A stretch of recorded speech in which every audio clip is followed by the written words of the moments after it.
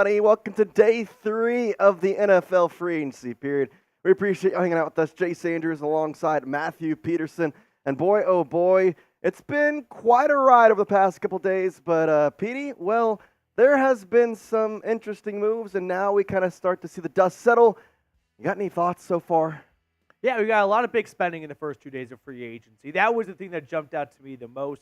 The NFL salary cap went up by $30 million, and the spending appropriately went up as well. Huge contracts given out to guys like Kirk Cousins and Christian Wilkins. But there are still some very marquee names out there, right? Calvin Ridley, Marquise Brown, for teams looking to help at wide receiver that don't feel like they're in a good spot in the draft to land. Maybe one of their top few guys. Well, you got 2 guys right there in free agency still waiting to be signed, along with Kendall Fuller. A lot of safeties, so there are still some very recognizable and notable names. The NFL league year officially starts today at 4 p.m. Eastern, so that's when all these contracts we've heard about the last 48 hours will actually go from pen to paper, and trades will start getting processed and whatnot. But shout out your city for me. We're going to let the audience build up here in the beginning stages of today's live stream. Jace and I will be giving shout-outs to everyone who gives a shout-out of where they're watching from in our live chat. Already a strong contingent of 400-plus people hanging out with us for our 3rd day of straight coverage of NFL free agency. I see Duval. I see Canton, Ohio. Charlotte's in the house. Ram is in Anchorage. Michael's in San Diego. A lot of people tuning in from all across the country. Maine's in the building.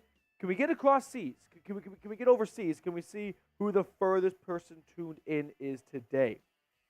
Jace, fire away some shout-outs. Got some Anchorage. That's not overseas, but that's pretty far. Yeah. That's pretty far. Got New Orleans, H-Town, Charlotte, Bama, North Carolina, England. There you go. Nico from England. Got one there. Rhode Island, Go Steelers. Sioux Falls. Milwaukee from True. William from Cincinnati. John from Jersey. Casey from Tennessee. Fort Wayne, Indiana from Kevin. Casey Clee from Tennessee. Go Lions from Chris. We got Stacy in Germany. Nemo's in Texas.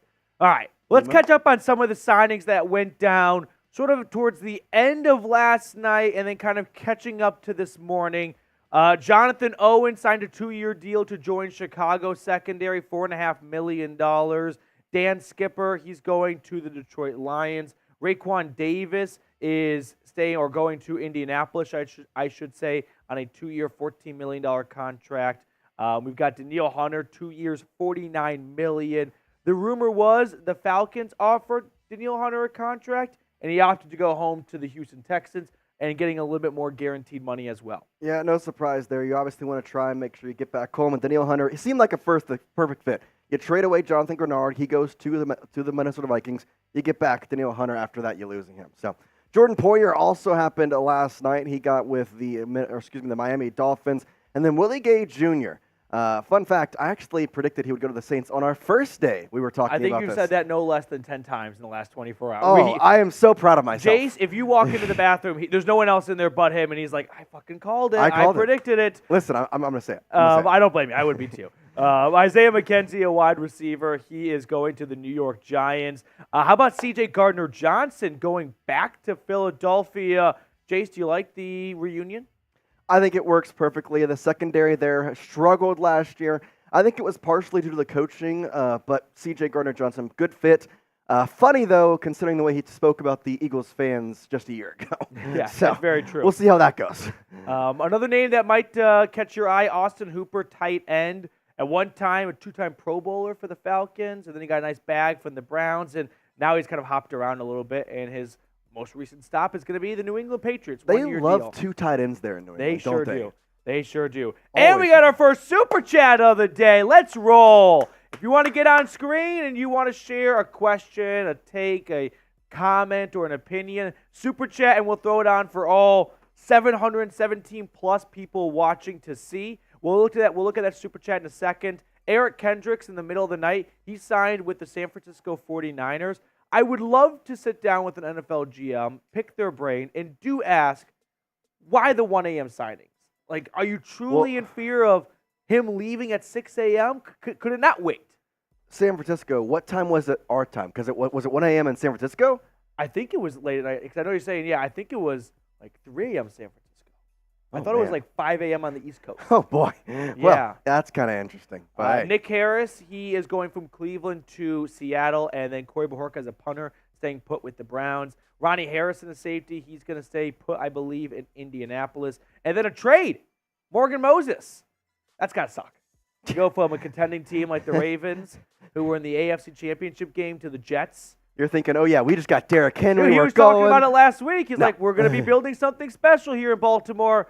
Not we, Morgan. Not you, buddy. They are. You're going back to the Jets, and you now get to protect Aaron Rodgers. Okay. Now, we're going to talk about other free agent signings and some other news and rumors here in just a moment. But first, I do want to highlight our sponsor today, which is PrizePicks. What is PrizePicks? It's the largest daily fantasy sports platform in North America. The easiest and most exciting way to play DFS, because all you do is pick more than or less than on 2 to 6 player stat projections and watch the winnings roll in. You can now win up to $100 of your money on PrizePicks with as little as 4 correct picks. You could turn $10 into $1,000. Now, it is March 14th, but it's also Pi Day, so I'm going to be a little bit of a risk taker here and go with more on James Harden at 3.14 points. I also like the more on Jalen Suggs, and I felt like I had to find some sort of balance, so I went with the less on Jamal Murray for the Denver Nuggets. So if you like my selections, be more than happy to have you hop along here and ride with me tonight on these selections, but you can also make your own as well. So download the app today and use code CLNS for a first deposit match up to $100. We love you guys, so we put all that information in the comments and description of today's video because I know none of you guys wrote that down. But download the app today and use code CLNS for a first deposit match up to $100. PrizePicks. Pick more, pick less. It's that easy. Levi Mayfield coming in hot from the dog pound. Let's go, Petey. Tell me something good. All right. The Chargers are having a fire sale. Maybe a team swoops in with a trade before a guy like Khalil Mack gets cut. The Browns last year, they signed a defensive end in Okoronkwo, and then they still traded for Zadarius Smith. I think a lot of teams that feel like they are in the upper echelon of talent and truly contenders are going to load up at key positions. Edge rusher, cornerback. Spots that if you were to get injured at could derail your season. So maybe they decide more is more. Now, the cap is, as much as we like to joke at times, a myth. It is real, and there are consequences, and the Chargers are feeling those consequences today. They restructured a bunch of contracts, and I gave this analogy yesterday, and I think it's a pretty simplistic way to digest the salary cap. When you see people restructure their contract, I look at it as, imagine if Monday through Friday you go to school and you get one homework assignment a day. You could space out those homework assignments one day, Monday through Friday, or you could restructure them, which means you're going to do Monday's homework on Tuesday and do 2 days of homework in one day because you want to go to a game on Monday night, right? You are pushing things back. At some point, you do have to do it. But if that means you get to have fun on Monday and Tuesday, then that's a good idea, right? This is my very Michael Scott dumb way down of explaining restructuring contracts. And the Chargers last year, they pushed all their homework to Friday. But here's the thing. Today's Friday. Did they really have fun in their 2 days? No, they didn't. But they thought they were going to have fun, right? They had big plans on Thursday, and then it got rained out. Also, I know that is actually I psycho. also want to add too. You can also drop out of school, aka You ruined my cut analogy. them. Okay, yeah, I see what you're saying now. So the Chargers push stuff off. Now they've got to pay the piper, and this is what it's looking like. Okay, we got another super chat rolling in here. It's Hamstra the third saying, how much cap space does the Jags have? Okay, so according to Over the Cap, they have about $5.4 million. Now, obviously, we never can know the true number because it's a mystery, but right now they're about $5 million. They're still looking to get Mr. Calvin Ridley back, who is, well, kind of been a nuisance. There's talk of him going to New England. He says that he wants to stay in Jacksonville. They want to bring him back, but as of right now, they've already got Gabe Davis on their wide receiver core. Zay Jones is going to be returning, so they've got a pretty good stack right there along with the trade for Mac Jones. I don't know what the Jaguars' plan is to try and get Ridley back here because $5 million isn't too much, but I've heard that Ridley wants to stay, so he may be willing to take a little bit of a discount there. One of the top guys in the market left. I think maybe the top guy. Yeah, the collusion element of it, shout out Rodney Ruxin, would be if the Jags re-sign Calvin Ridley before 4 p.m. today, they owe the Atlanta Falcons their second-round pick, a part of that Ridley trade. So 301, they're going to sign him. Now, there was a gamble that they played, which is they let Calvin Ridley test the market. What if he gets a really good offer from another team?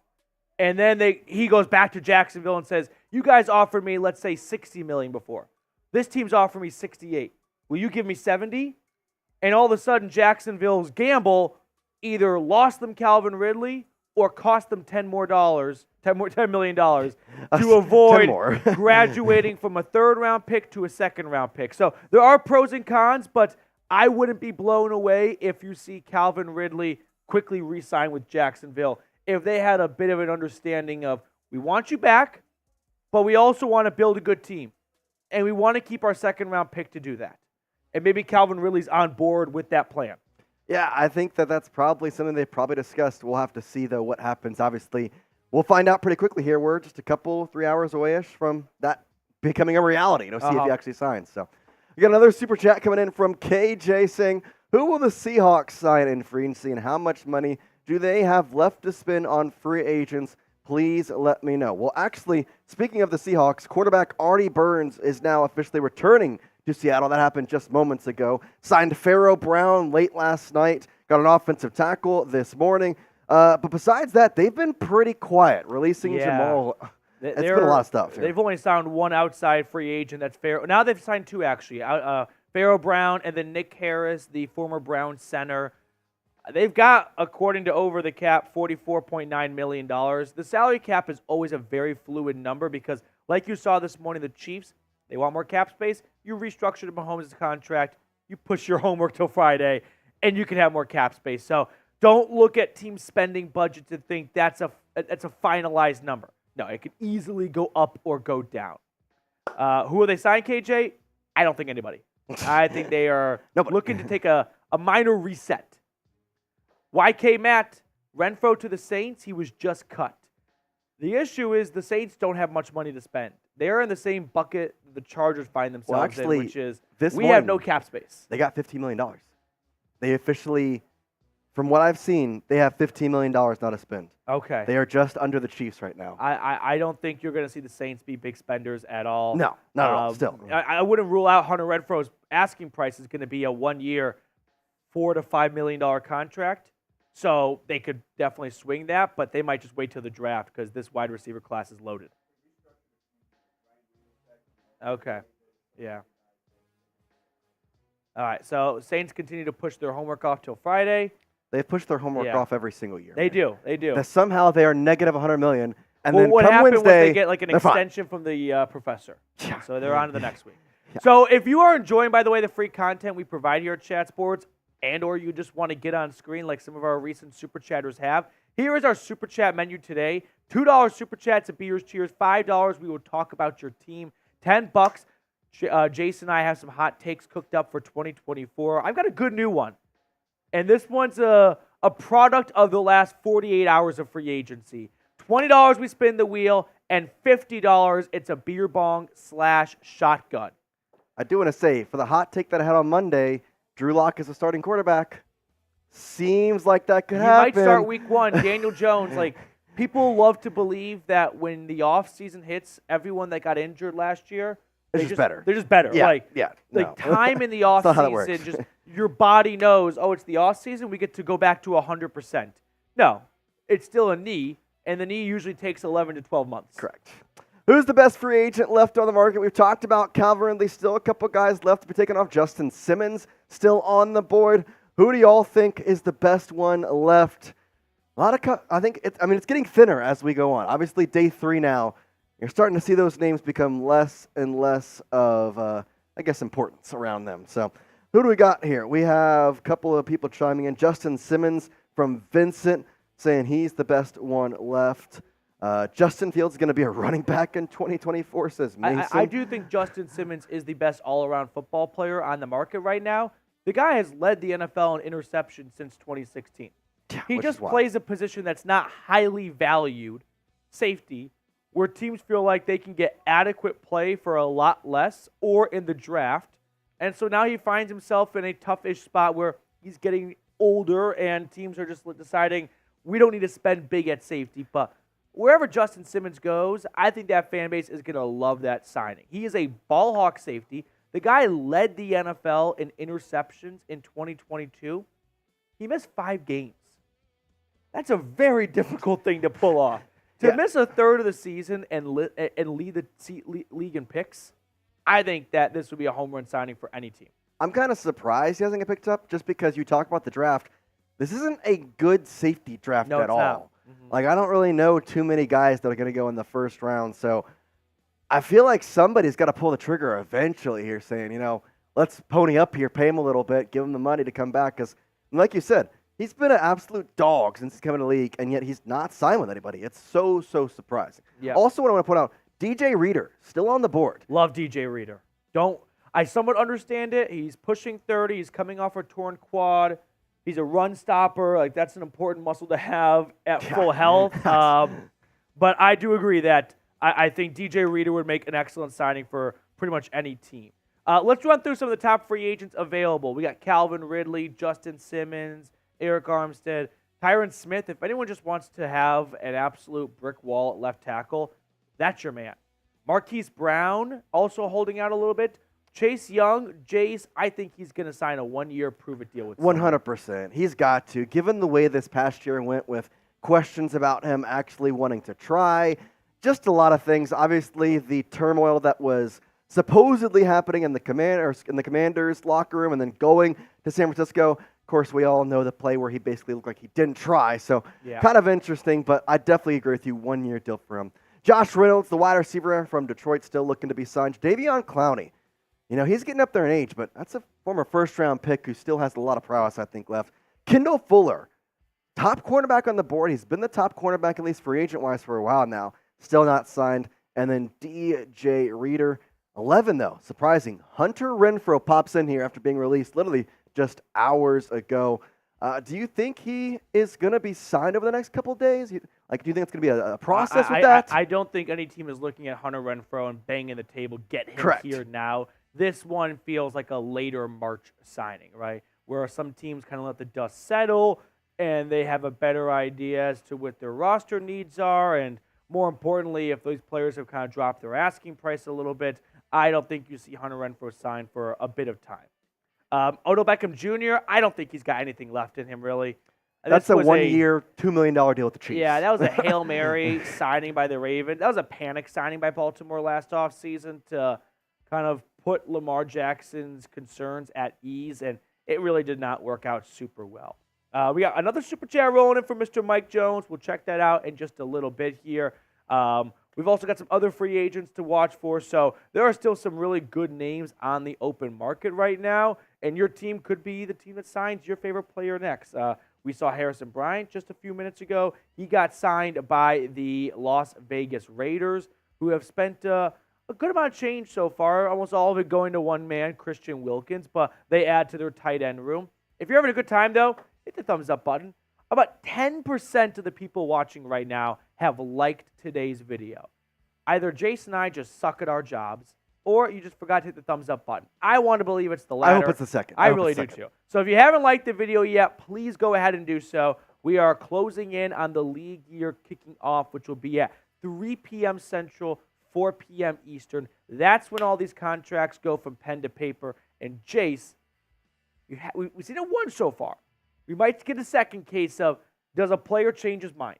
Yeah. Because nothing's finalized until that league year starts, and they really do sign the contract. Yeah, you have to actually put pen to paper, and that's not legal until about 3 hours from now. So it'd be kind of funny to see one of those big names say, hey, actually, no, I'm good. We'll let had that happen already. What was it with the Jaguars? With He the signed Jags 3 going years, back to Denver. and then immediately said he changed his mind to go back to Denver, which makes sense. I don't know why he even thought about the Jags in the first place. Staying with Sean Payton in Denver, the guy he had in New Orleans for all that time. I was kind of surprised to see him go to Jacksonville anyway. I would think if you're a kicker, there is some serious consideration placed into the geography of where you sign so that you can be good at your job. Now, there's pros. When you play at 5,200 feet, you're going to get an extra 3 or so yards Correct. on your kicks. And that's the difference between a doink and a walk-off 55-yarder. But playing in Jacksonville, you don't have to kick in the snow. It's a lot calmer weather. You kick in humidity, which honestly kind of hurts sometimes. Yeah, and a little bit more rainy and muggy. So I do think kickers take into account whether that's a dome or outside, and that's where they want to go play. We are at 209 likes. We're trying to get to 650. So reminder, if you have not liked the video yet, please go ahead and do so. It really helps boost the stream to more people looking for NFL free agency content. We're going to continue to cycle through some of the signings that have gone down, some minuscule, some major, and we'll break down all the ones that come in as well. T. Lee with a $5 super chat. When will you learn the cap isn't real? The Saints will never pay the piper. They will always figure it out while losing a meh player or two. T. Lee, I think in your own message, you kind of acknowledge the cap is real. When you say they lose a player or two, like they figure it out by losing that's somebody. kind of the consequence of the cap is you may have to move on from a guy that ideally you don't want to, but you have some salary cap constraints because players are pushing their cap hits back, and unless you want to extend them to longer contracts, you either have to pay this enormous cap hit or you have to move on from a guy or two. So I do agree that the cap is always somewhat of a myth because the salary cap will always go up, barring a global pandemic, and that will reduce the percentage cap hit for some of these players. But there's some truth and there is some myth to the salary cap. Mike Jones, what's going on? What will the Commanders do next? They making moves. Commanders have been interesting to me because they have all this money, yet Eckler's probably the biggest name that they signed.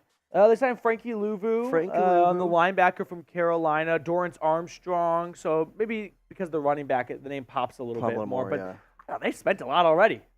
Really? What did they have in cap space? They had the most coming in. I don't know how they structure some of these deals. It's important to keep in mind if a guy signs a 3-year, $30 million contract, his cap hit isn't $10 million. A team can put a lot of it into a signing bonus and keep the cap hit low for the first year. They can backload it. They can front load it. So you really don't know until the team announces the structure of the contract. But what moves are they making next? I don't think you're going to see them make any more big moves. They have made a good chunk of signings as it is. They'll likely look to add some smaller pieces to fill out the roster a little bit, but I think Washington's probably feeling like they've got a full belly. Let's kind of talk about the Chargers and what exactly is going on with all of them. So obviously we kind of mentioned it, they're in cap hell, to be quite honest with you, and they got to get around $25 million in cap space, so they're going to need to decide on Bosa, Allen, Khalil Mack. There's a couple of big names, Mike Williams before 4 p.m. There was talk of a trade with Mike Williams past, but now, man, you're knocking on the door. You either got to cut some of these players or it's done. And the fact of the matter is they have 4 of the top, 15 cap hits for 2024, which is just kind of wild. I mean, you look at those names around them. Khalil Mack, Bosa, Allen, and Williams are great, but then Aaron Donald, Patrick Mahomes. Also, it's funny to see Russell Wilson on there for the Broncos, not for the Steelers, because he signed the vet minimum. Matt Stafford. I mean, these are all quarterback names. There's not a quarterback in sight there for the Chargers. I mean, I know Khalil Mack had a pretty good year this past year, but, man, they really are in a tough spot right now with Justin Herbert trying to figure out what to do. They sure are. My prediction is Khalil Mack gets traded. They keep Joey Bosa. They restructure, or they extend Keenan Allen, and they likely cut Mike Williams. Maybe if they're lucky, a team will call and give him a pick for Mike Williams, but they know he's getting cut. I don't know what team is lining up to give a near 30-year-old wide receiver a draft pick. Yeah. Maybe they're lucky to get a 7th, and maybe they decide it's not worth, they're up against a deadline here. They've got 2 hours and 34 minutes to either find a trade or they've got to free up cap space somehow. So I think you're going to see Matt get dealt because teams are always looking for edge rushers, and he comes off a phenomenal 17-sack season. Joey Bosa has missed a good amount of time the last few years, but he does feel like a Chargers pillar. And if I'm hardball and I'm taking over this team, you want to start by getting rid of the pillars? At a very cornerstone piece like that, I think you make life a lot more difficult for you. I would at least give Bosa another season. Mike Williams, I think he's gone. It's just been a little bit too up and down for him in L.A. And then Keenan Allen, again, an all-time Charger. I feel like they find a way to make sure that he stays in their awesome uniforms. Well, especially trying to keep that offense together. Yeah. We see a super chat coming in, $10 from Michael Ortman. We'll get to that in just a moment. But do want to talk about the Raiders and what they've kind of done. Hunter Renfrow, Jimmy Garoppolo, Jerry Tillery, and Brian Hoyer are officially today. They're cut. They're freeing up about $21.8 million in cap space, and they're bringing in to about $39.6 million. They have somebody to spend still after already getting Christian Wilkins. They were never going to pay Josh Jacobs that amount they wanted to, but still, the Gardner Minshew contract is still baffling to me. I don't understand that. But right now, could they be potentially in the line to grab one of these top free agents, maybe a Tyron Smith to help that offensive line by chance? I'll push back. I do think Minshew might have been their best option. They're picking at 13. Kind of I don't know still. what they're going to get starting quarterback-wise at that spot. So you could still go quarterback in round 2, whether it's Penix or Bo Nix, or if J.J. McCarthy's smoke isn't real and he really is a round 2 guy, you're still in the mix for that. But when it comes to finding a starting quarterback for 2024, I don't think you're going to find that at pick 13. I don't think you're going to find a trade partner to move up with. It definitely shouldn't be Aiden O'Connell.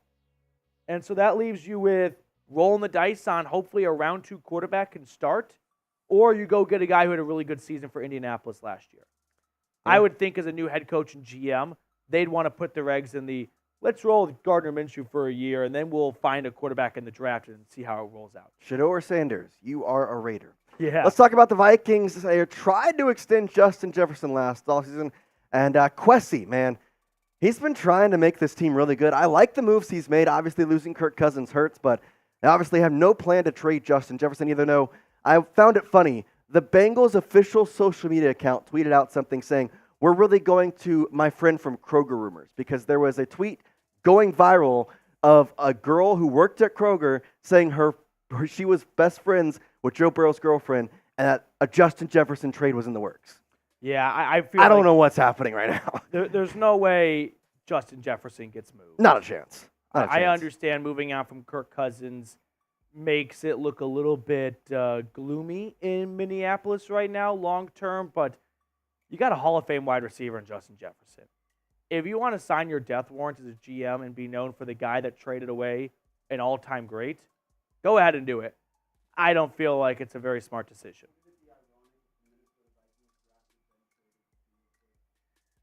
Randy Moss and, yeah.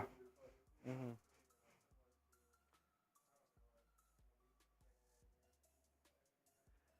Yeah. Aaron Jones was a good deal for the Vikings, though. I think that's going to work out really well, especially a guy from the Packers who, straight up the Packers said, yeah, we're going to get Jacobs. You're done. Like, man, that first Vikings-Packers game, be on the lookout, because you know what I'm going to do with that? I'm going to take the more on Aaron Jones on PrizePicks. You can go to PrizePicks.com/CLNS and get a $100 deposit match. And while I know football season may be over, the action on the floor is heating up. And whether it's tournament season or the fight for playoff home court, there's no shortage of high-stakes basketball moments this time of year. Get in on the excitement with PrizePicks, America's #1 fantasy sports app. You can turn your hoops knowledge into serious cash. And you know, that 3.14 looks pretty good, Petey. I think that's pretty nice. The more on that, maybe take a risk. Also, going with a goblin here. Jalen Suggs going the more there, helping me out there. And then Jamal Murray. I think he's going to go less. That's just the way it's going to go. But again, you can get a $100 deposit match and put in picks not just on the NBA. They got college basketball. They've got NHL. The MLB season-long totals are still up for grabs.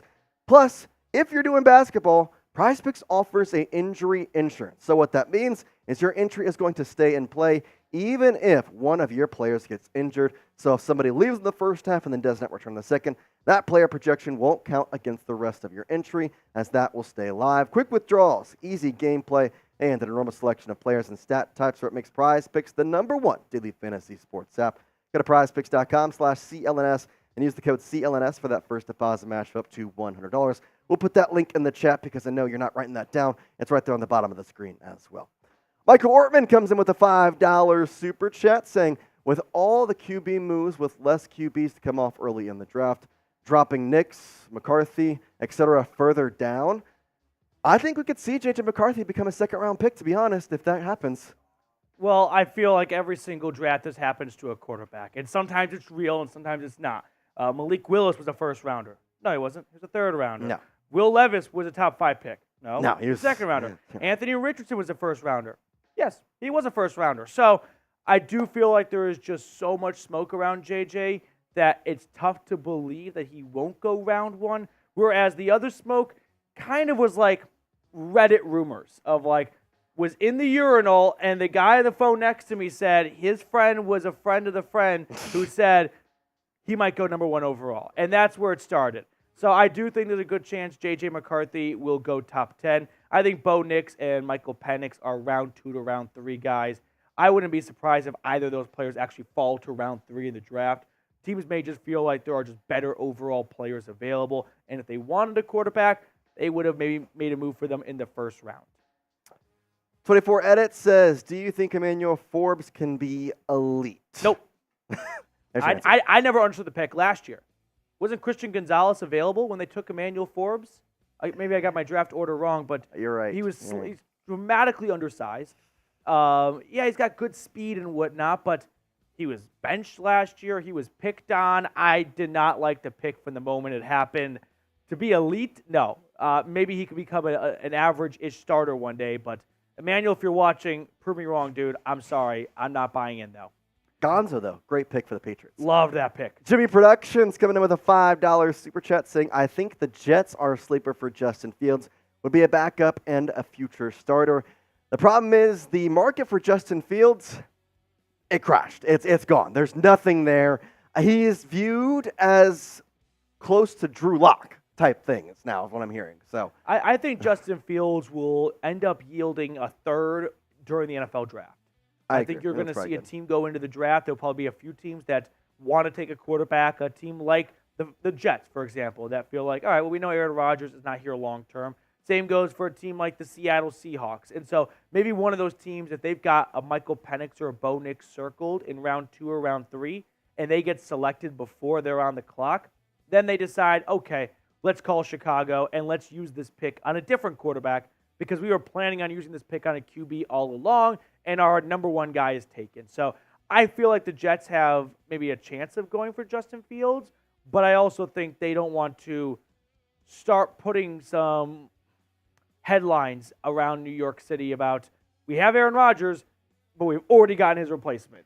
I mean, don't we already talk about Zach Wilson in the same way of Justin Fields at this point? Like, wouldn't he just be the same thing? Obviously, I know there's turmoil there at this point, but I don't know. It's kind of interesting because obviously Wilson was the number 2 pick in that same draft, and now we're talking about all 4 of these quarterbacks. Just so interesting that worked out. We got another $5 super chat coming in saying Justin Fields will be traded to a CFL team for a future draft pick. I don't know. I don't think that's legal, The Petey. Toronto Argonauts, you get Justin Fields. No, I don't think he's going to CFL team. I do appreciate the humor. David, what's going on, man? Do the Broncos aim for an edge and tight end, or does it seem that they'll wait now till the draft? So the Broncos actually re-signed tight end Adam Trotman. He was a solid player for them last year. He never really emerged much as a pass catcher, but he had some good run blocking game to himself. So I think that kind of satisfies your tight end need. You've also got Greg Dulcich if you trust him to stay healthy, which I don't. So maybe Brock Bowers at 12 could be in play. As for edge, you've got Jonathan Cooper, you've got Nick Bonito, you've got Baron Browning. I feel like they go into 2024 thinking, we've got some good edge rushers. I don't think any of them are great. I don't think any of them are 10-plus sack guys, but I think they're enough to tread water for 2024, and maybe that's something they do attack with the 12th overall pick, right? A Jared Verse, a Dallas Turner, Liatu Latu out of UCLA. So I think both those positions are definitely in play for Denver at number 12. Turtle Trolls with a $10 super chat saying, thoughts on what the Cardinals can do to make the playoffs? Are we looking at a whole lot taking into account their draft spots? Yes, it really depends how good of a draft they have. I truly believe they're going to get Marvin Harrison Jr. at pick number 4. Honestly, it's what quarterback Kyler Murray comes out as, because we've seen him play well at times when we talk about those first 8 games of the 2021 season before they lost to the Packers on that Sunday Night Football game, and then everything went downhill. Thursday Night Football game. And, well, now it's about, all right, coming off an injury. We got to see a little of them last year. Clayton Tune even started a game last year for the Cardinals. I mean, they were just in a very rough spot. They could potentially make some noise. I don't think they're a playoff team, though. I don't think so either, but this is the NFL. There are always a handful of teams that make the playoffs, that miss the playoffs, and teams that made it, that miss it. The Texans came out of absolutely nowhere last year. We're not too far removed from the Cardinals actually being in the playoffs. Yeah, right? It's not that long ago. So, I mean, Kyler Murray, like you said, kind of gets back to the way he looked earlier in his career, and Marvin Harrison Jr. lives up to everything we expect him to be, and he's a 1,100-yard, 8-touchdown guy in year one. Honestly, and that defense, I'll say this much, they're a bunch of no-namers. They were plumbers and UDFAs, and Jonathan Gannon, he had them playing hard for 17 games. They went into Philadelphia at the end of the year and knocked off Jalen Hurts and the Philadelphia Eagles. Here's what I'll say about the Cardinals. I think Jonathan Gannon, good coach. Yeah. I think he works out. I think the second part about it, though, is the Cardinals' worst nightmare is one of the top 3 picks deciding to not go quarterback. Because if Marvin Harrison gets taken off the board in the top 3 and you have to settle for a Romo Dunze or Malik Neighbors. Spin zone. Let's say the Patriots go Marvin Harrison. All of a sudden, Drake May or Jaden Daniels is available. Take them? No, you sell that pick. Oh, could be you good. sell it for That could be a good. ransom. And then you go back and you get your Roma Dunze or Malik Neighbors, and 7 you got or 8. 2 future firsts or something ridiculous. That could work out. Yep. Out. Appreciate the super chat, Turtle. Tyler comes in with a Hot takes? hot take. Oh, my hot take. Oh. The $10 super chat. Thank you, Jack. I think the Broncos might be picking first overall next year. They are losing their talented players, and they're not replacing them, and they don't have a lot of draft ammunition to do so. So unless we see a Sean Payton masterclass, which, hey, I wouldn't put it past Sean Payton, they may suck. You want to talk about a tanking masterclass? Like, we're watching one unfold right in front of our eyes right now. I don't think it is a masterclass. The masterclass would have been to trade Justin Simmons at the deadline, trade Jerry Jeudy when you could have gotten a second for him. Instead, you got nothing for Simmons, and you got a 5th and a 6th for Jeudy. I honestly think they botched this tank because they won a couple of games. You want to see a dumpster fire of a tank job. Yeah, they failed on the Russell Wilson thing, too. All right, I'm going to stay in the AFC West. Raiders are a playoff team. Whoa. Gardner Minshew. Raiders are a playoff team. They're a wild card. Hot take? Wild card playoff team. They lose in the first round, but they're a playoff team. I've got a good hot take for the next $10 super chat. Somebody said in that AFC I wanna hear West it. family. I want to hear it. Tyler, odds on Green Bay getting T. Higgins or strong safety today. I was like, who is S.S. Toda? Talking about a ship. Yeah, Green Bay getting T. Higgins. Odds, I wouldn't put it super high.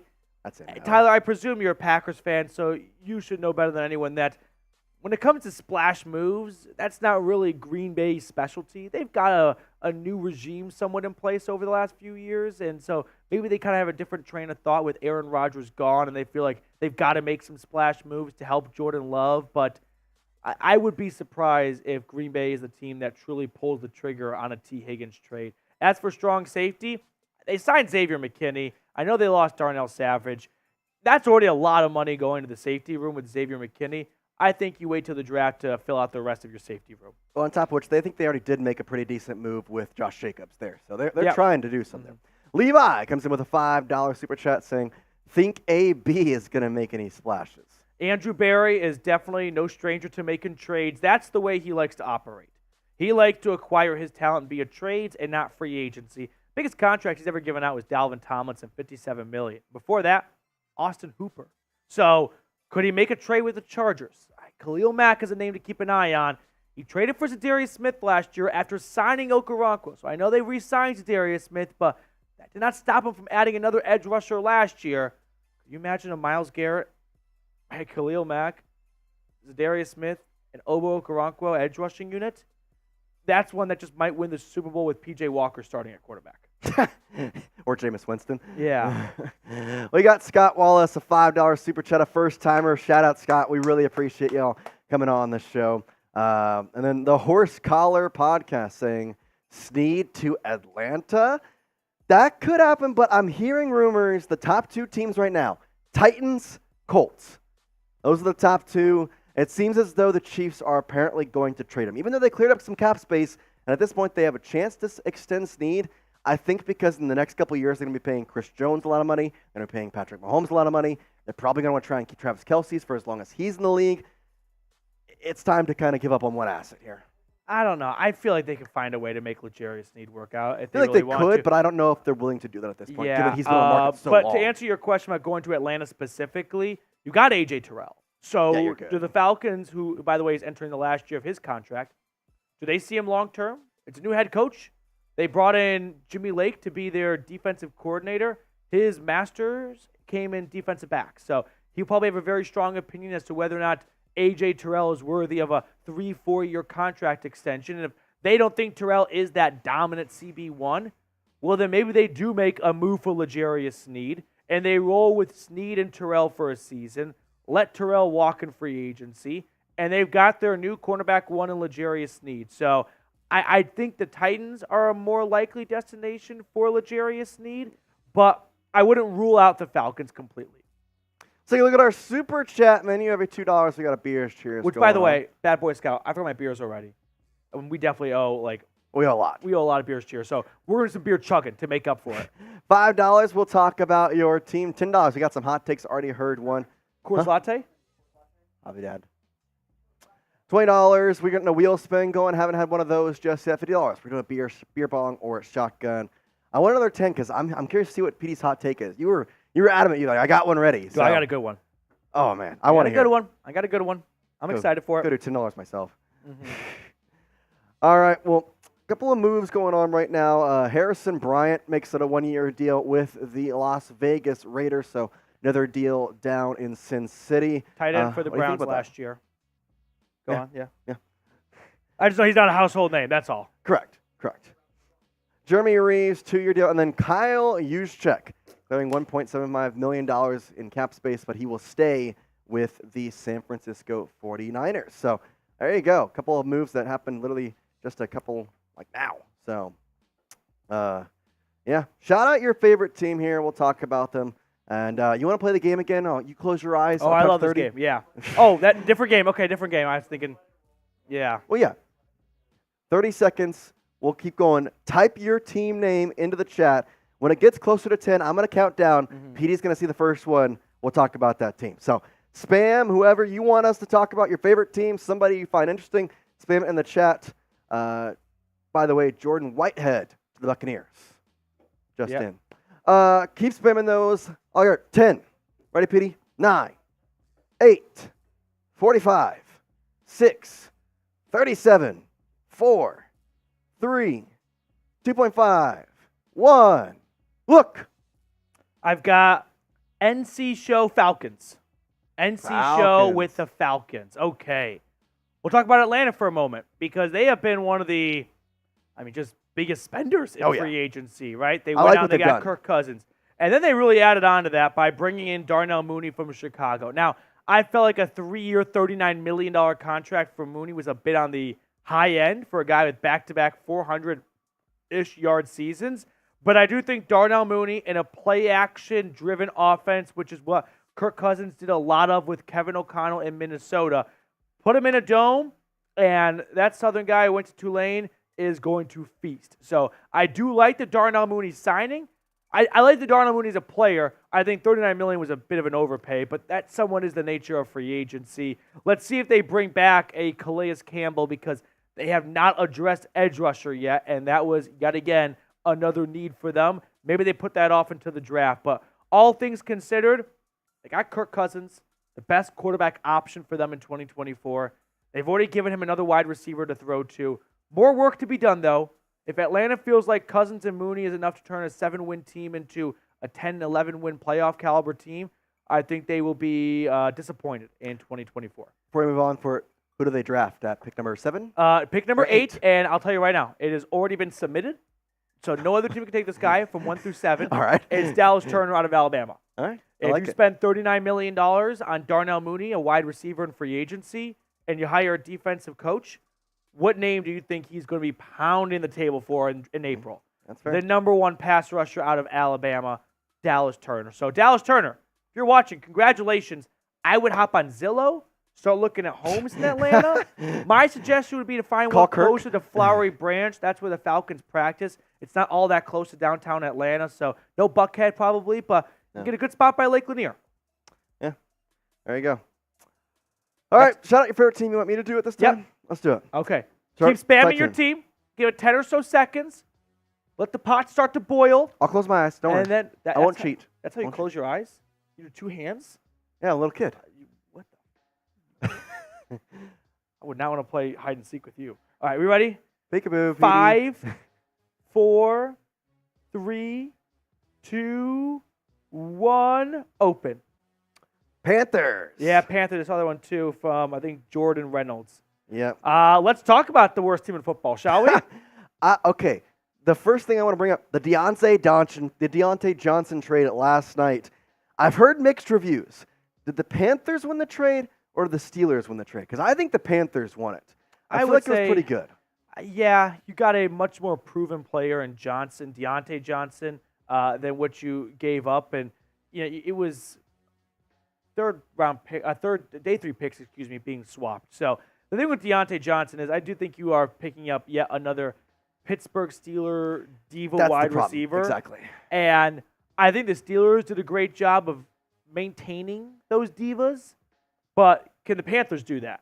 They're as dysfunctional as they come. They have their owner who's also a little bit of a diva himself. So I do like the good effort being placed in to They're make trying. sure you have Bryce Young with weapons to work around him. So you have all the boxes checked. So there's no doubt that if Bryce Young succeeds next year, awesome. And if he doesn't, you didn't hold back. You invested in the offensive line, and you have, sure, no first rounder, but you do have the 33rd overall pick. So you take the best wide receiver after the first round of the draft, and you pair that with Deontay Johnson, and I think you might be ready to roll a little bit more than you were last year. Rob Hunt, a great signing, and I think it's really fitting with the new coach, Dave Canales' scheme that he had with the Buccaneers. I think it'll work out well. I also like the Josie Jewell signing. He's one of the Yes. good, better inside linebackers, really good in coverage as well. He's a ball hawk linebacker. Hit that subscribe button. We are closing in on 367,000 subscribers. Less than 90 away, 87 to be exact. Hit that sub button because we got around 2,000 people watching. Peter, I think we can get it right now. I kind of think we can get there. We got 2,000 people watching. Surely there's 70 of them that aren't subscribed. Oh, without a doubt. And if you haven't subscribed yet, here's the quick sales pitch. Little pitch here. It's free. So if you don't Yeah, like it, that's a good one. you can unsubscribe in a week.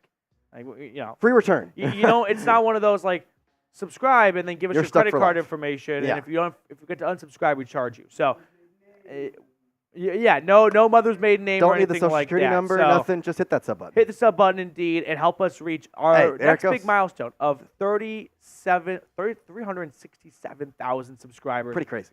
I'm trying to remember what the number was when I joined the Chat Sports team in the summer of 2021. I think it was like 240. Yeah, I definitely was in the twos. I think it was the first number was a 2. So we continue to grow like a weed, and it's a good weed. So make sure you are subscribed to the channel. Yeah, one of the good ones. You know, a weed is not actually a specific plant. It's just anything you don't want. Yeah, pretty cool. Uh-huh. The pretty All right, weeds. We have a signing to talk about. Jordan Whitehead, one of the better safeties in football last year, was great for the New York Jets. He's going down the Buccaneers, and I believe Does he already have a Bucs jersey on? Oh, I somebody found the believe traffic. this photo? is the Buccaneers' first outside signing. They had spent Yeah. so much of their own money on Baker and Mike. Evans, Antoine Antoine, Winfield. yeah. Now they go out and give Antoine Winfield a new safety. They traded Carlton Davis away, so Jordan Whitehead joins the secondary. They also got Levante David back, too. They did indeed. You're So right. that was a good signing. I think the Buccaneers are doing a good job of. I think they were in a position where we've seen, and you know who this is more than your average other team. Teams have a little bit of success, and then a lot of their key guys are free agents, and the ownership doesn't want to spend money. Cough, cough, the Oakland A's. So you mean the Las Vegas A's? yeah, and good job by the Buccaneers for trying to keep this core intact because they won 9 games last year, won the division, beat the Eagles in the playoff game. We're competitive somewhat-ish with the Lions. I don't hate this move at all. No, I think they actually have a shot to become a pretty decent team next year. I think there's a lot of things that they bring to the table, and Mike Evans staying with Baker Mayfield to develop that chemistry later on in the season, it's going to work out well. $2 super chat. Oh, and Jannard Avery, by the way, re-signing with the Indianapolis Colts. Tyler, cheers, buddy.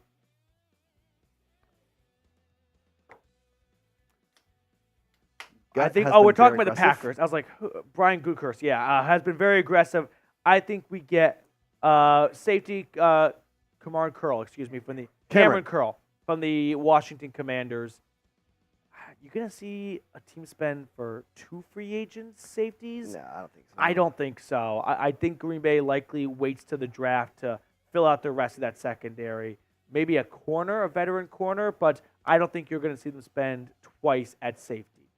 Brian Ackerley with a $5 super chat saying, what do you think the Giants do in the draft? This is kind of a mystery because they've talked about potentially going J.J. McCarthy, going a quarterback, but now with getting Drew Lock, I feel like that's a less of a possibility. I don't think. If you want a quarterback, I don't think signing Drew Lock gets in the way of that. Correct, but in my opinion, I don't think they're going to try to now, if the top 3 aren't there, they're not going to get a quarterback. Kind of what you said earlier about if it's not going to be McCarthy or Nix there, you could potentially wait to the second round. Yeah, but if they want a quarterback, they can go get him still. I don't think. I think if the quarterback they want, whether it's like Drake May or Jaden Daniels, doesn't fall to them at 5, now they already have a backup plan in place with Drew Lock. But if they love one of those quarterbacks, Drew Lock signing is not going to get in the way of them getting him. So what do I think the Giants do? They signed Jermaine Illuminor. They still need help on that horrible offensive line. I think they go wide receiver, though. I was going to say, Romo Dunze seems like a good fit, Malik Neighbors, one of those two. One of those two, indeed. I just think they need a lot of help at playmakers. Their top 2 wide receivers right now are Wan'Dale Robinson and Jalen Hyatt.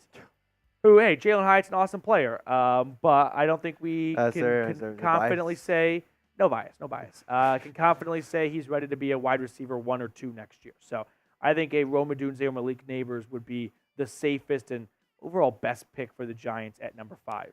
Or at number 6, I beg your pardon. $2 super chat from Richard Holt. Cheers to you, my friend. Where does Carson Wentz end up? Probably on the couch. Yeah. On his couch. He didn't get signed till midseason last year. I don't think we saw enough of him to think he's... With the Browns in Week 13, he's the new Joe Flacco. I don't think Carson Wentz is going to find a home until October at the earliest. Digest Raptor 6 went with a $5 super chat saying Green Bay need more secondary help, Campbell replacement options, and look for kicker. And then the Chargers, who has maybe gone, who will they look to fill their spot? Who will they look to fill those spots? So let's start with Green Bay here. Let's go back to that super chat real quick, Jack. Yeah, it's a long one. Yeah. The secondary help, I mean, you got McKinney. I feel like I understand that you probably need Alexander some more McKinney. help. Like, you're good there, I think. Yeah, I think you're fine. I think you likely are going to wait till the draft. And sure, you might sign another veteran piece, but I don't think you're spending more than, say, like $5 million on another DB if you're Green Bay.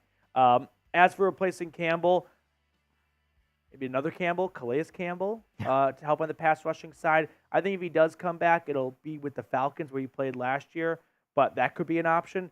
And then look for kicker. I couldn't even begin to try and figure out what goes on in the brain of a GM when searching for a kicker. Ethan Little, the first kicker off the board from Arkansas. I didn't even know there was a kicker going this year. And then Chargers, who has maybe gone. And so who's going to fill the spots of those guys? I think Khalil Mack's gone. I think Mike Williams is gone. I think Keenan Allen and Joey Bosa are staying.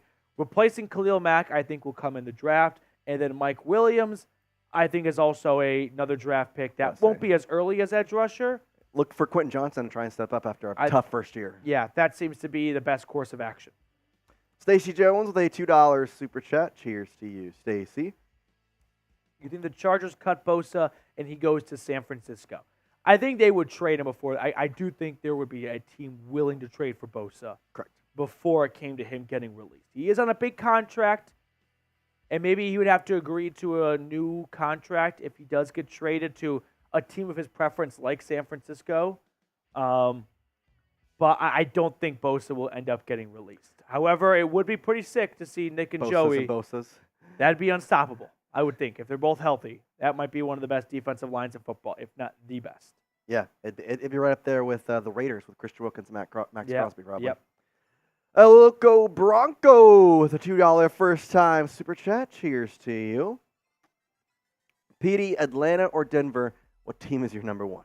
I cover both teams here at Chat Sports. So join the Chat Sports team, like I said earlier, summer of 2021, and just honestly super happy that I get to talk about the NFL each day. So when my bosses said, hey, we need a replacement because our Falcons guy left, can you do it? I wasn't going to say no. Have you ever said no to your boss? Yeah, so when I was asked to cover the Falcons, it was cool. No. I'm not from Atlanta, but my girlfriend is, so I hear about it every single day. So I do have a little bit of an Atlanta plug right there. But I do appreciate the super chat, and I hope you're not drinking Four Locos, because that is one way to ruin a night. Let's catch up on some other free agent signings. These are some of the more recent deals. Danielle Hunter, that Texans defense, that's putting together a nice squad for D'Amico Ryans, don't you think? Yeah, I do think they're going to miss out on, was it Luke Cashman who left? Blake Cashman, Blake he Cashman. went to the Vikings. I think they're going to miss him. He was one of the better linebackers in coverage this past year. Yeah. But you replaced Grenard with Hunter, so quick fix there. I think obviously Danielle's a little better than Grenard. Overall, I really like what the Texans are doing. They're saying, you know what? We have a top-tier quarterback on a rookie contract for 3 years. Mm-hmm. We're doing everything we possibly can to win in those 3 years. Because after that, obviously, we're going to have to pay him.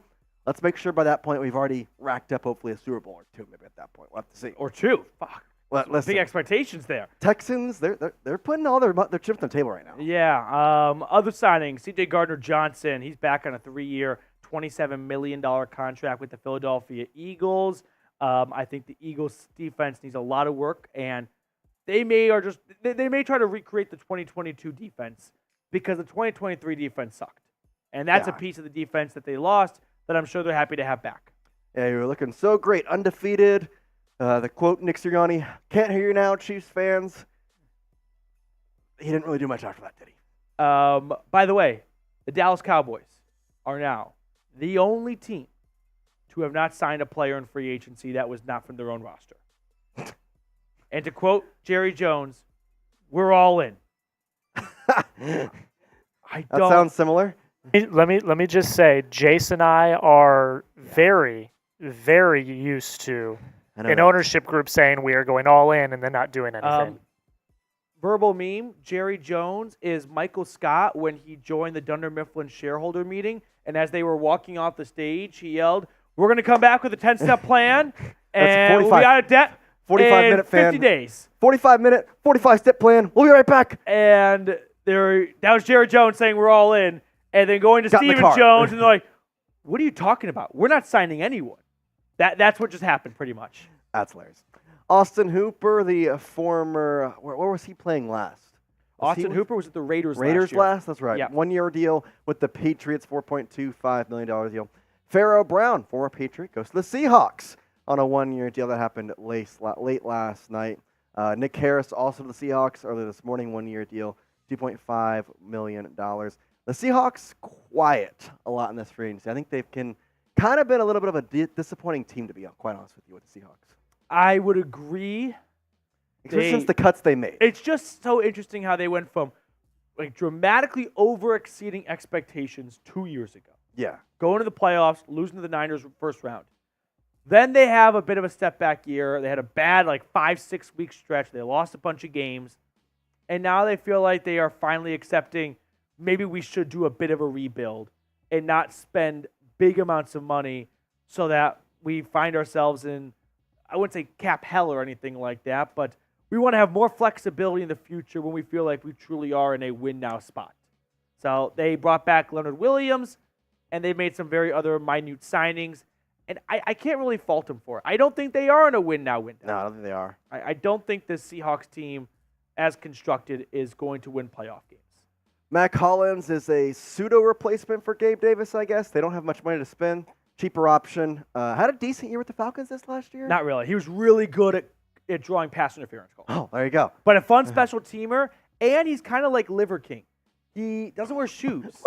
Oh, the Kyle Pitts. I saw that where he was looking. I'm like, what in the world? Yeah, he's kind of he's a unique fella. He'll fit Matt right in Collins. with Bill's Mafia. Oh, he will be there. He'll open up the tailgates.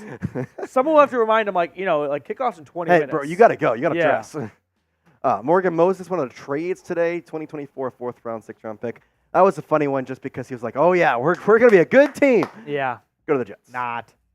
So, Lil Jordan Humphrey remains with the Broncos. And then there's another kicker. 4 years, $24 million extension for Jake Elliott. Quietly, one of the better kickers in the NFL. Jake Elliott has been one of the best kickers in football, and it's always nice when you see kickers get paid because it's super cool, and then you realize, like, wow, the ceiling is $24 million, and you're the best at this in the world. And you have a chance to either win or lose a game for us at times. Yeah.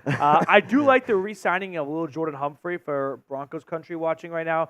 This is, like, the most exciting news you're going to get all day because they're just not going to be spenders. They're going to look for – they're bargain hunting. They are going to Goodwill, and they are trying to find something that what someone thought was trash and they think is treasure. Jordan Whitehead, 2 years, $9 million.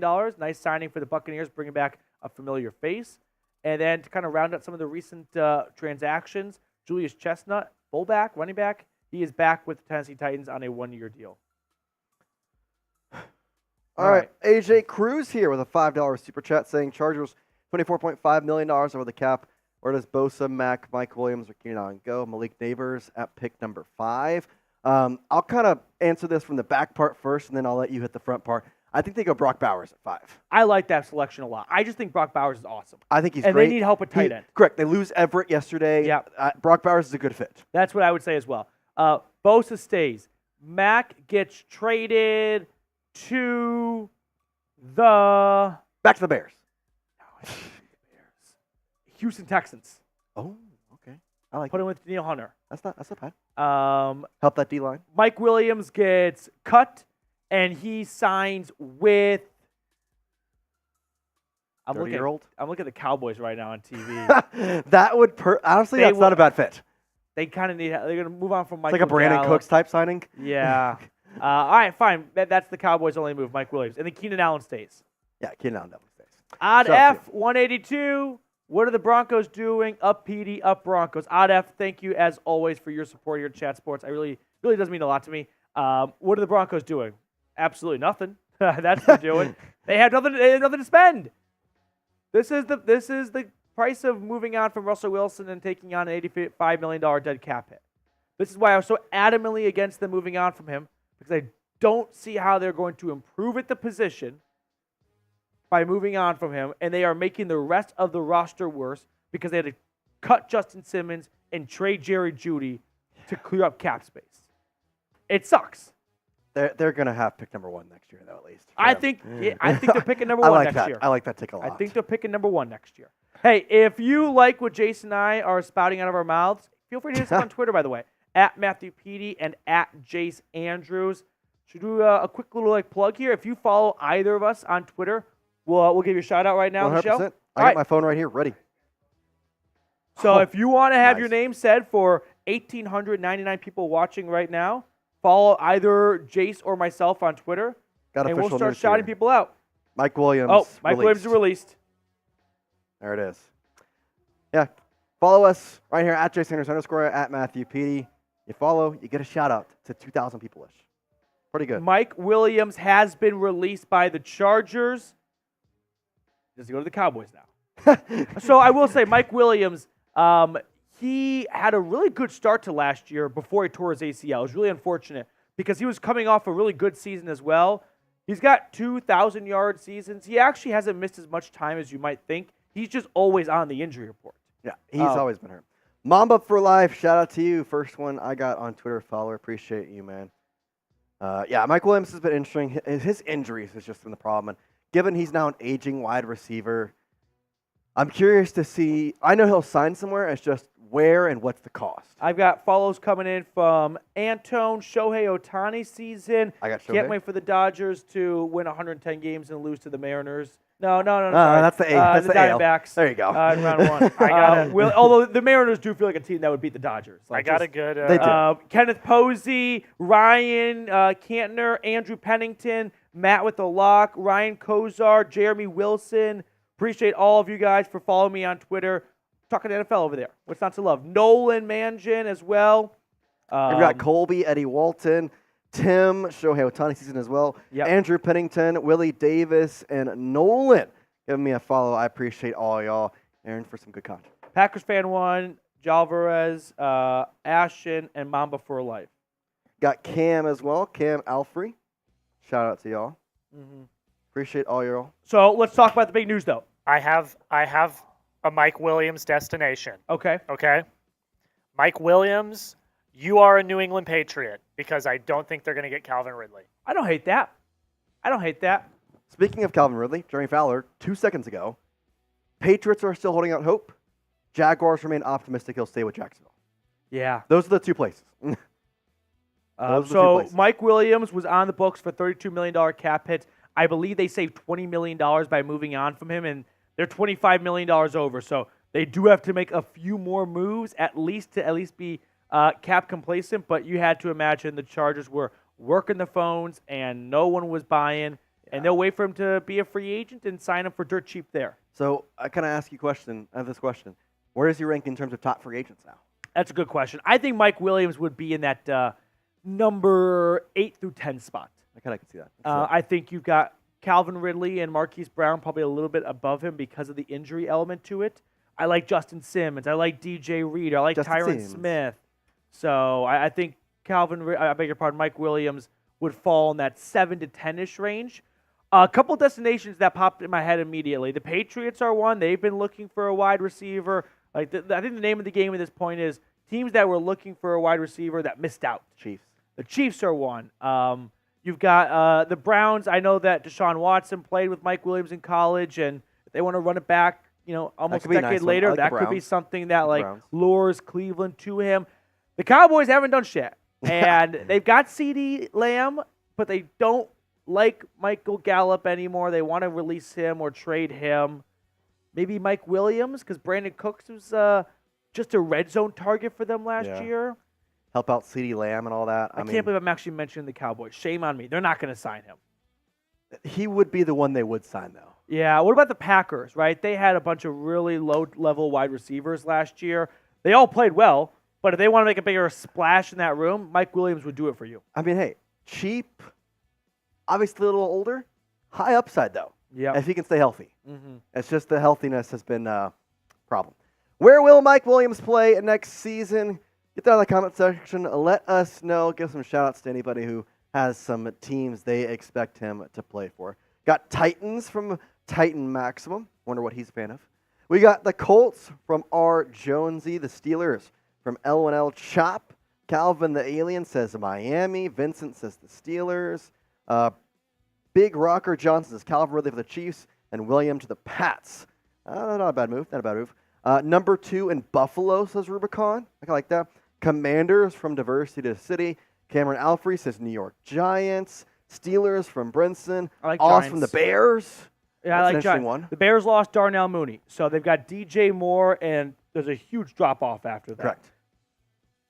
Correct. Detroit, sure. Opposite. Josh Reynolds is a free agent, and you've got Amon-Ra St. Brown. I think you can make a lot of really good arguments for Mike Williams anywhere in the league. There's a lot of play. I mean, there's not necessarily a bad place for him to go, but I don't know, obviously, who's going to be willing to spend a little bit of money on a guy who's 30 and injured. I'm going to toss this your way. This kind of gives me slight deja vu, but on a smaller level, of DeAndre Hopkins last year. No one wanted to trade for him. And he's better than Mike Williams. So if no one wanted to trade for DeAndre Hopkins, it took a little while for him to even find a suitor, and it was the Titans. I kind of think this may be a little bit. This might be a midsummer signing where, we recognize him as a first-round name that's got some really good years, and teams might look at him as 30, torn ACL. Someone else can deal with that headache. And it might be a while. Here's the question I want to toss out to you guys. I think I'd probably take Calvin Ridley over Mike Williams. Oh, yes. Would you take Mike Williams or Marquise Brown? Marquise Brown. Yeah, I can't get past the injury proneness. He was just, obviously I know he can't control that, but at this point, you had so many, they're just going to keep tolling on your body. And I understand that Marquise Brown has never really gotten to prove himself. He had that 1 year with the Ravens before he went to the Cardinals, but I still am taking speed and a guy who has been pretty healthy throughout his entire career and is still young than a 30-year-old wide receiver that has had injuries throughout his career. So you could see, like, he had 249 yards in just 3 games. He was actually having a monster game when he tore his ACL.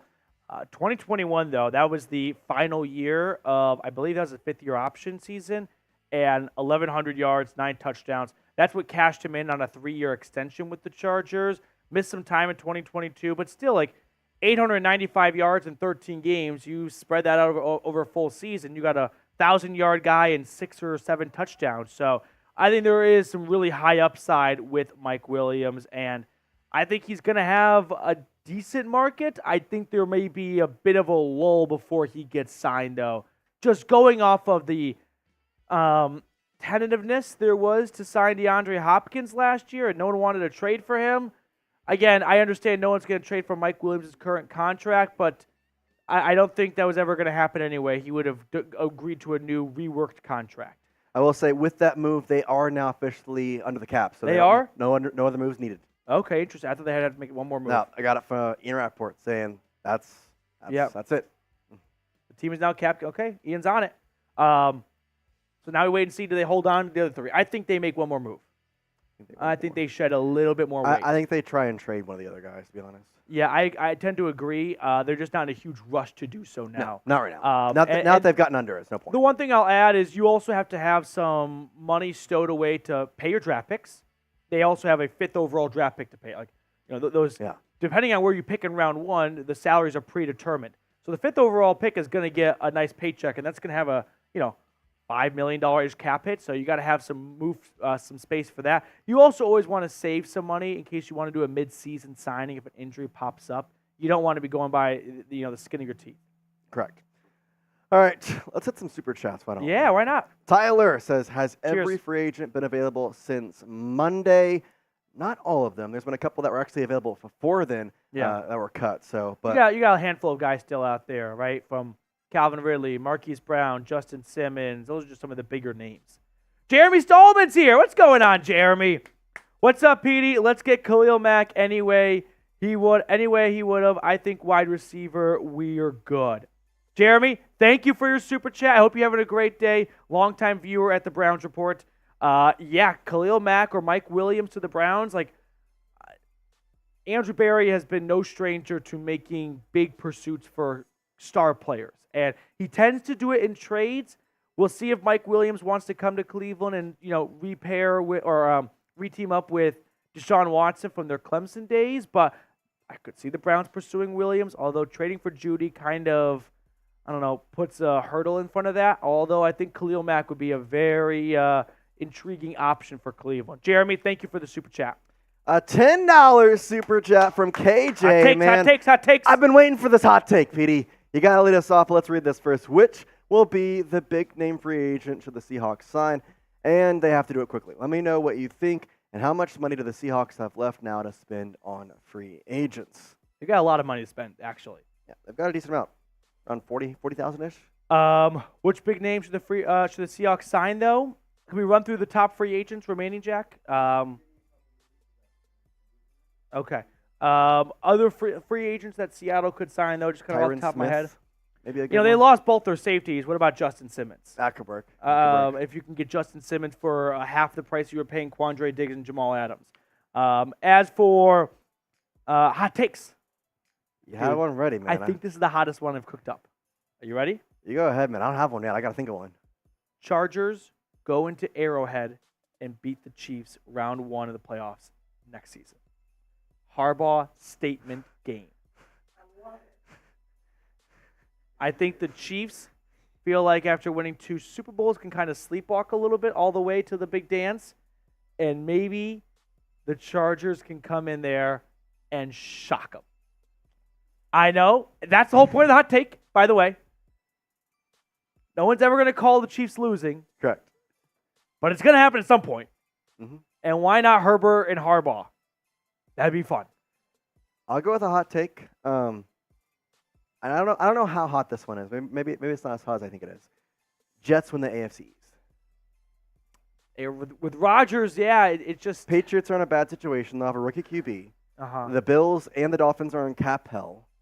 I think Josh Allen's going to have to go play defense himself out there. Yep. And then I don't think Tua is that good. Yeah. Just straight up. That's just my opinion. I don't think the Jets are gonna be like amazing by any stretch. I think they win the AFC East though. That's hot take. Hey, that's the whole point of the hot takes. By the way, we are trying to have a 50% like ratio. Nearly 2,000 people tuned in, so we're right below that 1,000 number for likes. We're about 400-ish away, so if you haven't liked the video yet, we do kindly ask that you go ahead and do so. It really helps boost the channel so more people can file in, and it's just a beautiful YouTube circle of life, as I like to call it. YouTube circle of life. I love it. Hit that like button, man. Promise you. If you like it, it's not going to mess up your content. And hey, I do love this .com. This is just one-upping each other on bad takes, which... If I said last year the Texans win the AFC South, that would have been the worst take I could have given. Well, it would have been if I said that last year. And then it happened. And then it did. So, welcome to the NFL, folks. Oh, a lot of pressure. That's why we love the NFL. Hunter Renfrow released, by the way. I mean, that's not brand new information, but he did post his goodbye. He said his goodbye, on indeed. Twitter. Yep. Okay, so hit the thumbs up button if you haven't already. We're 50 away from 500 likes. Let's see. Let's run through some of the top free agents available, though, because I know a few of you have been asking about that.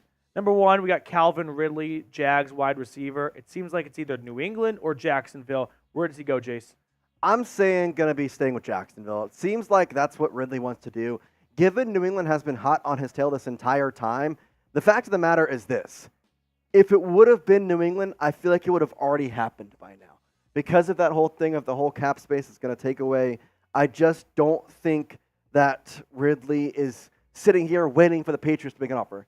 He's sitting waiting until he can sign with Jacksonville and it not be a burden to them. So that's just my opinion, but we'll find out in less than about 2 hours at this point. But Justin Simmons still on the board, the top safety, looking to see where he goes. Eric Armstead released literally a couple days ago. I'm kind of surprised he's still on the board. Tyron Smith, and then Marquise Brown, who I still think has a good shot to end up in Kansas City. We got Chase Young, who I think is going to be signing a one-year deal, kind of a prove-it-esque contract. And then Clowney comes off a career-high 9.5 sacks, I believe, last year for Baltimore. So he's on the older side, although I do think he'll find another 1 year, maybe even a 2-year-ish contract, given how well he played last year. And then we got the most recent name joining the club, Mike Williams. I think there's going to be a lot of teams that are at least showing some level of interest. I do think there might be a bit of a delay before he is signed because teams are going to want to have him in for a visit. They're going to want to see that ACL recovery. He's a May signing. I don't think he's getting signed today or tomorrow or this time. Every team's going to want to bring him in for a visit and have their doctors look over the physical. Can I see this knee? And then they'll make an offer. Chargers would like to bring it back, but Mike Williams will test the market. Coming from Ian Rappaport. Makes some sense. Yeah. We'll see what Mike Williams ends up getting from other teams, though. DJ Reader also still available, and a couple wide receivers, Hunter Renfrow and OBJ. I honestly don't know what's going to happen with OBJ. There's part of me that says he's going to sign within the next couple weeks, and there's other part of me that says that he may be one of the wide receiver version of Joe Flacco. He'll stay on the bench, stay on the couch for a while, and then come October, November, when injuries start to hit, trade deadlines passed, then somebody goes out, helps out their wide receiver room to get OBJ. He's an interesting thing, though, because last year, I'm not going to say it was bad, but it was definitely a Raiders just throwing something out there saying, hey, or Ravens throwing something out there to see if it's going to work. Let me ask you this question. Odell Beckham Jr., do you think he goes to the Hall of Fame? It's hard because I truly think if he doesn't make that catch, we talk about OBJ in a completely different light. Yeah. Like, I don't think he is. I think OBJ was on a Hall of Fame path. I think he was. I don't think he is anymore. No, I think, unfortunately, tearing your ACL twice and just not clicking in Cleveland really derailed what was an unbelievable start, an NFL record start to the wide receiver position. Yeah, I mean, if you look at OBJ's career as a whole, it's kind of sad to see what's happened. But, hey, Super Bowl winner has probably the most recognizable catch ever. Yeah. And I think it will go down as that maybe forever. Like, I don't know if we'll see another catch that gets that media recognizability. Like, it's kind of crazy the way that went about. Another free agent I really like is Stefon Gilmore. He was the NFL Defensive Player of the Year in 2019 with New England, 6 interceptions that season. And he had a down year in 2020 with the Pats, And then the following 3 years with Carolina, Indianapolis, and Dallas, he played well at every single spot. He's 33 years old, but he's still playing at a starter-level cornerback position. He may not be a team's number one CB, but for a team that feels like they don't want to have any loose ends, man, Stefon Gilmore, 1 year, $8 to $10 million, that seems like a great signing in my eyes. Comes off, like I said, a strong year with Dallas, 2 interceptions, and also a lot of availability, right? You look at what he's done the last 2 seasons with Indianapolis and then with Dallas. He missed some time to begin 2021 because of an injury with New England before he got dealt. But I think Stefon Gilmore would be a really nice signing for a lot of teams. Yeah, Devin White also a pretty good one. But Jonah Williams, the offensive tackle for the Bengals, I still think he could go to a pretty legitimate contender. Had a pretty nice year in Cincinnati. Overall, still some teams looking for some offensive line help. And then Mekhi Becton, another one of those? Huh? Wait till the draft. I see that, though, but again. That's why none of these guys are getting signed. But if you're getting, like, say you need a wide receiver, but you also need some offensive line help, the wide receiver draft, I think, is a little better than the tackle draft. I know that both of them are really good this year, but I still believe that you're going wide receiver over tackle in the first round. I don't disagree, but it just, like, some people say this is the best offensive line draft we've ever seen. There are guys like... I know. I agree, but I also think this is one of the better wide receiver drafts we've had in 10 years. Yeah. Best free agent on the market, who do you think it is? I think I would go with Justin Simmons. I do think he is a perfect all-around safety, great in coverage, great ball skills, great run stopper, great leader, awesome member of the community in the locker room. I think you put Justin Simmons on any team and he makes that team 2 times better. I just think that highly of him. I agree. I think another underrated one, maybe not the best one, but definitely underrated, Tyron Smith. I feel like he should have been somewhere by now. Tyron Smith is going to take... Now, unfortunately, with Tyron Smith, it would have been the neck and the back injuries. Correct. His age is also up there. I mean, offensive lineman, you don't know how much longer he's got. So I understand why, but there's just a lot of upside with him. I don't disagree with that at all. So let's know. Best free agent left. I'm seeing Justin Simmons in the chat right now. Calvin Ridley from Marcus and from KC. What do you guys think? MWO says Mike Williams will re-sign with the Chargers. Rappaport did point that out as a possibility, something LA wants to do. We'll have to wait and see if that happens. While you guys are getting in the chat and letting us know who you think the best free agent on the market is, I do want to fill you in on our wonderful sponsor today, which is PrizePicks, the largest daily fantasy sports platform in North America, where all you have to do is pick more than or less than on 2 to 6 player stat projections and watch the winnings roll in. You can now win up to 100 times your money on PrizePicks with as little as 4 correct picks. You can turn $10 into $1,000 with NBA, NHL, and college basketball entries today on PrizePicks, America's #1 fantasy sports app. Now, these are the selections that we have made for tonight's games in the NBA. I'm taking the more on James Harden because it's Pie Day, 3.14. Just can't pass up that opportunity. By the way, favorite pie, apple. Jalen Suggs, I like the more 7.5 points. And then I wanted to break up the more, so unfortunately, I just went with the less on Jamal Murray. So if you like these selections, download PrizePicks today. Use code CLNS, and you can ride with me, or you can make your very own selections in any sport you want. But if you download the app today and use code CLNS for a first deposit match up to $100, that's like putting 100 bones in, and then PrizePicks giving you an extra 100 on top of it. So download the app today. Use code CLNS. We put all that information in the comments and description of today's video. Nate Robbins with a $2 super chat, a little Super Bowl prediction. Cheers to you, saying Steelers versus Seahawks. Now, have we seen that one before? Sounds familiar. No. Not happening. I think the Steelers will be a disappointment this year because Seahawks they have. And listen, the Steelers made the playoffs last year. Mike Tomlin, masterclass yet again. A great defense. I think my favorite meme of the NFL free agency is Dabo Swinney running down the hill, and it's quoted, Russell Wilson running to ruin Mike Tomlin's streak of over 500 streaks. It's just, I feel like the Steelers the last few years, they have coasted off their defense. I feel just like there is a breaking point. I think the Steelers NFL, defense is going to be good. I mean, you can rely on a great offense to, drag a bad defense far. I think, more than you can rely on a great defense to drag a great Correct. offense. And I just feel like they may have run out of gas. And adding Russell Wilson, I don't think will improve the offense enough to get them back where they were for a long time with Big Ben. Appreciate the super chat, though, Mr. Nate. Drip Leon, we'll go with. Matthew I think Peterson. it's Drip Lord Leon. Drip. Leon. Okay. Matthew Peterson to the Hawks to play linebacker. I would not be a good linebacker. I played right tackle freshman year of football. You got And a then holder. And You then could be I a made the holder. move to the broadcast booth in high school. You could be a holder. Nice little- I'd love to be a holder. I'm not going to play linebacker for the Seahawks, obviously. But I just want to take this opportunity to say I do have some ideas for Seattle or any other team listening. One, I know that I'm not that smart, but I do feel like I should have this idea down pretty well. All right. Eliminate the long snapper and train your center to do that. Free up an extra Not bad. roster Not spot. bad. Second idea I have. If you are attempting a kick over 50 yards, snap the ball back an extra 2 yards further so your kicker can get a longer run up so they can get the distance. It's not bad. Because they're afraid of it getting blocked if they have too long of a run up. I will say, in terms of a kicker mindset, just because you get a longer run doesn't exactly mean you're going to get extra distance.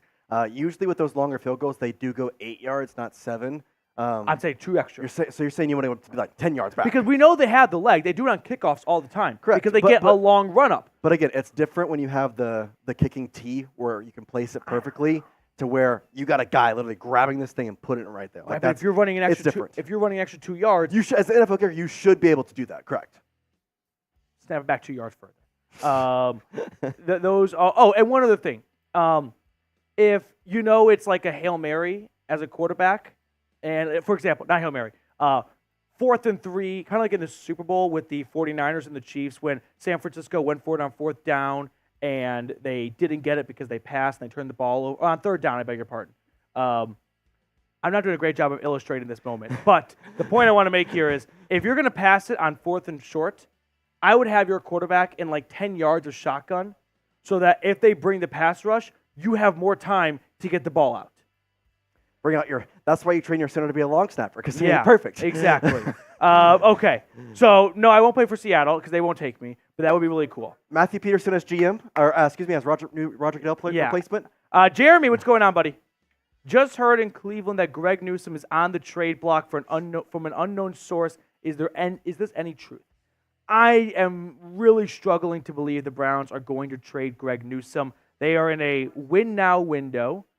They have a good player at a cornerstone piece. Sell me on how you make your team better by trading a good player at a cornerstone piece when you're trying to win now, right? It'd be one thing if they were in a soft rebuild or something and they had a bunch of good corners. I understand that at some point they won't be able to pay Greg Newsome, Martin Emerson, and Denzel Ward. But if you want to win in 2024, I don't think taking away a good player at a key position will help you do that. So, Jeremy, I don't think we're going to see Greg Newsome get dealt. Michael Cooper there we go. Michael Krager. There we go. $10 super $10. chat. A little hot take. Hot action. takes, hot takes. He says, WTF for the Broncos doing? I get not signing big names players, but who's the QB? Are they going to sit him seriously? Even if we bring in a rookie QB, we need to sign someone or trade for some. Ugh, I hate this. I think your week 1 starter is Jarrett Stidham. It's Jared Stidham. I think they do draft a quarterback. Baylor University legend. I do think they draft a quarterback. We will see if that quarterback can win the job in training camp. Maybe he does, but I think it's Jarrett Stidham's job to lose. And I do know that they were interested in Sam Darnold. He picked the Vikings. Do they want to settle for a Ryan Tannehill or Jimmy Garoppolo, or was it Sam Darnold or nothing, right? And if that was the case, then it's going to be Stidham, Ben DiNucci, and a rookie, and they're picking first overall. Sorry, Michael. Hot take, though. Hot take, you want to go first? Mac Jones will play in more than 3 games for the Jaguars. Taking a couple snaps to end the game? No. He'll Oh. come in and play. He'll come in and play because Trevor Lawrence is getting benched or No. getting injured. Injured. Oh, okay. Or We're predicting injuries now. or he just stinks, and they just want to kind of reset it. I will say this is a big year for Trevor Lawrence because That's what I'm saying. Huge He year. rode that. Huge year for him. He's kind of the honeymoon phase. I think is over. Oh, 100%. So are we counting garbage time here? I'm saying he will throw the ball in 3 different games at least. So we're counting garbage time. I mean, if they're up by 4, here's my thing. If they're up by 40, you think you're going to let Mac Jones throw unless it's like 30, Yeah. 50? They're going to run the ball. He's saying that he's going to get 10 pass attempts. Yeah. All right. Michael, sorry, dude. Broncos not looking good this season. My hot take. Let's say you're going to jip me out No, here? I'm sorry. I was always so excited for the next one. My hot take, let's go with a team that hasn't been talked about a whole bunch here because they haven't done anything. The Dallas Cowboys. Oh, boy. This is a lukewarm take. I don't think they extend Dak Prescott after all. Not a chance. I think they let him play out the final year, and then they go from there. And I think that's a big sign of how great Dak is in the regular season. We just can't handle the postseason struggles anymore. Yeah. This is his last chance, and they don't really have a great team. How about this? Ready? Actually, I'll make a better hot take. If Kirk Cousins got $180 million in free agency, which he did a few days ago, I think Dak's going to get $200 million next year from a new team. Not a bad take. From a new team. Where do you think he goes? Next year, Dak Prescott for $200 million will be signing with the Tennessee Titans. I like it. I don't think Will Levis is all that. I think the Titans should be doing much more homework on quarterbacks. Yeah, the fact that he fell to the second round and they were like, let's go get him. Yeah. It was kind of up and down. Also, played well in Green Bay, I thought. But they really should have tested him out this year. Ryan Tannehill was not going to be it. You start Will Levis the entire year. Yeah. If he sucks, he sucks. If he's good, you know now. Say, Tyler Jones equals the GOAT. If we tell Tyler that, his head would not fit through the door. He would take that all the way up to the cranium. But he's a great coworker. He's still trying to talk about Awuzie, so we'll think about that. Let's get to some more news here. Cameron Wolf saying, as noted in my report, if Calvin Ridley re-signs with the Jaguars before the start of the league year, 4 p.m., Jacksonville sends second-round pick via trade. Ridley leaves or re-signs at 4 p.m. tomorrow. Atlanta gets a third. And Jags likely wait 24+ hours before finalizing the Ridley deal. And I believe, Mr. Petey, you had this already. So we got the insider news already. Yeah, we do. We also have some breaking news coming in from Adam Schefter related to the Chargers salary cap woes. We'll get that on screen for you in a moment here. But we do have another update on the Charger 4, we'll call it. Mike Williams, Keenan Allen, Khalil Mack, and Joey Bosa, who was staying, who was going. Mike Williams has been released, but it looks like Khalil Mack will be staying in L.A. We'll throw it on screen for you as soon as we have it ready. But Adam Schefter delivering the news that 8-time Pro Bowl defensive end and former NFL Defensive Player of the Year Khalil Mack will remain a Los Angeles Charger this season. I think it's and fully free because up they were cap salary compliant. space for the team by agreeing to restructure his deal per sources. I think that means he's taking a pay cut. Yeah, I can see that too. I think that's sometimes people use the term restructure to cover very different things. I don't like when they use restructure to mean pay cut. Because restructuring is like changing where the money goes. Correct. Like pay cut's just your less money. Patrick Mahomes got restructured. He's still getting that money. Yeah. It's just going into a signing bonus into other years. Yeah. Still getting the money. Looks like Khalil Mack, probably had a good idea from his agent. If they cut me, what am I getting on the open market? $10 million, let's say, right? Probably more than that. $12 million, $13 million. And the Chargers saying, we'll give you $5 million less, but it's still more than you're going to get anywhere else. Correct. So, well, what is he making now? Like 34? His base salary, and that's really the one that's important to keep an eye on. I think it's like because I mean he'll make $20 million next year with them. $23 million. His base salary for this year was $17 million. Okay. So he'll make around $13 million. Yeah. So if he was going to get $17 million from the Chargers, maybe no other team is going to get more than 14 or 15. He had a dang good year this year. 17 sacks. Obviously, what was it? 5 of them in that Raiders game. Six of them. Yeah. Oh my gosh. So that's almost half the sacks right there. 5 forced fumbles. Dude's been a dog in the league for a while now. Obviously, going back to his time with the Bears. Had a good year though. I mean, this is a good time to have a good year to say, hey, I'm still deserving of some money here. Like, I know that maybe not a lot, but still, I've got it in me. All right. Well, yeah, for NFL players, not a lot of money. Yeah. For a Khalil Mack type player. Will the Chargers make another move in free agency, or is that it? Is the getting under the cap hit was the move? That was the move. Why? For yes, if to make something else. In for no. I think if there was another guy to move on from, it would have been Khalil Mack. Correct. I think that was they were probably going to trade him after cutting their clones. That was my thought. If they're not going to, that's it. But ultimately, the Chargers decide to. I mean, with Harbaugh, I didn't think they'd want to try and suck year one. Well, here's the thing. Their offense should be relatively decent. You're going to have Herbert. Hopefully he's healthy. You got pick number 5. Hopefully you're getting a Brock Bowers in that position. Keenan Allen is still there. Quentin Johnson, maybe he has a bounce-back year. I don't really know what happened with him this past year. It's just about how the defense goes now that Brandon Staley isn't running it. So, kind of crazy. We also have a new live poll going on here. If I could see it, man. There it is. Will the Chargers make another move? So, get in there. Y for yes, N for no. What are we thinking, guys? What are we thinking? Got some Y's from Tyson, from Cameron, N from Thomas. Nigel saying Y for yes. A couple of interesting moves thus far today for them to try and get under that cap space. So I kind of think they're done. So it's that's just my opinion, though. Yeah, I do agree. I think they are generating more cap space with the restructure or pay cut. I think is what's going to likely be. And I mean, he's already restructured his deal from last year. It's the last year of his contract, so there's no more money to push down unless they really want to add void years to the deal and make a Bobby Bonilla kind of a Bobby Bonilla style contract. Let's see. Grumpy old man. We're talking about Justin Fields. Yes, I think the yeses have it. Will the Chargers make another move? A lot of yeses. I say no. No, I thought it'd be Khalil Mack. They're done. So I thought You got Bosa, a top 5 pick. You did what you could. I thought Bosa and Allen would stay. I thought Williams would get cut, and I thought Mack would get traded. Ultimately, it looks like they're just moving on from one, and they'll try and bring back Mike Williams. I mean, what do you even get? Let's say they do trade Bosa to like the Niners. What are you getting in return for that? I think you'd want to get. People are going to ask for a first or a second. I'd say 4th. I was thinking like a 2/3. Third this year. The 49ers always have a bazillion third-round comp picks. So I think you try and get 2/3. Right? Khalil Mack went from the Bears to the Chargers for a second. And Bosa's missed so much time and has such a big contract that I think it might be a 3rd instead. Yeah, I could see a 3rd or a 4th. Hit that subscribe button. We are so close to 367,000 subscribers. Oh, we got to get there. 42 Let's away. go. 43 away.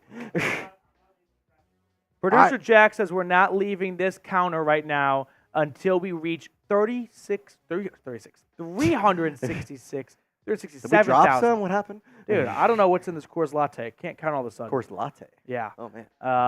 We are 43 away. Help us out. If you have not subscribed yet, there we go. There we go. Chipping away. When we get there, I will do a beer bong.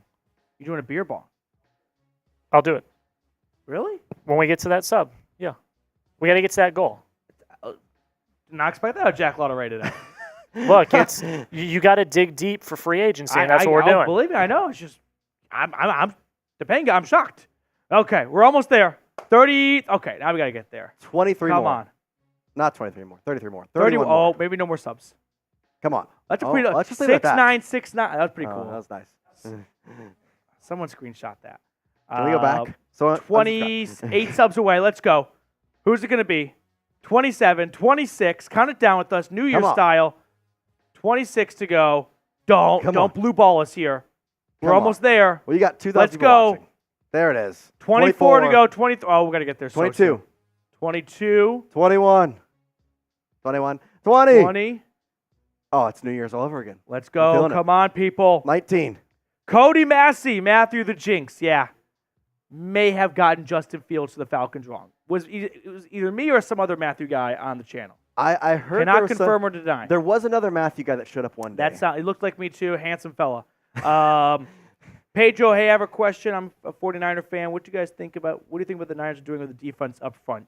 I like the Leonard Floyd signing. I don't like the Jordan Elliott signing. I don't think he's a very good defensive tackle. He played very well under Jim Schwartz last year, but prior to that, kind of stunk with the Browns. So not crazy about the Jordan Elliott signing. Sorry. 11. 9 to go. 9. Count us down. Get us to 8. 8. Come on. Vinegar strokes, people. Come on. 8. Come Almost on. there. Come on. Oh, you can't leave us hanging now. Come on. So close. There's 8 of you watching, and you're holding us hostage. Let the hostages go. Let's go. 5. So close. Come on. 367,000 strong. 5 to go. Let's get there. Come on. We got to get there in the next 15 seconds. 13, Come on. 12, 11, 4 away, 4 away. Come Beer on. bong from Jack Lotteray. Oh, we're not going to get there. We're so close. What? And the buzzer. Oh! Just barely. And the insurance run. Let's go. Let's go. That's what I'm talking about. On the dot right there. Woo. Keep going. Because everyone wants to be the special one that's like the 367,000 on the dot. Oh, man. Yeah. There you go. Look at that number go. Going Oh, for now 3-8 it's, you see how like 368 now. all right, that was a good job. Good job, everyone. High five. Yeah. So, Cowboys fans, close your eyes. Dallas Cowboys And are close your now the ears. only NFL team that has yet to sign a single player. Is Jerry still on his yacht in the Caribbean? Does he realize that free agency started? I don't know. Like, Maybe he thinks the new year, the league year has to kick off before you can do anything. it's got to be so fun to own a team, make the decisions, and answer to no one. And Because- not care. Like, he can't get fired. No. There's nothing Cowboys fans can do. They just do nothing. Yeah. They do nothing. I don't know. Maybe he got the dates wrong. I don't know. I don't even. The fact of the matter is that the Cowboys literally are one of the most rich franchises ever, and obviously I know the caps are in place to do that, but you have some money. Yeah. You can go get somebody. It's okay. Like, no one's gonna default you if you go sign somebody. But signing nobody, people will fault you. Yeah. People will fault you. I'm so apathetic to Cowboys fans because Are this is you? nothing new. Like, Are it you, happens though? every year. Yeah. At this point, they should expect it. They should. They should. My roommate is literally a Cowboys fan. You know what he said this year? Go Falcons. What an interesting new team to acquire. Kirk Cousins, man. Yeah. That's a fun team. Oh, he's got a Drake lot of fun in London, Atlanta. Bijan, Kyle Pitts for one more year at least. Yeah. See what they do in the draft. They get a Roma Dunze or Malik Neighbors. I think they go defense, but what if Dallas they surprise Turner? us? If he's there. I think it's gonna be Dallas Turner, but yeah, Atlanta's gonna be more.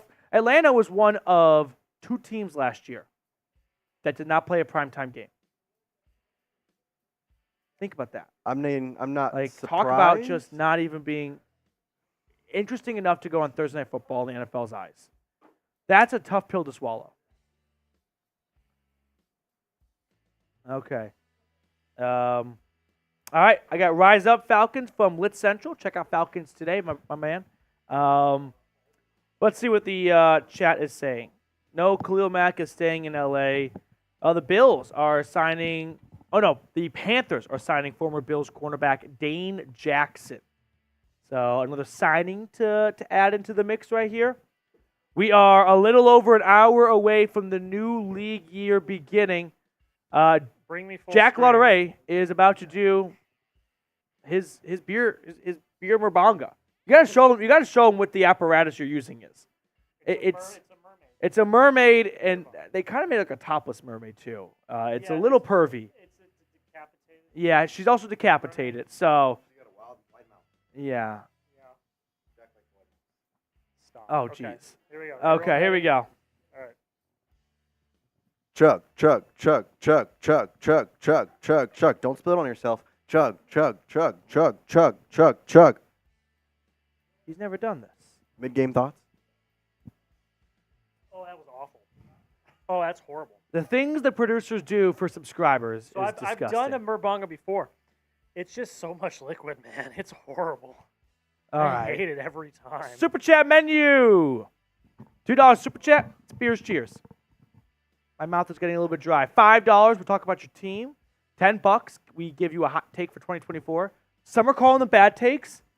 I almost prefer that. I was about to say, I kind of like it more if it's that way. If it's that hot that people think it's bad, then it's hot enough. That means it's good. Yes.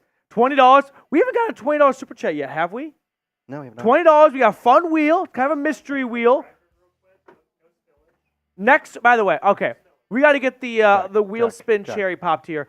If we can get $10 super chat, we'll spin the wheel twice for you. $10 super chat, we'll give you a hot take, and we'll spin the wheel twice. Just can't beat a value like that. $50, it's a beer I bong think / it's shotgun like Jack just did for reaching 367,000 subscribers. $20. Cardiff, Austin, anything new the last few hours? Mike Williams was released. Khalil Mack is staying put. Jake Elliott, I think with $24 million extension, was the most amount of money given out this morning. Day 3. It's day 3. I don't think there's been a bigger amount of cash that's been spent so far. I will say, AJ Cruz, want to hit this real quick, a $5 super chat saying, no Bosa will be moved. There, I was just about to make a deal. There no we go. Bosa will be moved. Remember, Chargers have that stud and Tui Piloto out of USC. He was awesome last year for them. To compliment Mac, Bosa will be moved. I know that Bosa's missed time recently. It's tough to actually have your brain accept Joey Bosa. He's been with the team since 2017. Like, it's a long time. Mm-hmm. I don't see him getting moved. I do feel like he hasn't quite been the same player he was after the first few years of his career. So if a team gives him an offer they can't refuse, maybe they decide to part ways. Bosa has aged better than the other. That I will for sure agree with, yes. Let's just say that. He's also the older Bosa. Correct. AJ Cruz, thank you for the super chat. Doom with the $20 super Little chat. two-clap action. Little 1-2. Let's go, Doom. Let's go. I know a ton of Seattle fans want Penix, but I got Seattle as taking Byron Murphy, Jerzon Newton, or JPJ at 16. So I don't think Penix goes round 1. I think Michael Penix is the 4th best quarterback in this draft. I think he is, unfortunately, a victim of what happens every single year in the draft. They're so far away from the last college football game to the draft that we actually stop thinking about the way they played in the fall, and we decide to evaluate them based on the combine. You don't play football in underwear, as someone once said. I think what we saw to Michael Penix last year was phenomenal play, that if the medicals check out, which they did, I think he is somewhat of like a Lamar Jackson where it's like, why did we overthink it?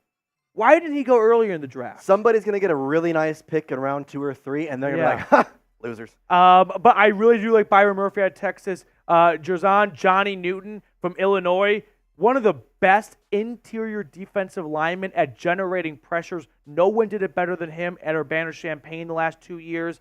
So I think either one of those picks, though, to help out the interior of the defensive line for Seattle, which that D-line got pushed around last year, would be a nice selection, Doom. $20 super chat. So spin that wheel.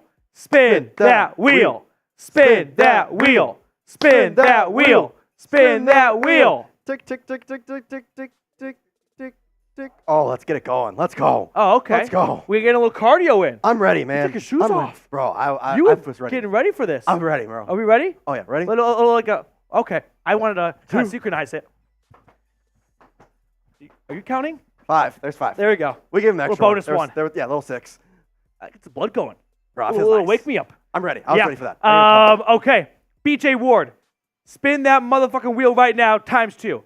That's exactly what I said we'd do. So, BJ Ward, we shall oblige. Spin that wheel, Jack. Well, we said the first $10 super chat we do, and BJ Wheel took us up on that BJ did do offer. a 10. So, 2 wheel spins and a hot take. We'll cook those up while that wheel Whatever spins. that spins. Let's see. Tick. All right, They're going to think it's rigged. Go Are you ready? Ready. Okay, let's synchronize Yeah, this time. 3, 2, 1. 1, 2, 3, 4, 5. I did 1 extra. Again. What the fuck I can't is count. that? I can't All count. right, spin that wheel. Yes. What's it going to be? Kind of want another one. Not going to lie. And a double, triple hot take? Free agency prediction. Okay. Jack, can we see the top 5, 10 remaining free agents? I got one, and I'll let you kind of ponder it. Okay. Marquise Brown is a Chief. Marquise Brown is a Chief.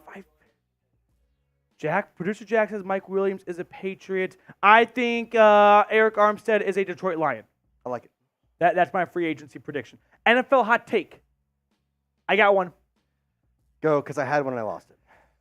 Sometimes in sports, you have moments where you feel like a team is close, they come short, and they'll get there next year. I think the Lions blew their only chance. I love this take. I was actually thinking about the Lions were just going to be bums this year. You know, when a team loses in the championship or something, but they got a good young core, and you're like, hey, they'll be back. You'll be good. Like, for example, Broncos-Panthers Super Bowl. Whoever lost that game was doomed. You're done. Like, the Broncos weren't going back the next year. The Panthers had lightning in a bottle for a season. I think that was it for Detroit. And they blew a huge lead. I love that one. And that's going to haunt them forever. I don't think the Lions are back. I don't think they win a playoff game next year. Don't know if this is a hot take. I can give another one if y'all don't like it. Texans-Chiefs AFC Championship game. Texans-Chiefs AFC Championship game. And we could get another little 24-0 action. Yeah, but the opposite wow. way. Chiefs Okay. go 24-0. Texans beat them. Jeremy Stallman, what's going on, Jeremy? All right, we need to hear more about the Browns. Let's bring Joey back home to Ohio. All right, we need to hear more about the Browns. I love it, Jeremy. Yeah, a Buckeye, Joey Bosa. He's from Fort Lauderdale. That's where the Bosas, I believe, are kind of based out of, Nick and Joey. Yeah. They're from South Yes, Florida. yes. But they both did go to Columbus. Could Joey be on the move now? Jace, does Joey get moved? I maintain I think he stays. But I think if there's a good offer on the table, the Chargers don't say no. Can we but I throw don't know if there up is one. Joey Bosa's stats really quickly, Jack? Because I do think it's important to. We got him?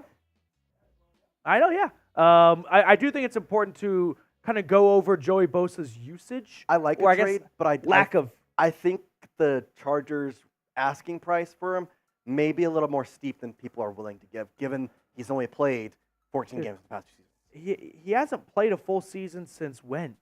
2021 was 16. No, It's 16. close. That was a 17-game season. So Joey Bosa. 2019? No, I don't know if I don't remember in 2021 he sat the last game. You know what I mean? Well, I think 2021. I feel like he was fine. Dude, he hasn't played a full season since 2019. He's only played a full season twice in his NFL career.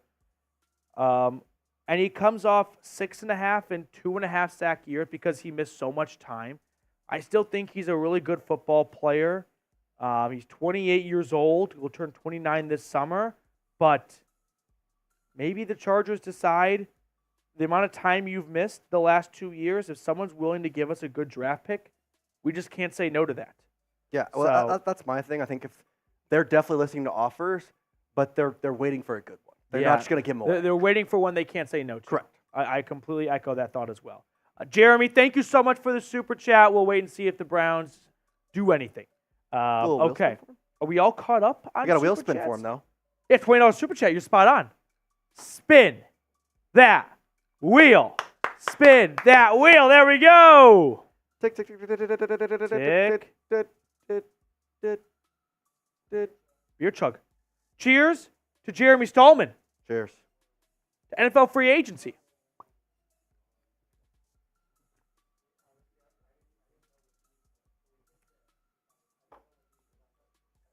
Jace, going back to Oklahoma State so quickly. Got some still water still in you. Still water. Yeah. Spread that up. Still water. I got some still water in me. It's not still water? No, it's still water. I was making a play on words. Oh, okay. How will the Broncos cut, trade, or restructure next $5 from BLD2342? I Shout out. presume they mean who will the Broncos Yes, cut trade? I'm assuming that's what I meant. DJ Jones, defensive tackle. They signed to a 3-year, $30 million contract 2 off seasons ago now. He's entering the last year of his deal. They can get nearly $10 million in cap space. Pair that $10 million with he sucked last year, it should make a lot of sense, Jace, right? But here's the catch-22. They sucked at stopping the run last year. They sucked a lot of things. So, do you get better by moving on from the only adequate run stopper you did have? Thought, are you trying to get better next year? I think Sean Payton is not a tank kind of coach. I don't care if he's a tank kind of coach or not. I think that's what you have to do. I don't know what DJ what's gonna Jones, happen. I think, is the next to go, BLD. I do appreciate the super chat, though. Thank you very, very much. San Fran, who do you think signs Mike Williams? Jace, give me a team. Patriots. I like that. Patriots? Jack, I think that's a good No, pick from Jack. I agree. Especially because I I think they're going to miss out on Ridley. I think they're going to miss him out. I'll go with the Chiefs. All right, there you go. I'll go with the Chiefs. I wonder if the Chiefs are like, all right, we kind of flew too close to the sun last year with effing around at wide receiver. 100%. We still won, They're but gonna- let's not do that again. They're doing one of two things. They may do both. Free agent signing, drafting at 32, Adonai Mitchell, Xavier Worthy, Troy Franklin, Keon Coleman, one of those Yeah. guys. Digested Raptor 6, a $10 super He's chat doing saying, our job for us. hot takes. Nice. Super Bowl, Green Bay 28, Cincinnati 20. Team 49ers missed the playoffs. Player, C.J. Stroud hits sophomore wall. Bryce Young rises. Kind of like that. I like a lot of Everyone's counting him out. They think he's dead. See, my thing is, that's why the Panthers said, what was the problem last year was you had no time. That's what everybody's saying. We're giving you Deontay Johnson, who I don't know is going to help, but he's something. Yeah. You can get a really good wide receiver on day 2 with the first pick in round 2. You're going to have Jonathan Mingo back. Adam Thielen's back.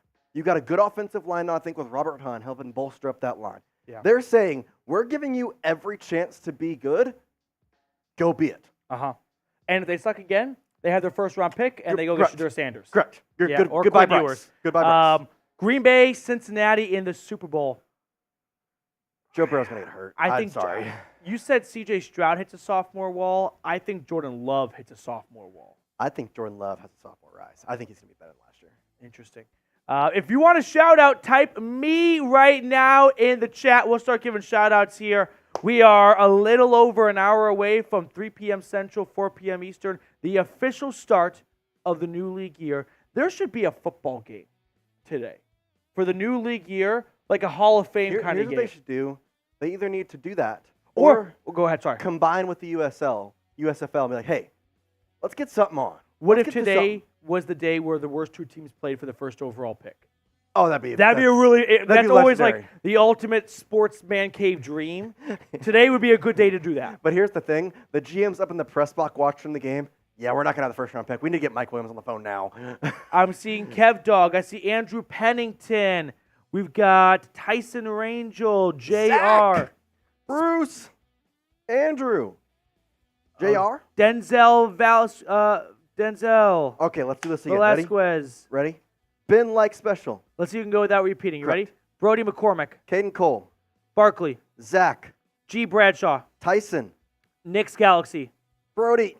Josh Hizzy. Mudtron. Brandon Walker. Basic. Matthew Frey. Ben like sports. Jason Nations. Sean. That was mine. Shoot, damn it. You won. Charles something. I had Sean all picked out. And I was like, if I see it, I bet he sees it too. Keep getting those me's in the chat right now. We're going to recap some of the other just NFL news and rumors from free agency. We have 1 or 2 more signings. Dane Jackson going from the Bills to the Panthers. I guess credit to Carolina for at least trying to be good with the amount of money they're spending in free agency this year. Knowing they can't really do a lot in the draft. They're performing exactly how a mid-level market team would, which is kind of what they are. And they're just trying to make everything work with a new coach and a quarterback that they don't know is legit yet. Yep. This is what they should be doing. Mike Garafolo, a possible homecoming in Carolina. The Panthers will host 3-time Pro Bowl selection in Rock Hill, South Carolina native Jadeveon Clowney on a visit this week. Sources say Clowney has interest from a few teams, including the Ravens, but is exploring a return home first. So there has been rumors of Clowney going back to either Carolina or like Atlanta, that kind of neck of the woods, for a few, off seasons now, as he's somewhat been a reoccurring free agent. Is this the year he jumps back home, or does he try and run it back in Baltimore after, a career year, Jace? 9.5 sacks, 2 forced fumbles. The Baltimore Ravens are the ultimate aging edge rusher rehab. I don't know how they keep getting away with it. They're also the best at drafting edge rushers, letting another team pay him in free agency, and then they come crawling back where they eventually play like they did when they were there the first time. Yeah, I will say I think Jadeveon Clowney's success did come partially just because of the Ravens' defense being so good. Yeah. I still think he has some left in the tank. What was he? Was he the first pick overall by the Texans? Or was he the second? He was the second, first overall pick. Jadeveon Clowney? Yeah, he first was overall. He was the first. Yeah. Because, 2014, first overall. They paired him with J.J. Watt back in that time, and that was a scary defense. Whitney Merciless, Brian Cushing. Good gosh. I still think Clowney has a lot left in him. Carolina seems like a good fit. I like that. Yeah, I think if it wasn't a homecoming, it would be a very loose connection between the two. But maybe as he's older and he kind of wants to start settling down a little bit, not living out of a suitcase, which, he's gone from, Tennessee to Seattle, Cleveland for 2 years, and then Baltimore. A year. There's a lot Yeah. of teams in a 4-year span. He also, like, speaking of recognizable things, like the Odell Beckham catch, the Jadeveon Clowney hit in the bowl game against That made Michigan, him so much money. that literally made him a number 1 overall pick. Diana Rossini from The Athletic tweeting out, teams are expected to have interest in Eric Armstead. Sources tell me one of them includes the Titans. GM Rand Carthon knows Armstead from his days in San Francisco. Your thoughts, Jace? Yeah, Eric fits the bill for what the Titans are looking for to help out their defensive line. They lost out on Danico Autry going to the Houston Texans. Still got Jeffrey Simmons, and what their plan has kind of been, bolster up both sides of the trenches, because that offensive line in Tennessee stunk last year. And so they helped that getting Lloyd Cushenberry, one of the really bright spots of the offensive line free agents, got him locked up for a couple years.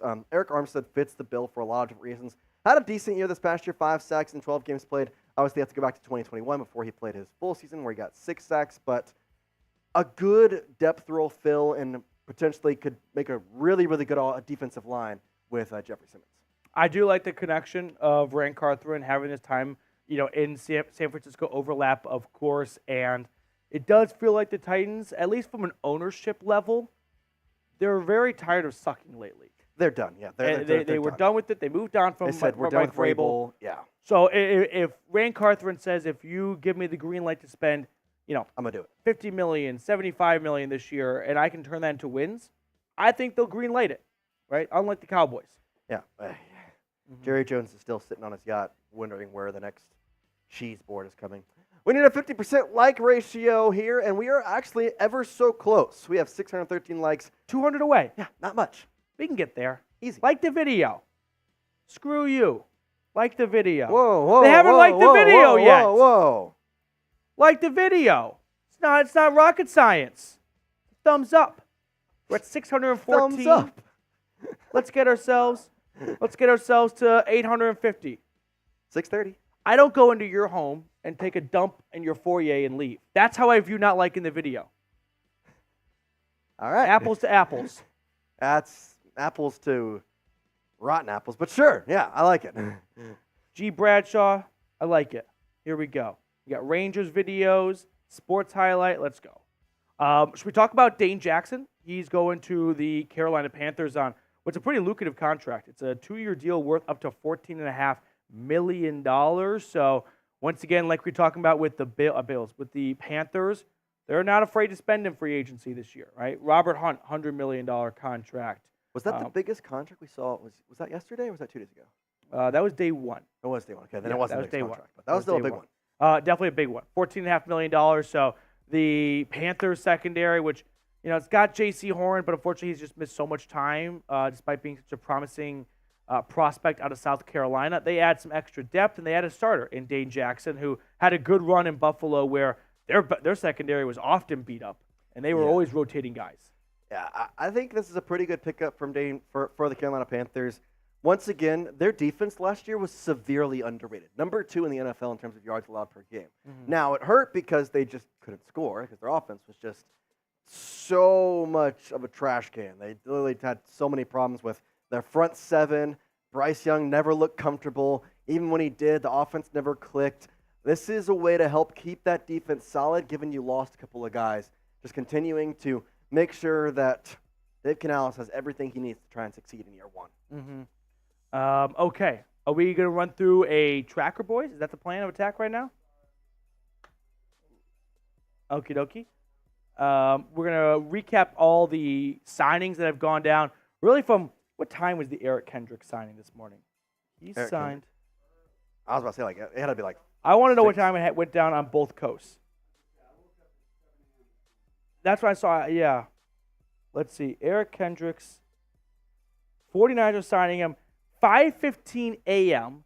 Central Time, 6:15 a.m. on the East Coast. That is 3:15 in the morning on the West Coast. Why are the 49ers signing players at 3:15 in the morning local time? That is just absurd. That's why. All right. So, should we recap the News of the day? signings? There we go.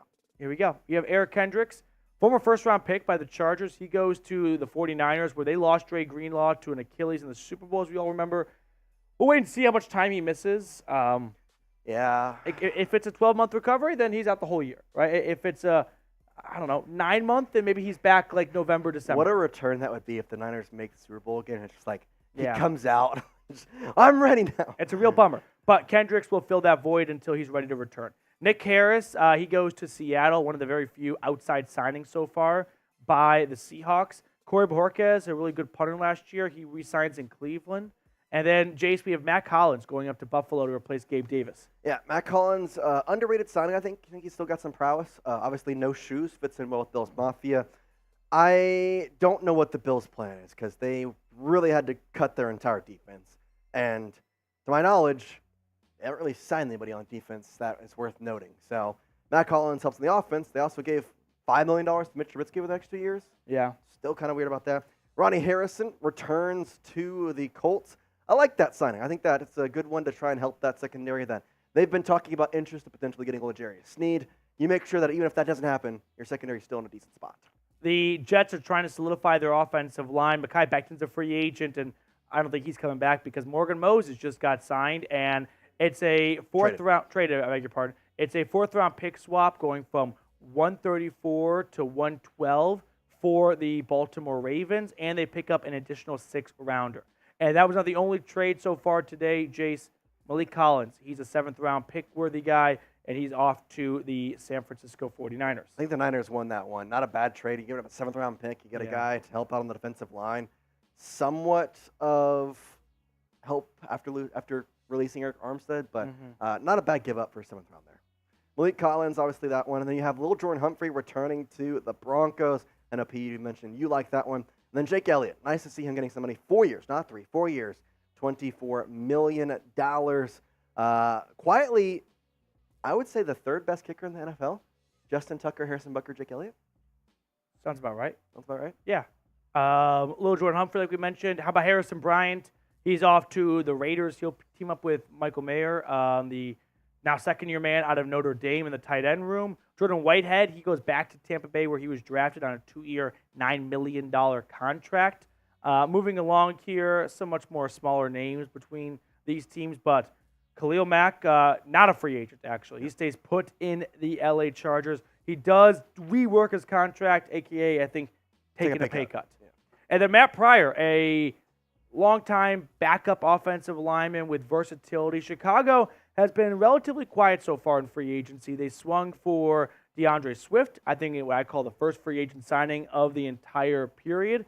And since then, very small moves so far by Ryan Poles in the Windy City. And then we see Dane Jackson. He leaves the Buffalo secondary to go down to Carolina and team up with the Panthers. Yeah, good move for both those. Shout out your city here. Let us know where you're watching from.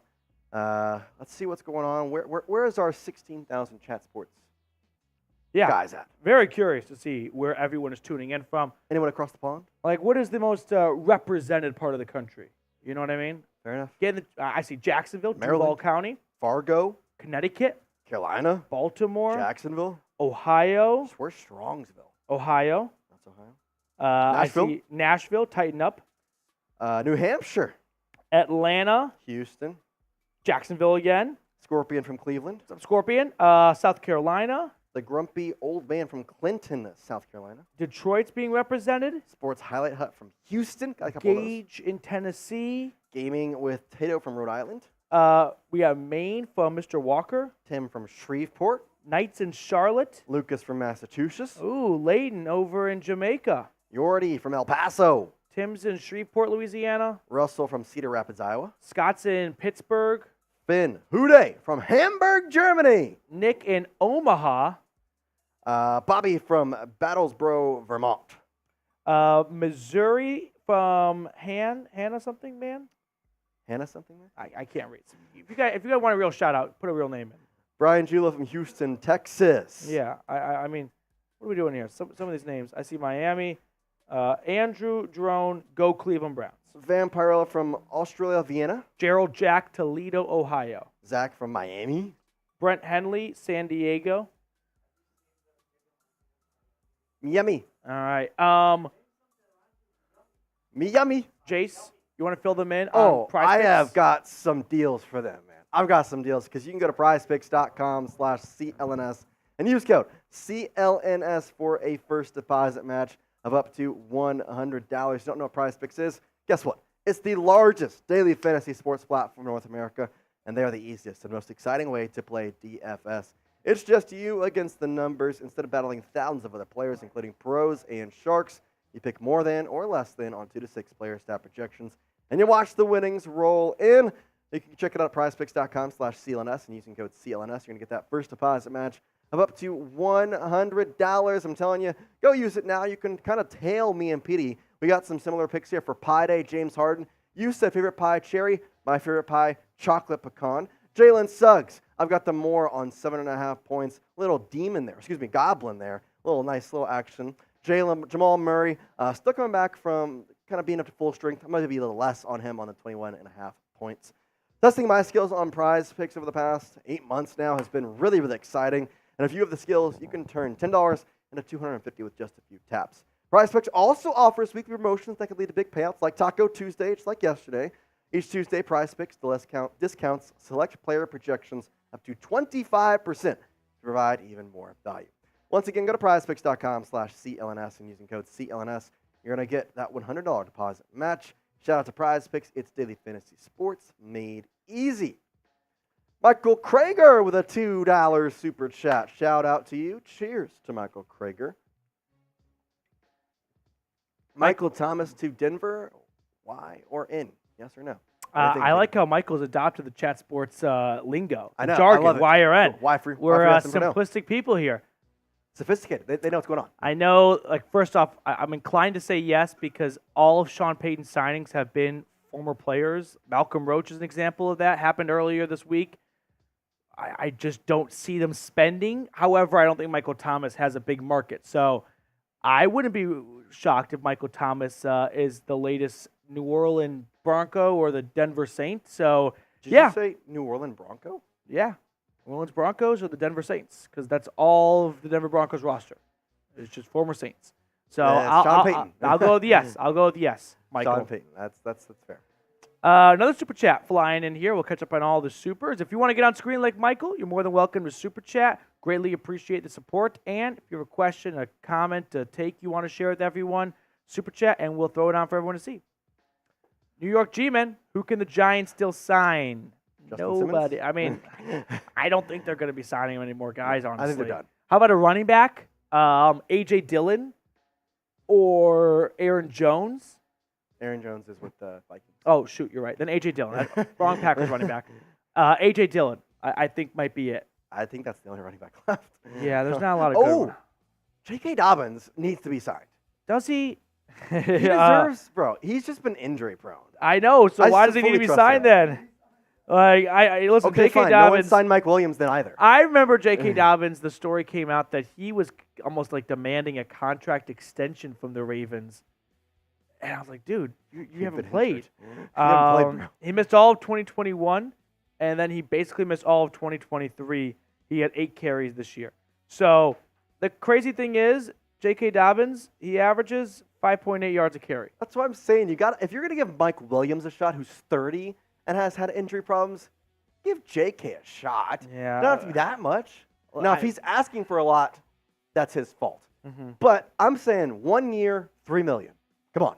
Yeah, maybe. I think J.K. Dobbins will find a home. I don't think any team is rushing to sign him right now. I agree, but I still think he should be signed sooner rather than later. Some of the news from earlier, Chargers are moving on from Mike Williams to clear up cap space, about $20 million in cap relief. They were $25-ish million over the salary cap, and then Khalil Mack agreed to a new-ish contract to stay with the Chargers. But Mike Williams will hit the open market, missed pretty much all of last year, got injured 2.5 games in, but still had a good start to the year, like 249 yards and a touchdown through 10 quarters. However, before that, missed some time. Before that, 1,000-yard man, 9 touchdowns in a contract year. I think he deserves a pretty decent payday. Not like anything crazy, but he's a decent wide receiver. I know the injuries are there, yeah. but you gotta let him try again. And I will say, just like with J.K. Dobbins, this is his last shot. You get injured, I'm sorry, you're done. You're done. Chargers, according to Rap Sheet, do want to bring him back. I think the question for Mike Williams is, can I get more money elsewhere? It's not like going back to the Chargers is a path to a Super Bowl. Not a chance. So I wouldn't think he'd be, hard pressed to stay in LA unless he just doesn't want to leave. Hey, all I know is only one Harbaugh has a Super Bowl trophy, and it's not the one that's coaching in LA. So. And then as for Khalil Mack, his teammate, he is, staying in LA. Former teammate, I should say. He is not going to be moved by the Chargers in what would be a cap-saving move. He comes off a dominant year with LA, 17 sacks, one of the highest in the NFL. I think he might have even led the NFL in sacks now that I think about it. I think there was someone with 18, actually. Did Daniil Hunter have more? But or was it TJ Watt maybe? I got it. Yeah. TJ Watt, 19. Okay. But Khalil Mack comes off a really good year with the Chargers. I know he's over 30 years old and a little bit more expensive. Trey Hendrickson at 17.5 too. Okay. So ultimately, though, Mack stays put. I thought he might get dealt, but the Chargers, they don't want to enter a rebuild. And they could have by moving on from one of these two guys by trade. Instead, they end up just releasing Mike Williams, and they hold on to what appears to be the other three stooges in LA of super-duper high salary cap hits for 2024. Let's take a look at the best of the rest, who's available still here in free agency day 3. Calvin Ridley, still not off the board. I have to think within the next 2 hours he's gone. Whether it's Jacksonville, whether he decides, no, New England offered me more money, I'm going there. He's got to be off the board here in the next couple hours. Justin Simmons, he's got to be the best overall player left on the board, like you've mentioned, PD, but I don't know what exactly people are waiting on. But one of those, he demands probably a little bit extra money than you'd probably think. Eric Armstead at number 3, Tyron Smith at 4, then Marquise Brown, who I'm saying it right now, he's a Chief. Just wait. It's coming eventually. We got some punter news. Jets are re-signing punter Thomas Morstead. He's actually a really good punter, too. 2-year deal worth over $5 million. So he actually made some headlines this offseason, too, for calling out McCole Hardman. That's what I was like, why do I know Thomas Morstead's name more than I should know? He called out McCole Hardman for stealing their plays and telling them to the Eagles? To the Philadelphia Bulldogs, the Georgia Eagles. Yeah. All of his, I don't even think he played with any of them in college. McCole Hardman graduated Georgia in 2019. Yeah. So I don't think he even overlapped with Nolan Smith and maybe DeAndre Swift last year. Yeah. Maybe that's the one he overlapped with. So Chase Young, we've talked about before, and then there's Kendall Fuller. Why is Kendall Fuller unsigned? I don't know, man. That one is a head scratcher. I don't know if this is something that'll come out later. If he has a ridiculously high asking price. He could, though, because he's been the best cornerback. Like, there's nobody left. He is the best cornerback in free agency, and over the last 4 seasons with the Commies, guy's been a lot of things. One of them being, most importantly, consistent. Like, he's been good. He's been locked down. He's been a ball hawk corner. He's a team captain. Kendall Fuller would be a great signing. I'm not quite sure why more teams are not rushing to sign him unless he is really asking for an arm and a leg and no one's interested. I got an arm. Yeah, DJ Reader, man, he's just one of my favorite players. Like, when it comes to defensive tackles, I just think he plays the position so well. I think he is the reason why that Bengals defense has been able to just be smooth sailing the last few years, because all the eyes and attention go to Joe Burrow, but that defense has been kicking ass down there in Cincinnati, and DJ Reader was a huge part of the reason why. He did suffer a torn quad in the month of December. I'll see how it goes, though. Their defense was good, not great last year. How do they recover from obviously losing him, and then Awuzie also leaving? It'll be interesting, especially since they have a payday coming for Jamar Chase. They did bring in Geno Stone, one of the better safeties out of Baltimore last year. Pretty cheap move, too. I was surprised it didn't cost more. I was as well. Then you got Hunter Renfrow still being released earlier today on the market. Definitely think he's going to be a later signing, maybe a month from now or so. OBJ, he may not sign before the regular season starts. I don't think any team signs him. You don't think any team? No, he's washed. I think he'll get signed in November. Yeah, I agree. By no team sign, I mean, I don't think he gets signed. He's not going to be signed by the first day. A team will lose a star wide receiver, and the number one storyline will be, should they sign OBJ? Oh, that's going to be a storyline the entire year. I mean, it's probably going to be the Chiefs. The Chiefs are going to start talking about it now. Yeah. How about Devin White? So Devin White, fifth overall pick out of LSU, and really good first 2 seasons down in Tampa. Helped him win a Super Bowl. And I think they'll forever be grateful because without Devin White, that may not be possible. Like, remember, Patrick Mahomes in that Super Bowl played awful. Didn't throw a touchdown pass, was harassed all day. His offensive line was terrible. Yeah, and Devin White was a big reason why they were harassing him. Well, did you hear about the whole drama that went on, that he was, like, wanting a new contract, supposedly, and, like, him and his coach had some kerfuffling, whatever you want to call it, and all of a sudden, everything's fine? So, he's looking to get a big contract. I don't think it's happening. Like, No, he's not. 2020 goes from a 9-sack guy. Again, one of the most – that's why he went 5th overall. He was an off-ball linebacker that had extremely high pass rushing upside. Then that starts to go downhill a little bit, and now I'm curious to see where Devin White lands because I don't think he'll be back in Tampa. They brought back Levante David, the heart and soul of that defense, for over a decade. So where does Devin White land? Jace, any team comes to mind for a home for Devin White? I don't mind him signing a one-year deal with the Texans. Yeah, they just signed Azeez Al-Shahir. They did get Azeez. I forgot about that. And they've got Christian Harris, who they like a lot. Maybe a team like the Cardinals. They've got money to spend. I feel like Devin White wants to try and go win, though. Like, I know. Oh, I think he wants to get paid. He's won a Super Bowl. Correct, but I don't know if anybody's going to be willing to do that. So what are you willing? Okay, you're already going to take a pay cut. Yeah. Are you going to try and go win at least? Mm-hmm. Because if you go win, your name's going to be out there more for next year. That's why you signed a one-year deal with a winning team and test Fair your enough. luck. How about Xavier Howard? So the Dolphins moved on from him, and what was at one point one of the best corners in football, like him and Jalen Ramsey. I was going going to say that was supposed to be amazing. Yeah, and Xavier Howard now. I mean, go from 2020, the former Baylor Bear had 10 interceptions, not a typo. Crazy. And now it's down to 2 picks the last 2 years combined. I still think he is a starting cornerback in this league. He arguably had a better catch than OBJ did back in 2020. And I could really see Snead getting traded to the Titans and the Chiefs saying, here's a 1-year, $5 million. yeah, and they feel like they're not losing. Like they like the combination of Howard and what draft pick they get out of Snead Correct. more than L'Jarius Snead. Which, Correct. when you've won so much like Kansas City has done, it's hard to question their decisions. Well, and Brett Veach has done a really good job about drafting and scouting cornerbacks. So, I mean, at worst, Xavier Howard doesn't work out next year. Okay, it's a 1-year deal, and you draft Ennis Rakestraw Jr. at pick number 51 with the trade you got for the Rams for L'Jarius Snead or whatever. We are 36-plus minutes away from the official start of the 2024 NFL League year. Who will be the next player to sign? I wonder. It's not like, yeah, I think Calvin Ridley was signed within 10 minutes. I think here's what's going to happen. We're going to hit the new league year. The 20 minutes after that is going to be crazy, and then it's dead silent. Mm-hmm. And it'll be dead silent for one here, one there, and that's how it'll go until June. Yeah, that sounds about right. I do say, I've been wanting to talk about this a lot because I think it's funny. Did you hear about Landon Dickerson and his press conference about the money that he got? So at his press conference, they were asking about his extension and all the money that he got, and they were like, that's life-changing money. Like, have you thought about what the first thing you're going to buy is? Well, he goes, well, I have a financial advisor for a reason, but I want a lawnmower, 0 turn. Everybody blew up. Well, he then put on his Instagram story an aerial photo of his house with the actual cutting of his grass.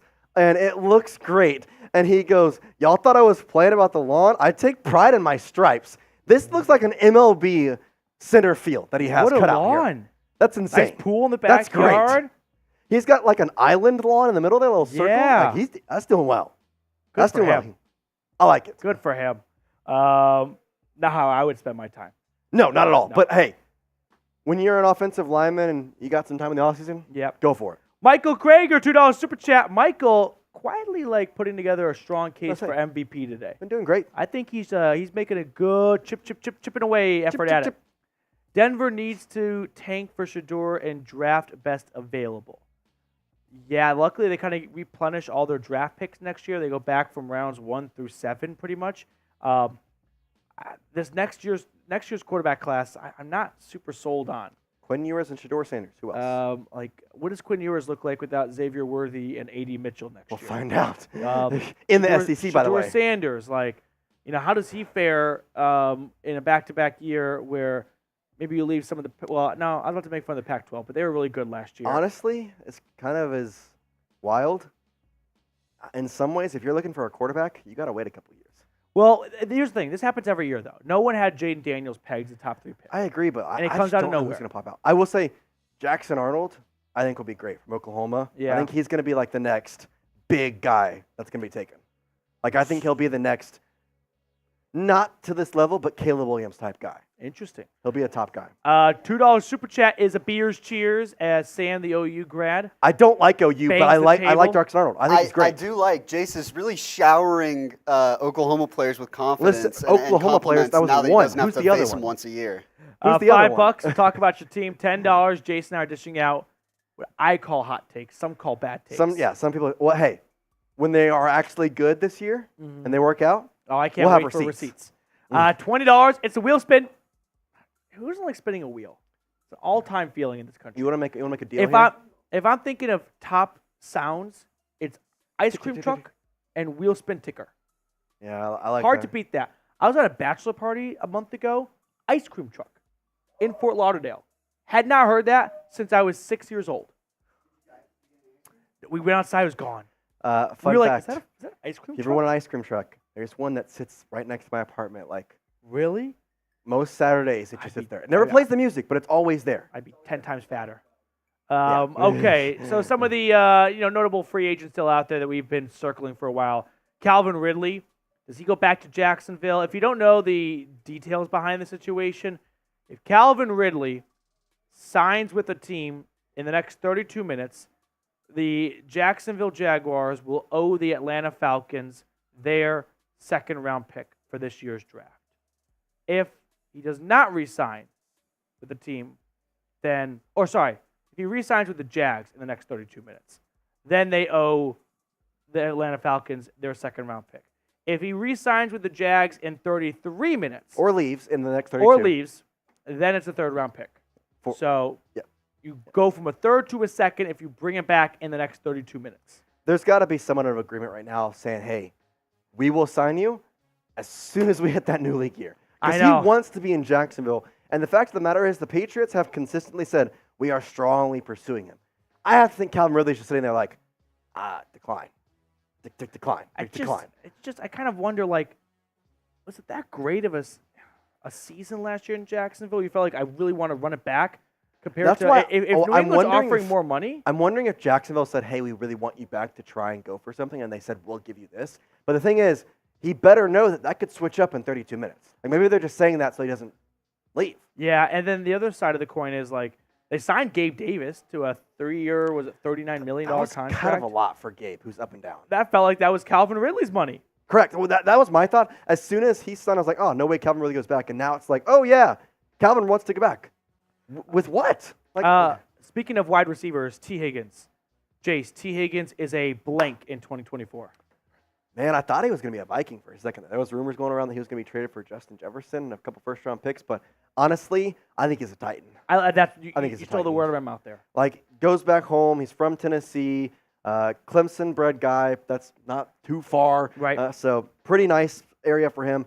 And he talked about wanting to play for Brian Callahan. Connection there.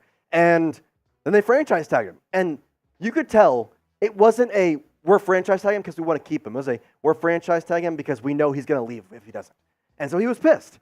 And I truly think he requested that trade saying, man, y'all got to trade me. And I'm sure right now he's in the Bengals' ear saying, hey, talk to Tennessee or talk to Kansas City. I think those are the two places he wants to go.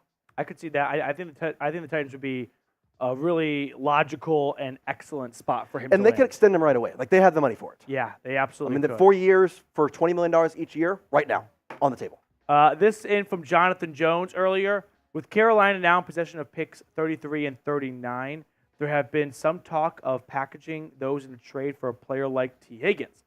A league source tells me no conversation have taken place between Carolina and Cincinnati, and a trade is not likely to happen. That makes remember, no sense to me. They did get 39 by trading Brian Burns to the New York Giants, so they could maybe use that to either move up in the draft, especially they love a wide receiver, and they don't feel like he'll be there at 33. But I think this would be I think just T. Higgins is a great all-around wide receiver.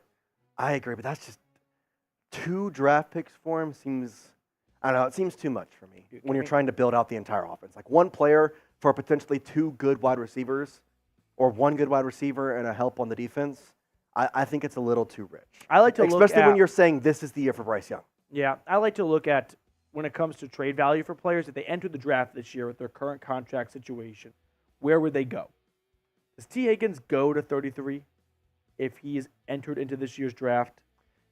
Given you have to pay him $20 million, Is it $20 million? Because that's what he was asking for. I know, but the wide receiver market is somewhat cooling off because there's so many good receivers every single year in the draft that a team will just say, no, we'll just draft a new one. Well, that's exactly why. Like, I think you put people in a draft this year, and you're saying, okay, let's say even it's $15 million for T. Higgins. Yeah. You can draft Keon Coleman, Troy Franklin, Adonai Mitchell, Xavier Worthy, and pay them maybe $5 million at max. Mm-hmm. Or you can draft T. Higgins and get him for $15 million.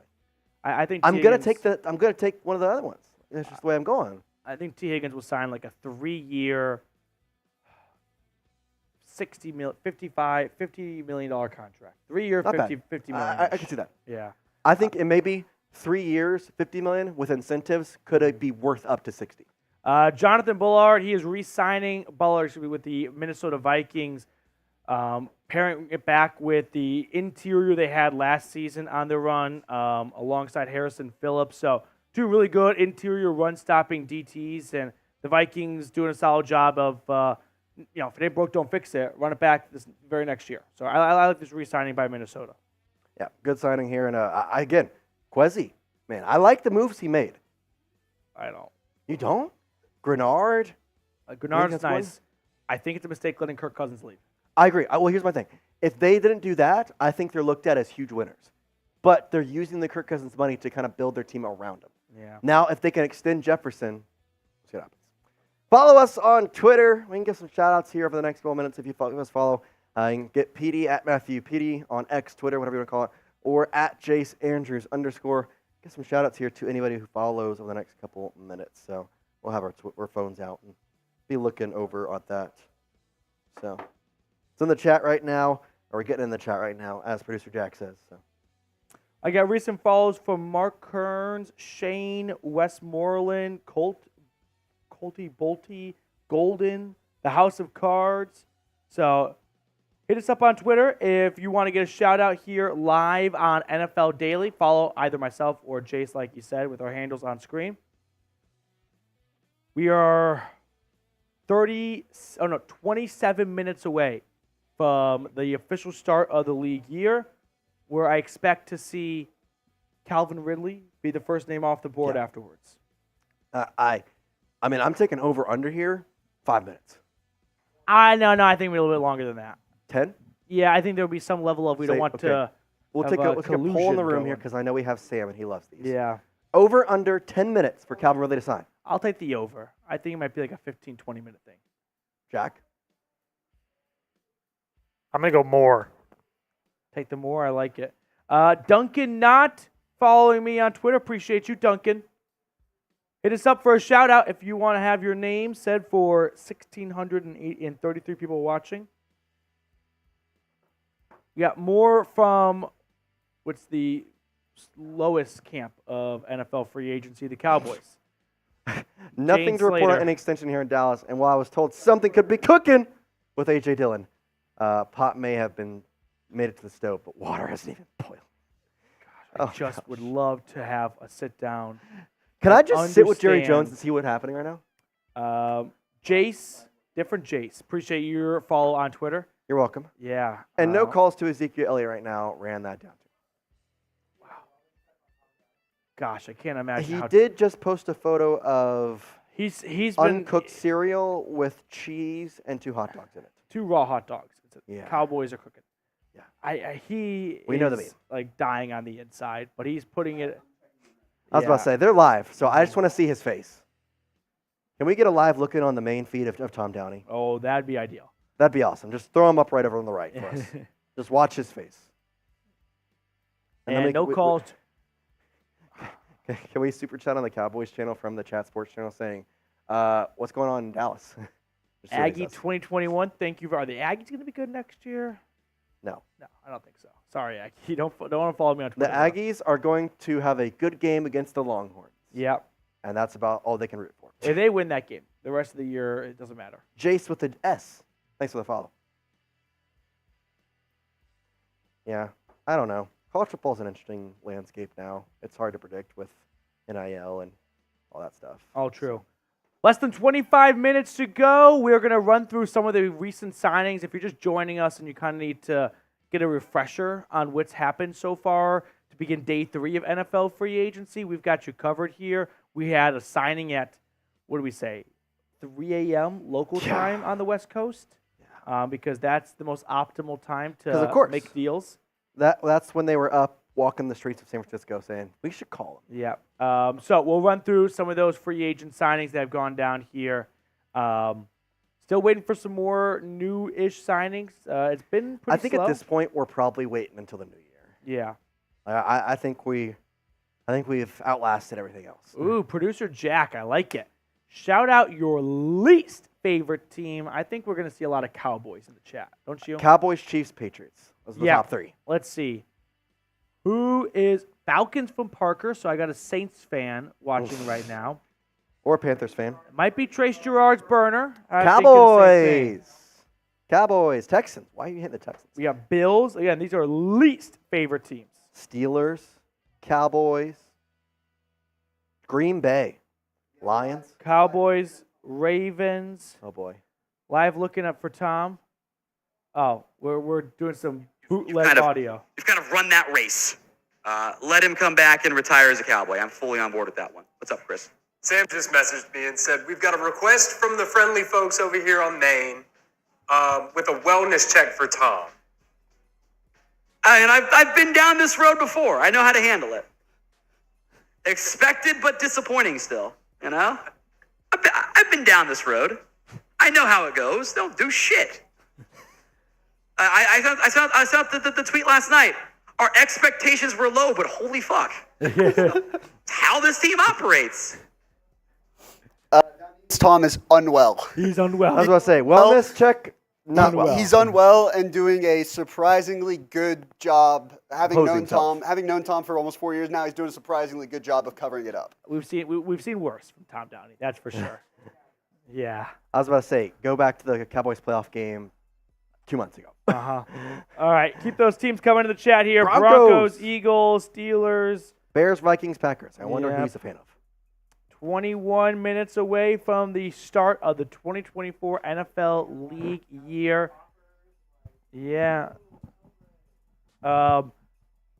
Jace, way too early Super Bowl prediction. I feel like we're just waiting for that 21 minutes to get to 0, and then hopefully we get a flurry of moves afterwards. I'll do you one better. Okay. I'll go AFC and NFC Championship and Super Bowl. All right, let's do it. AFC Championship, I said it was a hot take. I'm going to go with it. Chiefs, Texans. Okay.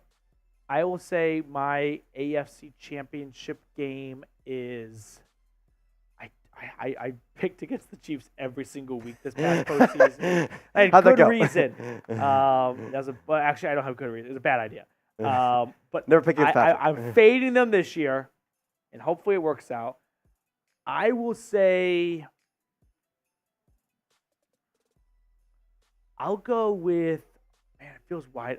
Just so many candidates. I'll go with Chargers. No, I hate that. I was like, Chargers? No, not the Chargers, man. It's okay. We have mulligans here. Yeah. Do you want me to give you? This is the worst radio I've ever heard. Do you want me to go to NFC? Go to let NFC. You think? Okay. Yeah. My NFC is going to be Eagles versus Packers. My NFC is Niners. I'm very confident that they'll be back there yet again. Brock Purdy's going to stink. I'm still on that train. I'll go with 49ers and give me, how about Kirk Cousins and the Falcons? Oh, yeah. I like that. Yeah, how about the Falcons? I don't mind that at all. I think Falcons are definitely a playoff team. I don't know if they're a playoff game. If they win the division, they win that. And then you're one win away, maybe even at home, from going to the NFC Championship game. I said this with Trace on Monday. I know you had to pop out. Same Super Bowl prediction I had on Monday. Chiefs-Eagles, round 2. I think it is Niners. And then from the AFC, I'll go with Ravens. Okay, I like it. And I'll go with the I don't like the Chiefs. That's said that a famous million last words. times. Famous last words. I don't like the Chiefs. I'll go Niners Ravens, and Ravens Chiefs in the AFC Championship. Okay, you'll go Chiefs in the AFC Championship. I hate myself. That was awful. What's funny is now my idea. Now the Chiefs are going to lose in the first round because you said that. Yeah. Oh, they for sure will. $2 super chat from Clueless coming in here. Hit that subscribe button before we hit that though, because we're trying to get to 368,000 now. Already got to 367. But I believe Monday we were 365. Yeah. Ish. So Phenomenal 2,000 growth, plus. and it's a true testament to all of you guys watching right now. Cannot thank you enough for all of your support. I know we like to have fun here. We like to jest and joking around, but honestly, when we kind of sign off and somewhat catch our breath and debrief, you have no idea how much it means for all the likes and super chats and comments and subscribers we pick up. Michael Krager, $2 super chat. Cheers, Mike. Wait, we got this one already. Clueless, next one up. Yep. We got that one. Can they go under the salary cap after time is done? No. No. Have to be cap compliant. What's the penalty if you're start. not? I don't know. No one's ever done I was going to say, no one's ever done that, but like, if you are not, what happens? Like, do we know? Like, say the Chargers just didn't cut anybody. I think you're like maybe like frozen or something from the league. Like I don't think it's a loss of a You're draft pick. relegated to college football. Have fun. I have no idea. Sam, can we find out, please? Yeah, like obviously that will never happen. I don't think it's a penalty because then teams would do it. Correct. People and would just do it. take the penalty. Like there has to be something. Yeah. But like say you're trying to trade a player, you don't want to cut somebody, and straight up, you just don't get traded. You don't get in time. Yeah. We have an answer. It looks like Sam. He's getting the mic. The verdict. Yeah, he's getting Here we go. Now, still doing some further research as to whether this is specifically towards this new league year, but salary cap penalties for violating or circumventing the cap regulations can include fines of up to $5 million for each violation, cancellation of contracts, and loss of draft picks. Okay, so not messing around. Yeah, they're gonna lay down the wood. And I would imagine like that $5 million is. Could you imagine it's $5 million for every dollar you're over? Yeah, you were over by $25 million. Yeah. Get us $6 billion, please. 6 million. Try 5 times. I said 20. $6 billion. Okay, billion. 6 billion. Billion. So yeah, Clueless. You can't go under once the new league year starts. All right, Dov. I'm curious how the NFL goes about it too with like the cancellation of contracts. So like over the cap entering the day, there are 3 teams that were not cap compliant. The Chargers, obviously, the Buffalo Bills were slightly, and the Ravens were like $200,000 not cap compliant. Does the NFL just pick a player like, oh, Derrick Henry, you are no longer a Raven? Yeah, I know you signed him. No. How does that even work? Hey, Lamar Jackson, you're cut. I wonder if they're like, we need $300,000 from you right now, so you're cap compliant. So we're picking the bare minimum. Eric DaCosta, write a check. Yeah, take it out of the checking, not the savings. Yeah, I don't know. 15 That'd minutes be kind to of go. funny. Can someone be over the cap, and then we just have Roger Goodell on the TV and spinning a wheel of Ravens players saying, who's getting cut? Let's find out. Welcome to Wheel of Misfortune. All right, here we go. Let's go back to the biggest signing from yesterday. That was Danielle Hunter. Let's talk about the edge rushers and some of the movement in that spot. So he's going back to Houston, his hometown-ish, right? Where do you go to college? Danielle Hunter went to... I know he's from Houston, but where's... LSU. LSU, that's what it was. He was a third-round pick, I think, out of LSU in like 2015. But 2-year, $49 million contract to go to play with the Houston Texans as he replaces Jonathan Grenard. And now that Texans defense, like, Derek Stingley really came alive down the stretch last year. Him and Will Anderson, that's going to be a really tough duo to stop. Here's what's funny, and it stinks for some players. Derek Stingley would have been a top 5 pick after his freshman year. But he had to stay there for a couple years. Mm-hmm. So he ended up being like, 15, 16 with the Texans? No. He was fourth overall. He's still fourth? Okay. Yeah, and Sauce Gardner went 6th. That's right. Something in that neighborhood. But still, their secondary... He went 3rd and Sauce went 5th? Secondary-wise, they are very good in Houston. But Danielle Hunter adds to their defensive line like nobody else. 16.5 sacks this past year. He's had more than 10 over the past 4 years and 3 times of those. He's been an absolute menace in the trenches. And When you combine him with D'Amico Ryans and his philosophy on defense of we're going to blitz a lot, that's going to be a good defense. He went third, Sauce went fourth. I knew That's he what it went was. right in front of him. But Danielle Hunter, yeah. Unfortunately, he did miss a whole season in 2020, and then he missed a good chunk of 2021. But last 2 years, played every single game on the field almost the entire time. 10.5 sacks, 16.5 sacks.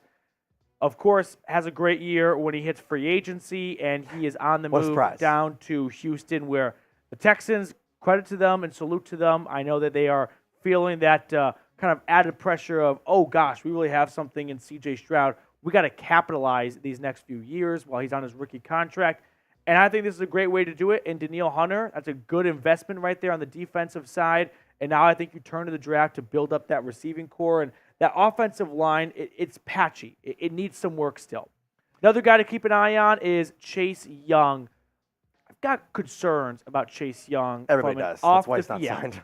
from an off-the-field standpoint. Like, we have concerns about the effort on the field. Everyone's seen the clip of him kind of pulling up in the Lions game. You know, does he really go 100% when it comes to stopping the run? But to go from the NFL Defensive Rookie of the Year in 2020, 7.5 sacks, 4 pass breakups, to unfortunately tearing his ACL in 2021, and then the word out of DC was he didn't really attack his rehab all that well, and that's why he missed so much of the next season. And I think that was reflected when Montez Sweat went for a second and he went for a third. I don't think GMs were very high on the character makeup of Chase Young. His locker room value decreased immensely over the past couple of years. And there are some concerns about him not being a guy that's going to go 100% on and off the field to put himself in the best position possible. And I think that's why we've all said that he's going to get a 1-year prove-it deal. Yeah, I totally agree. Fun thought here, at least for some people. What if the Chiefs just said, you know what? We're trading Snead. We missed out on wide receivers. We'll draft a wide receiver later here in the first round. Hey, Chase Young, why don't you come play for us for a year? Be interesting. Eric Armstead, 49ers moved on from one of their longtime interior players. Had a great year. I think it was 2019 when he really burst on the scene. And then the last few years sort of lost that pass rushing allure that was part of his game. And ultimately, the Niners, they know they have some mouths to feed coming up. Right? They got to pay Brandon Ayuk. They're not going to even approach the Brock Purdy conversation until next year, I would say, because you can't extend anyone until they've played at least 3 seasons in the NFL. But they've got some time, whereas Brandon Ayuk feels a little bit more pressing since he's got 1 year fewer on his contract compared to Brock Purdy. But they've got some big paychecks coming their way, and so they move on from Armstead. They go with a much cheaper replacement, Jordan Elliott from the Browns, 2-year, $10 million deal. They also add Leonard Floyd. I think they're probably going to add a guy or two in the draft and maybe even one more free agent because the 49ers, they are just such a great roster. If they feel like they need one more piece to really keep themselves with the Chiefs, they won't stop. No, they're not going to let it go. Jadeveon Clowney, still unsigned. Had a career year to kind of push himself into potentially getting a decent contract this offseason. I truly wonder how people are like not fully trying, and the contract year comes up and they goes, oh, well, I got to try now. 9.5 sacks last year, 43 tackles. I do think he was a product of how good that Ravens defense was, and it kind of just spilled over to him. Have to see where he ends up. Talk of a reunion in Carolina, going back home where he played in South Carolina. I am kind of curious to see where he ends up and how he does. I'm sensing a Baltimore return. The Ravens, they have lost so many players in free agency. Lost Patrick Quinn. Lost Geno Stone. Like, we can just stop right there and go, those were 2 very important players on their defense last year. Just from a production level. They did a lot of the dirty work for that team. Do they want to lose another guy? I mean, this Ravens organization is one of the best run organizations when it comes to drafting and free agency decisions. So there's a really good chance that they know more than a couple of YouTubers do. But I'm inclined to think that they may want to at least keep some fraction of that defense together and run it back with Clowney after a breakout, despite being 31 years old, 32, 9.5 sack season. Who's your favorite player in the 2024 draft class? Lots of good ones. Caleb Williams, Drake May, Jane Daniels, Rome Odunze, Marvin Harrison, some of the more flashy players. Joe Alt, really, really good tackle. Talisi Fuaga, J.C. Latham, Dallas Turner. There's a ton of really good names in the top 10, but it doesn't stop there. I think there's going to be, honestly, this may be one of the better drafts we've seen in a while. And I know that it's crazy because last year, I thought that was one of the better drafts we saw in a while.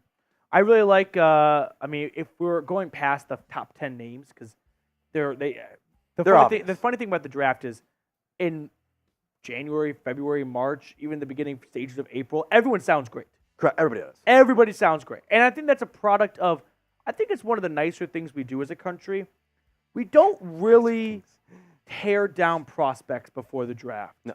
If we don't like a guy, we just don't talk about him. Because that is like, this is their moment. They're getting drafted once. It's a super cool day. Just let them have it. Let them have it. No one wants to hear the guy that says, this guy's going to suck. And even if you end up being right, I don't think that's something people brag about. Yeah, like, oh, I called that. Yeah, Okay, so a guy that I like that's a little bit later in the draft process, a couple of names to keep an eye on here. One, Johnny Newton, the defensive tackle out of Illinois. It's just tough to find pass rushing D tackles this day and age. The best pass rushers, they want to play on the edge. That's where the money is, right? If you're thinking about it from a college football standpoint, all right, where do I want to play?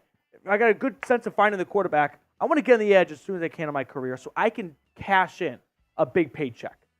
For him to play on the inside and still generate as much pressure as he does, I think he's going to be a fun pick for any team. So I've got two. One of them off the back of yours. Braden Fisk, the guy out of FSU. Yep. Really liked what I saw from him in the combine. Quick feet, really able to move, and he was throwing those blockers around like everything. The second guy made himself some money at the combine. Max Melton, cornerback from Rutgers, played really well while he was there in a pretty decent Big Ten conference, and now I think he's going to go play well in the NFL. Sam? Breaking news. Yeah. John Gruden is back in football. What? I saw that tweet. He has been hired. He's not. He has been hired by the Milano Seamen. The what? Yes, you are correct. That is a team in the Italian Football League. And to quote Mitchell Rentz 365's tweet, John Gruden's coaching Seamen. Okay. A couple of immediate thoughts. One, John Gruden going to Italy, it sounds like General Patton driving up from Sicily. He is going to ride those Italians into the dirt. There will be no cappuccino breaks. They are in for a rude awakening. He is going to put them through an absolute gauntlet. I still think about his Hard Knock speech when he said, I'm not here to make dreams come true. I'm here to be people's nightmares. That is the most football coach thing I've ever heard. I don't want to be a dream. I want to be a nightmare. How much money can I put on Seaman? Very excited to see what he's able to do in Italy, of course, but he's going to butt heads with the local Italian pizza shop. He's going to butt heads with the local Italian everybody. Italian police probably one or two times as well. Yo, he's going to dip it in ranch. They're going to hate it. Okay, so how did they already get a picture gaining of him a national treasure for America, John Gruden. Also, the picture of him, he's already wearing a Seaman shirt. Like, all right, I didn't say that. Like, he must have, By the way, already there. This Italian tweet is all-timer. First, it's from 2 days ago. Correct. No one knew. Two, I love the swing at English in this tweet. We're excited to announce that American football legend. Okay, I like the jargon already. John Gruden will work with us as advisor. Gruden won in two. This is like Charlie from Always Sunny writing the hostage note. Gruden won in 2002 Super Bowl with Tampa Bay. Gruden will help us to improve our organization in every aspect. He already started to work with our coaching staff.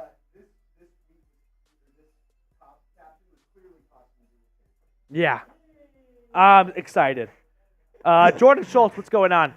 5 minutes ago, Calvin Ridley's market has been very strong and believed to be a two-horse race between the Jaguars and Patriots. He will land a very healthy number. Jacksonville has made it quite clear that they love Ridley and want to retain him. They love him so much that they wouldn't pay him in 4.5 minutes. to avoid giving up a second-round draft pick. We love you so much that we're going to wait. That is the risk they run. If I know they want to keep their second and not give it to Atlanta, but is Calvin Ridley in your eyes so valuable? Because I think the thing that gets lost is, yes, the second-round pick is a very important detail here. They're already out a third. So it's not like it's a second or nothing. Like, it's going from a third to a second. Yeah. And then you get your third back. So, sure, a second's much more valuable than a third, but is it that much more valuable to risk. losing Calvin Ridley? When you sign Gabe Davis, Like, would you rather? I think this is the question people should be asking. Would you rather have Calvin Ridley in a third or a second-round pick? Those are the options. I'm taking a second-round pick in this draft. Maybe that's the case here. But you are, going from a third to a second. It's not just coming out of nowhere to a second. All right, where will Ridley sign? New England or Jacksonville? Let's see what you guys have to say. I'm joking.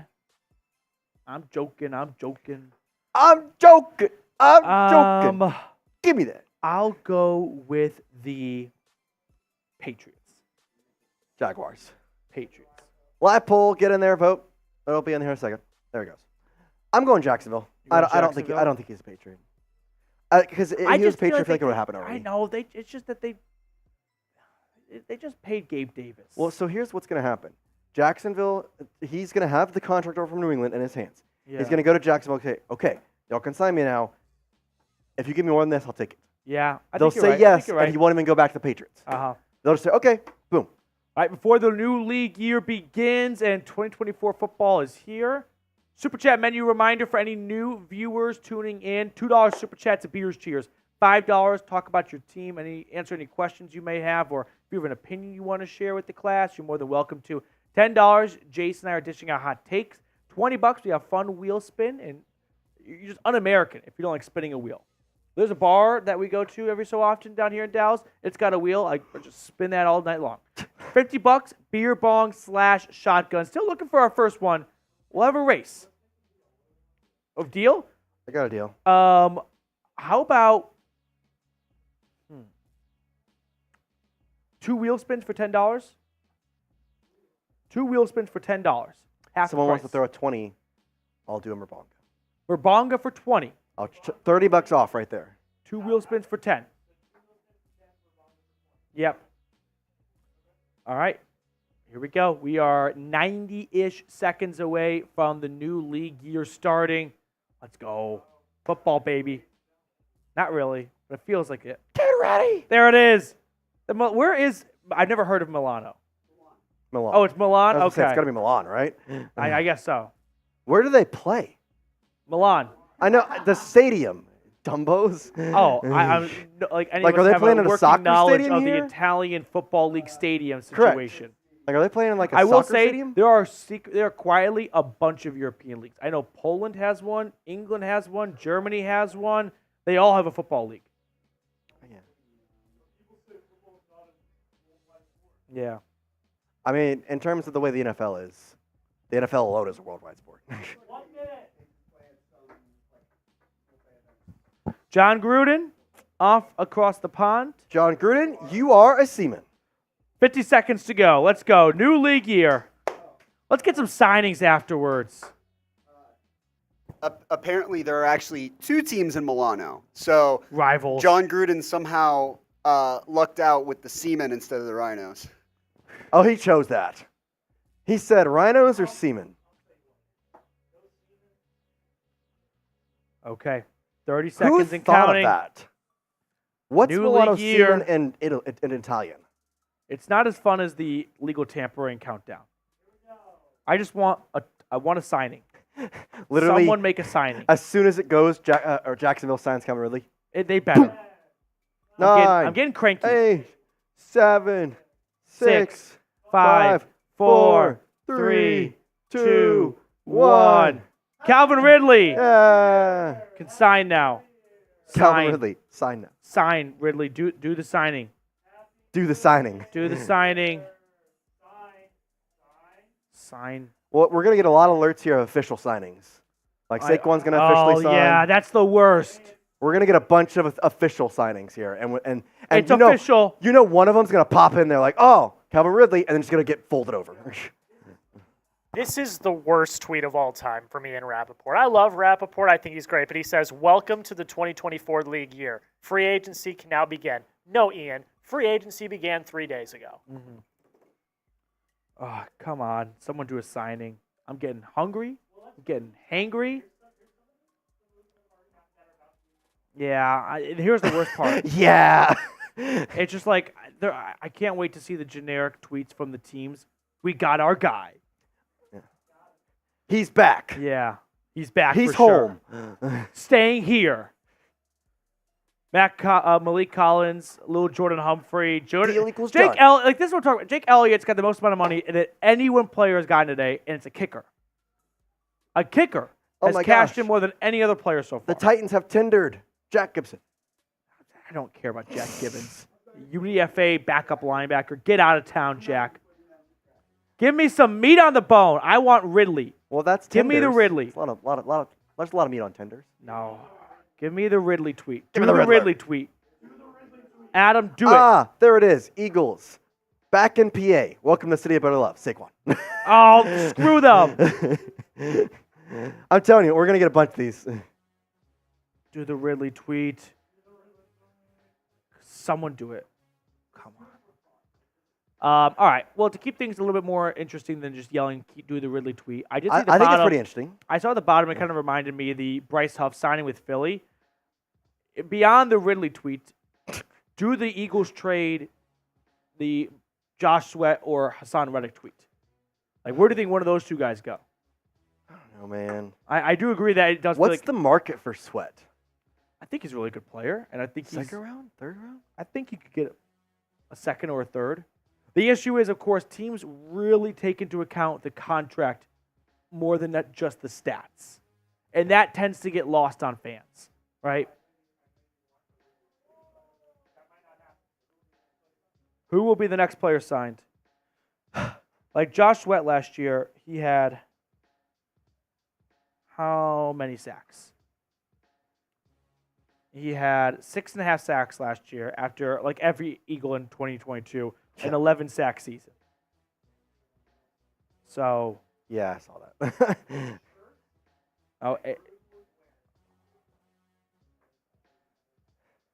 I love that Aaron Wilson's first tweet was #Jaguars. Make it official with Dave Davis. M. Max says DJ Reader to Minnesota. They just brought back 2 defensive tackles. I don't think that's where Reader lands. I don't think DJ Reader signs for a little bit until teams can do their own medical check on him because of that torn quad. Plus, they have Hendrickson, and has he gotten paid yet, or is he still Trey Hendrickson? Has he gotten his payday yet? Which team are we talking about right now? Bengals. Oh, I'm talking about the Vikings. Hendrickson. Because Yes. DJ Reader was with the Bengals. Yeah, I know. So I know. Hendrickson But- got paid, right? Yeah, well, like, somewhat recently. Came over Correct. from New Orleans. Correct. Yeah. But, I mean, he was the second guy in sacks this year, so Mm-hmm. he's got to be looking at some money soon enough. Oh, now the trades are official. Jonathan Grenard is official. Also, Albert Breer is not a trade. Grenard and, like, don't do that. You can't use the word trade because I get excited. Yeah, that's not a... Swap. Swap. I know. Do Sam the fix it. Ridley tweet. Do the Ridley tweet. Do the Ridley tweet. Do there are. Do there are.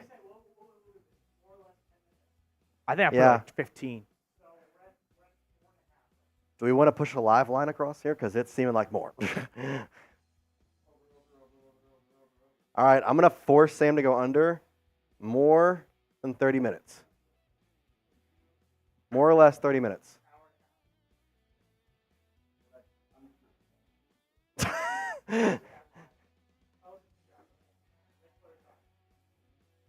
Jace, how about you think about Snead? He's such a Titan or a Colt. What do you think about Snead? Oh, you say he's Titan or Colts. Titan Sorry. or Colts. I thought you were Yeah. reading their comment. No. Mhm. Titans announced they signed Julius Chestnut. They did. Yeah. Hayden Woodson, what's up, man?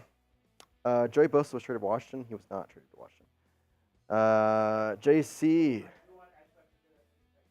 I do want to say, and I meant to say this earlier. I meant to say this earlier. Move. If Oh, you're okay. if you're gonna spam fake news in the chat just to get clicks or whatever, I'm gonna block you. So don't do that. Thank you. No. I want a cesspool in the chat. Bro, there's a quarterback. I want a signing. cesspool in the chat. Brett we have a Rippon. signing. Brett Rippon, the former Boise State Bronco, to the Bears.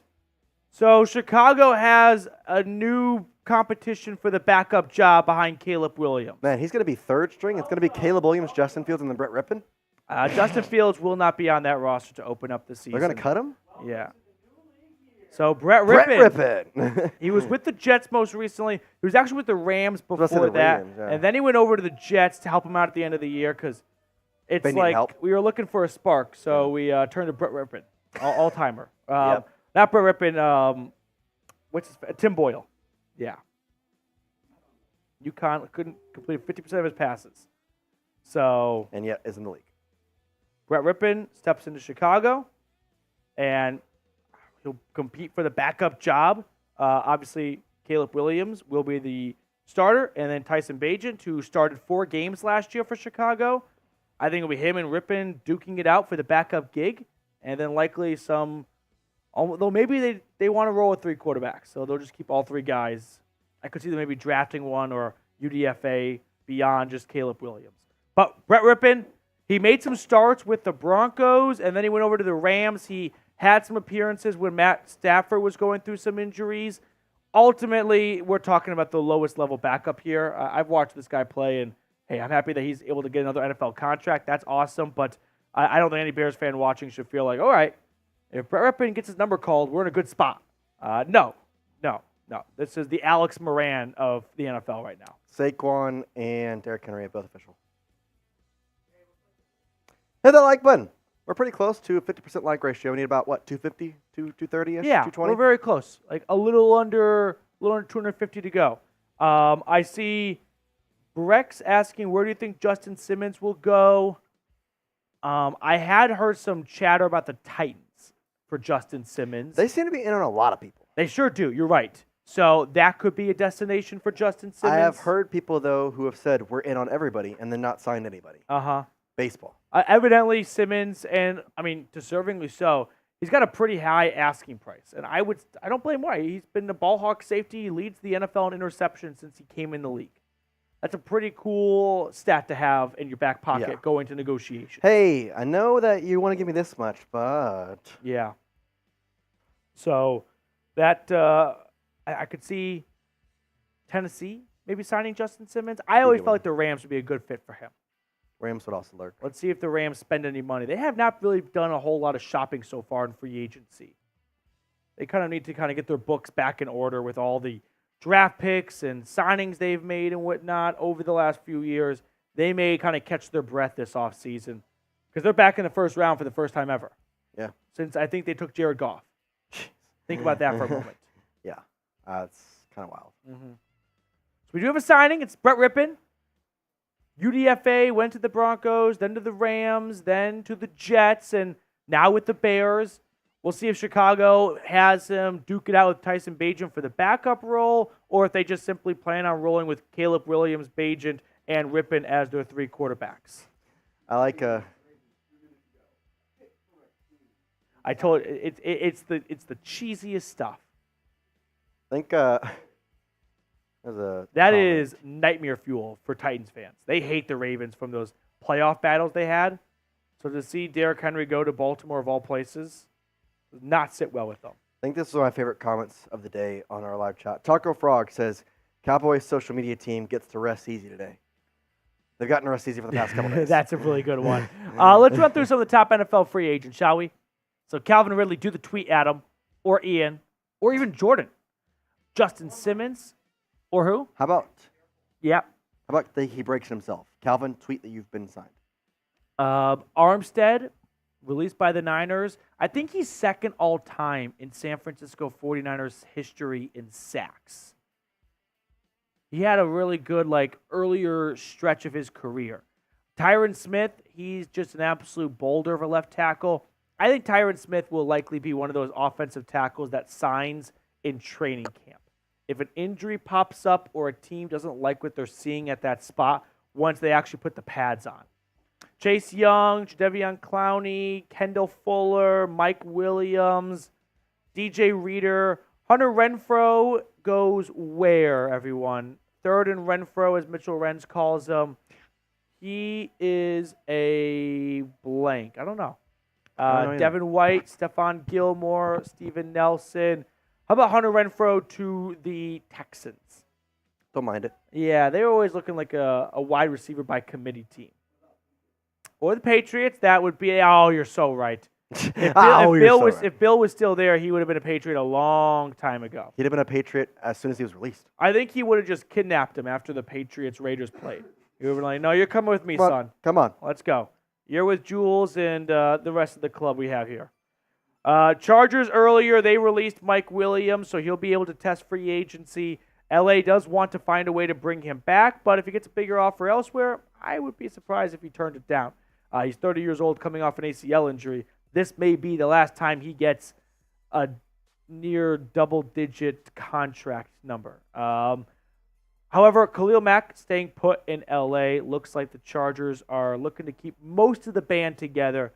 Keenan Allen, Mack, and Bosa. Right, Chase? Seems as though I think that they really want Mike Williams back too, they said. But Yeah. it's just about letting him test the open market. We both kind of agreed that if people were going to go, it was going to be, obviously Mike Williams would be cut, and then Khalil Mack will be traded. But obviously, given he restructured his deal, which it's not restructured, he just took less money, to be honest. Seems like they're going to keep everything pretty set in place. Important note here for Calvin Ridley. Falcons fans, you have Jacksonville's third-round pick officially, number 79. Jacksonville, you kept your second-round pick. You have lost your third-round pick because you did not re-sign Calvin Ridley before March 11th. So where will Calvin Ridley sign? New England or Jacksonville? It is the pinned comment here on our live coverage. So let us know. The poll. Do the tweet. Yeah. Do the tweet. Do the roar. Yep. And also, you're going to see a lot of official releases now. Michael Thomas, officially a post-June 1. You do a post-June 1 so you can spread the dead cap hits over 2 off seasons this year and next year. Same goes for Xavier Howard, who has officially been released. Like Russell Wilson now will be officially released as well. So a lot of official releases will be coming through, as you can't do that really, sometimes for cap purposes, until the start of the new league year. I think he's going to Jacksonville, going back to Ridley. I think he's just going to stay home. I don't know what the contract could be, but I don't see him going anywhere else. Quick self-plug here. We crossed 367,000 subscribers. Now we're already 1/10 of the way to the next milestone, 368. So if you're not subscribed to the channel, please consider doing so. I know we like to have fun here, but in all seriousness, this is a great way to help continue to grow us at Chat Sports.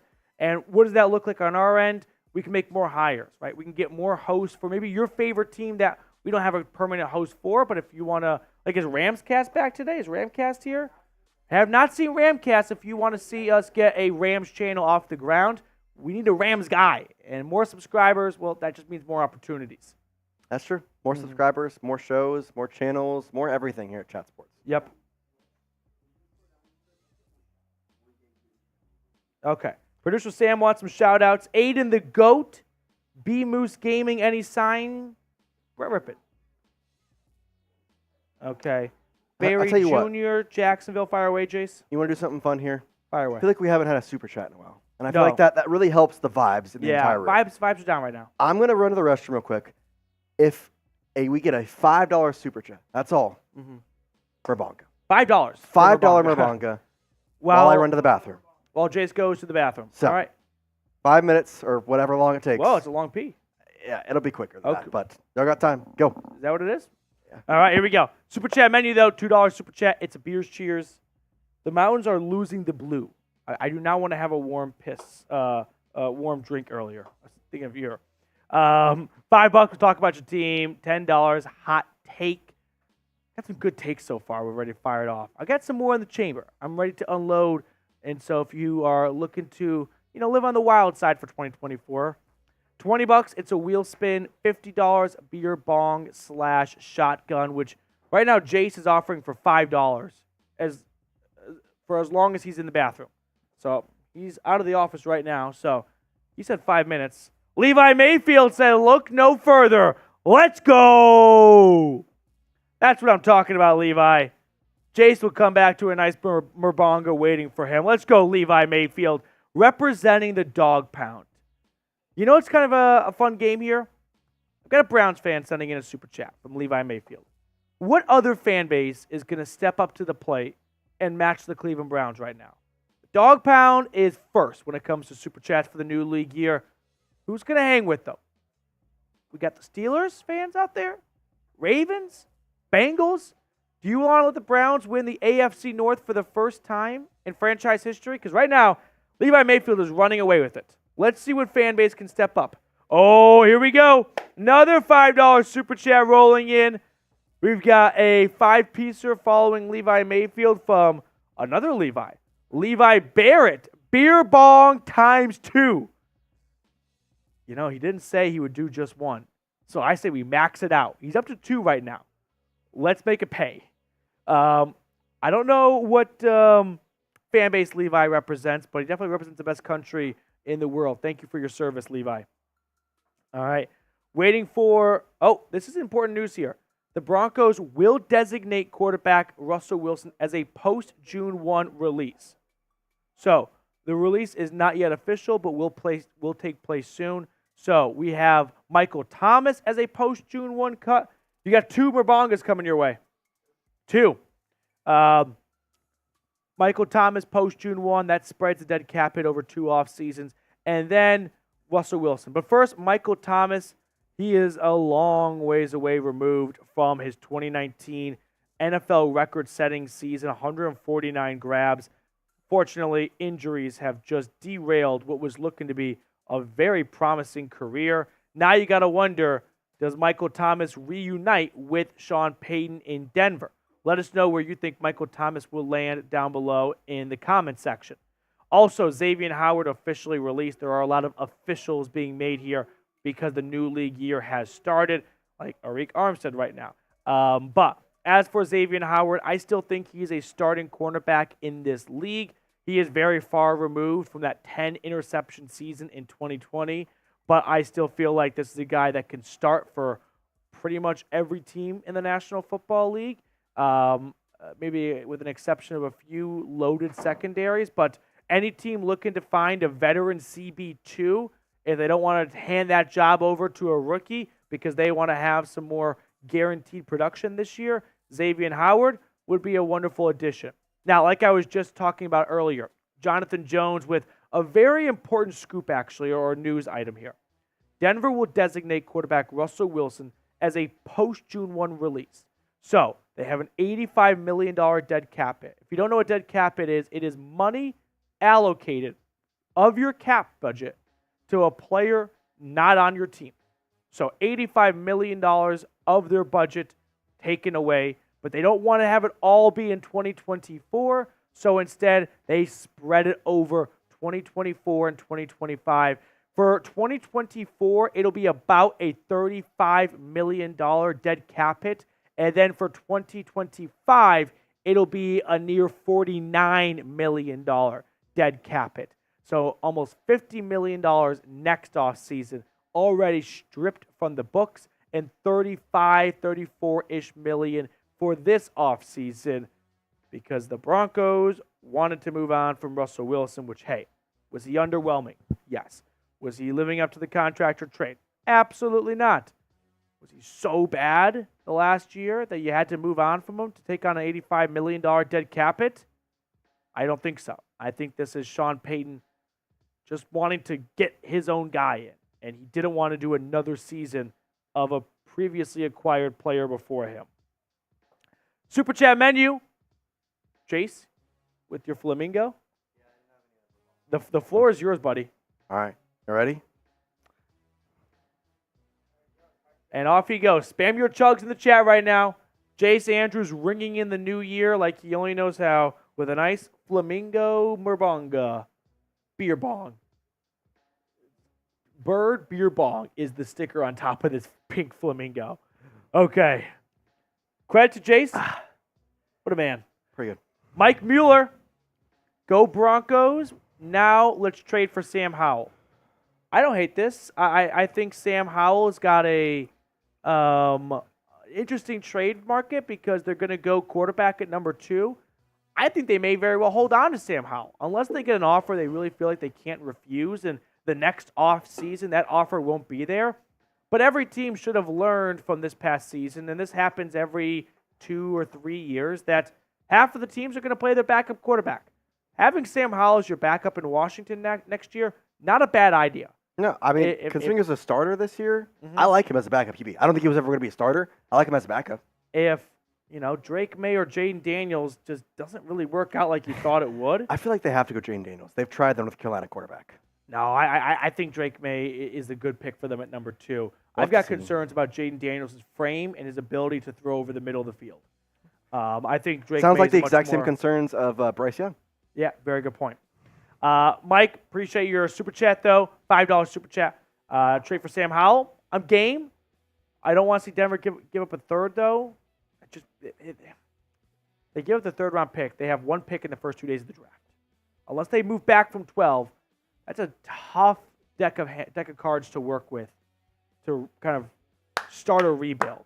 A $20 super Levi chat. Barrett, let's go. Running in here. Let's go, Levi. Mike Mueller saying go Broncos, and then we've got Levi Barrett also representing Broncos country. Hope you guys are subscribed to the Broncos Breakdown. You might like the host. Broncos all the way. I wouldn't mind Tyler Huntley. What about Joe Flacco? NFL Comeback Player of the Year. Yeah, Of course, I don't mind it. traded from Baltimore to Denver. Bad season back in 2019. Played half the year. Suffered a season-ending injury. Underwhelming. But now, maybe the right buttons will be pushed. Different coaching regime. I don't think he's what Sean Payton is looking for in a quarterback, given the gunslinger in him, and that's not really what Payton needs after Russell Wilson. But, No.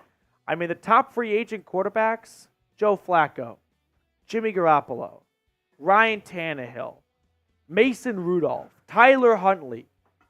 I don't think Tyler Huntley is what Sean Payton is looking for in a quarterback. He's looking for a much more pocket guy than Tyler Huntley. But He wants another Drew Brees. can I toss out Joe Flacco round 2 in Denver?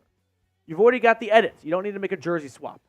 I think Cue the Joe Tom Downey Flacco tweet. to the Broncos, if they really do want to still add a quarterback in free agency because they missed out on Sam Darnold, I think he might be your next best option. Yeah, I don't mind it. We get a wheel spin, though. Wheel spin, spin that wheel. Spin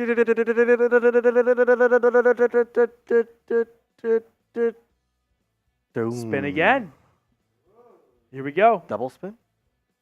Spin again.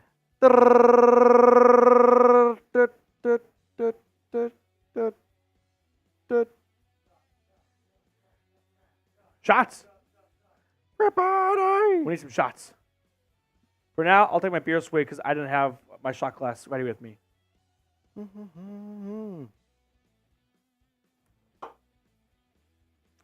Shout out your favorite team, and we'll do our blindfold test here. You ready? You want to go first this time or me? Yeah, I'll close my eyes. Okay. Start spamming it. I'm going to give us some time. Run this here. Keep spamming your team Start name. spamming your team. Spam it all. And Petey's going to pick one. So you got to start spamming now. We got 1,600 people watching, which means we at least need like 1,600 chats, Yeah. at least. Spam all of them. Get it running here. As soon as I see it start running, we'll start counting. All right. It's starting to go around here.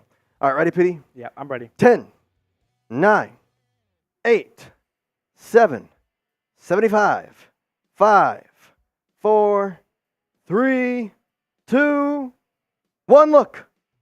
I've got Lions from Nick. Lions from Nick. Well, the Detroit Lions' biggest need was cornerback, which they got with Carlton Davis. I still feel like they could also use got a Meek some- Robinson, too. Yep, I That's feel not bad. I feel like they could still use some help on that D line.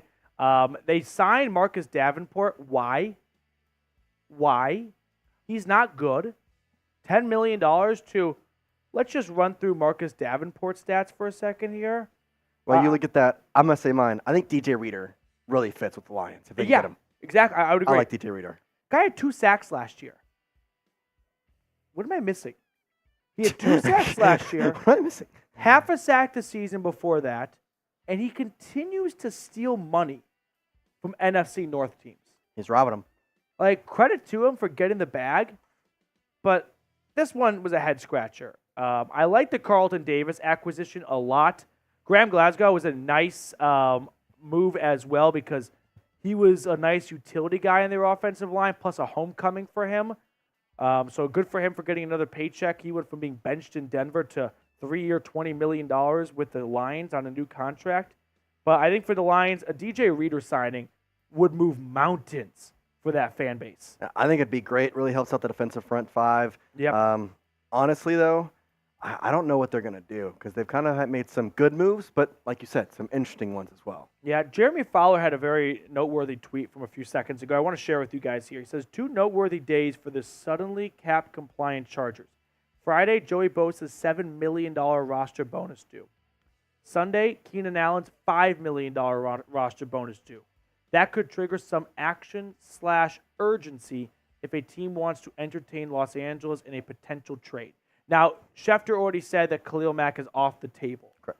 But I wonder if they try to avoid giving out $7 million to Bosa in the next 48 hours, and they have more time to work on a trade because they got cap compliant by moving on from Mike Williams.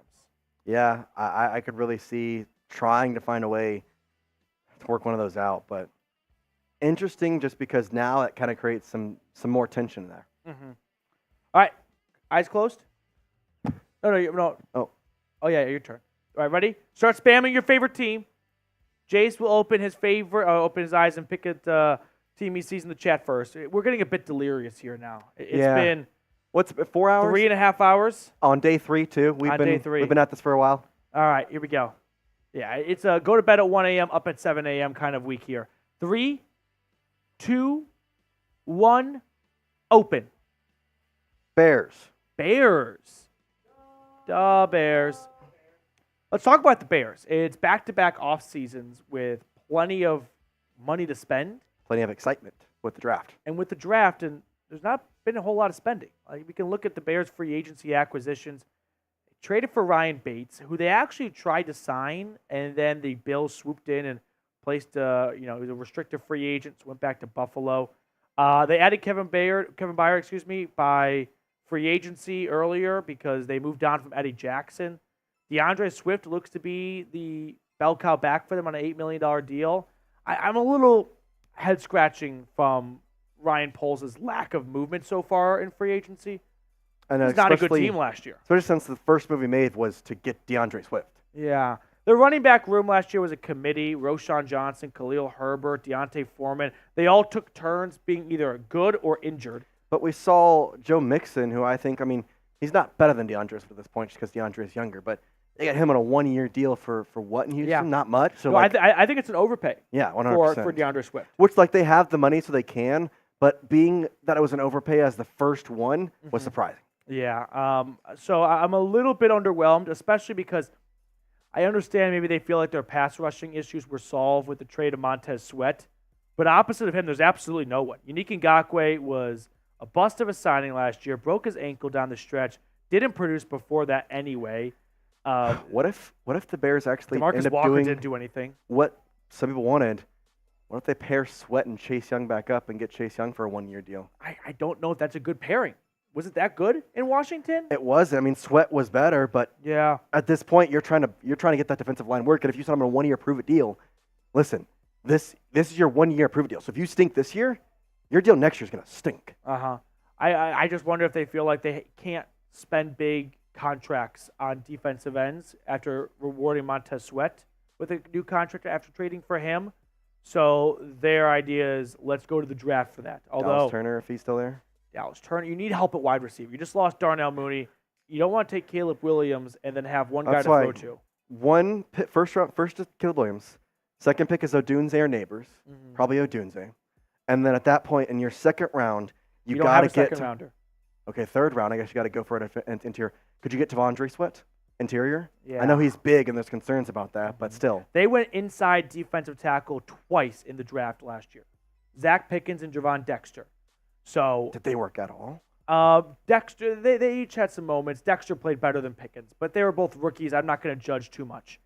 So for the Bears, I'm a little disappointed, I'll be honest with you guys, with the lack of action from Ryan Poles in Lake Forest.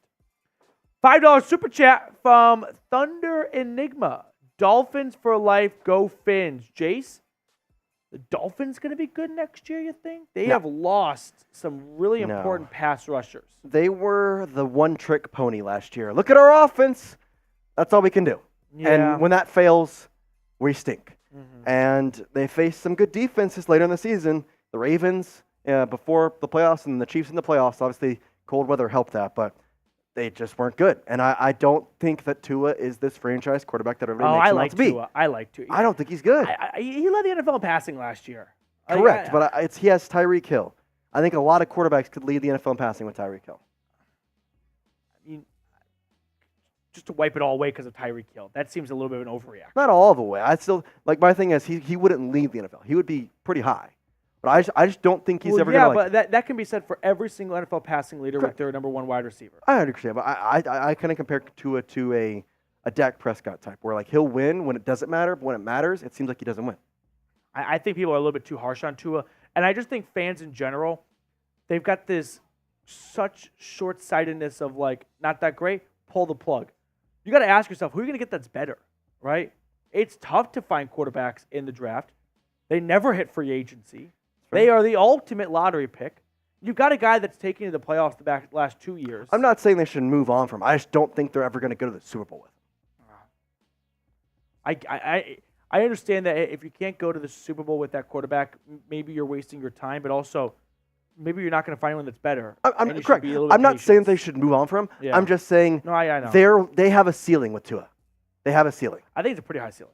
I think it's AFC Championship at best. Oh, that's a fucking awesome ceiling. Okay, but when you're considering, like, here's my thought. In the NFL, your plan is Super Bowls. If you cannot get Super Bowls, no one cares. Yeah, but to move on from a guy. I'm not saying you move on. That's what I'm saying. I'm not saying you move on from But then what are you saying? If his ceiling is AFC Championship game. Well, you already paid him this money. Yeah. Like, the Dolphins are just, this is the way the Dolphins will be. They'll be upper tier for the next 10 years. But they won't ever win a Super Bowl. I just, the tone you're saying is just like, to 97% of the fan base of people watching is like, that sounds like an awesome thing to me. Sign me up for my quarterback that goes me to the AFC Championship game. Well, I have been privileged. Yeah. So I'll say that. Oh, my God. You imagine going to Browns fans and be like, yeah, that quarterback, AFC Championship game, that's it, dude. Like, where do I sign? Yeah, I wouldn't sign that because I have higher expectations in my life, but that's okay. Yeah. Armstead, another official release. Don't get like too worked up. These guys were all previously announced to be released, and now it's just official. Armstead, though, like I said, he's been a quiet, important piece of that 49ers defense. I think there was a transition of, for a while, all the attention was on DeForest Buckner, right? Then they trade him with the Colts and they get Nick Bosa. So Nick Bosa kind of takes over as this team's number one pass rusher. But back in 2019, Armstead had 10 sacks. That's what kind of got him a lot of notoriety. He's hopped around the defensive line, going from defensive end to defensive tackle. Jace, I think a team like, maybe the Packers, right? They just moved on from Campbell. They could use some help on their defensive line. That could be a home for Armstead. One that I've seen, and I think it's a good fit, the Titans. Talked about Rossini, saying that he's been linked with them. I think they're a good fit. They have money to spend. They've kind of been waiting to, like, pull the trigger on somebody big. They got Awuzie. They got Lloyd Cushenberry, both pretty good deals. But I don't know if the name value is there with either of those guys. I think Cushenberry is good in terms of, but he's offensive line. Yeah. If you get Arik Armstead, you're going pretty high on the totem pole. And I think it's almost in a way Rand Carthen signed to Amy Adams-Strunk saying, hey, I'm trying to win here. Like, this is no charity project. Like, we're winning. Yep. So we'll see. We got this from Tom Pelissero. Only 7 restricted free agents received tenders. Second rounder, Alaric Jackson, Juwan Jennings, and then Michael Jackson, Seahawks. Michael Jackson. 5th. So, and then right of first refusal. So a lot of this is like mumbo jumbo. But these guys are all going to stay with their teams. Yeah, it's just football terms. That's just the ultimate takeaway here. If you want to pursue one of these guys, now free agents that were not tendered, Cam Akers, Trey Sermon, Lynn Bowden, and Jerry Jacobs. So if you want to pursue one of those guys, the tender is like, hey, we're going to pay you this much, and if you take him away from us, we get that draft pick. But because we're paying him that much, you're not going to give up that draft pick. Correct, you're not. So We were at 367,133 subs. Let's get ourselves up to 150. Be nice. Yeah. Be a good area. I'd say that's probably right now, 27 right here? No, 17. Yep. Bad math. 17. Literally, producer Jack left his computer because he thought y'all couldn't do it. Prove Jack wrong. He There we literally thought go. y'all couldn't do it. Chipping away. Chipping away. No move. The biggest signing today has been a kicker extension for Jake Elliott. Yeah, I'm kind of getting a little tired of this. I want something to happen. I need something to happen. Do something, NFL. I'm bored. Ridley, it's been 35 minutes. Take the more on that all day. Come on. Yeah, I don't know what to tell you. This is it's getting. Should we run through some of the? I know we've done the tracker, Sam, of today. Maybe dial it back a few days earlier and kind of run through some of our favorite and least favorite signings. Got a $5 super chat we can go to real quick. We do have $5 soupy flying in here from Goldie Wan Kenobi. Come on, Ran. Get Levis some weapons. Tighten up. They have Higgins? Hopkins. They have Traylon Burks. He sucks. He does. What an I agree. all-time Get awful weapons. trade. Huh? A.J. Brown for Traylon Burks. Such a bad trade. That single-handedly set the Titans back 5 years. Yeah. It did.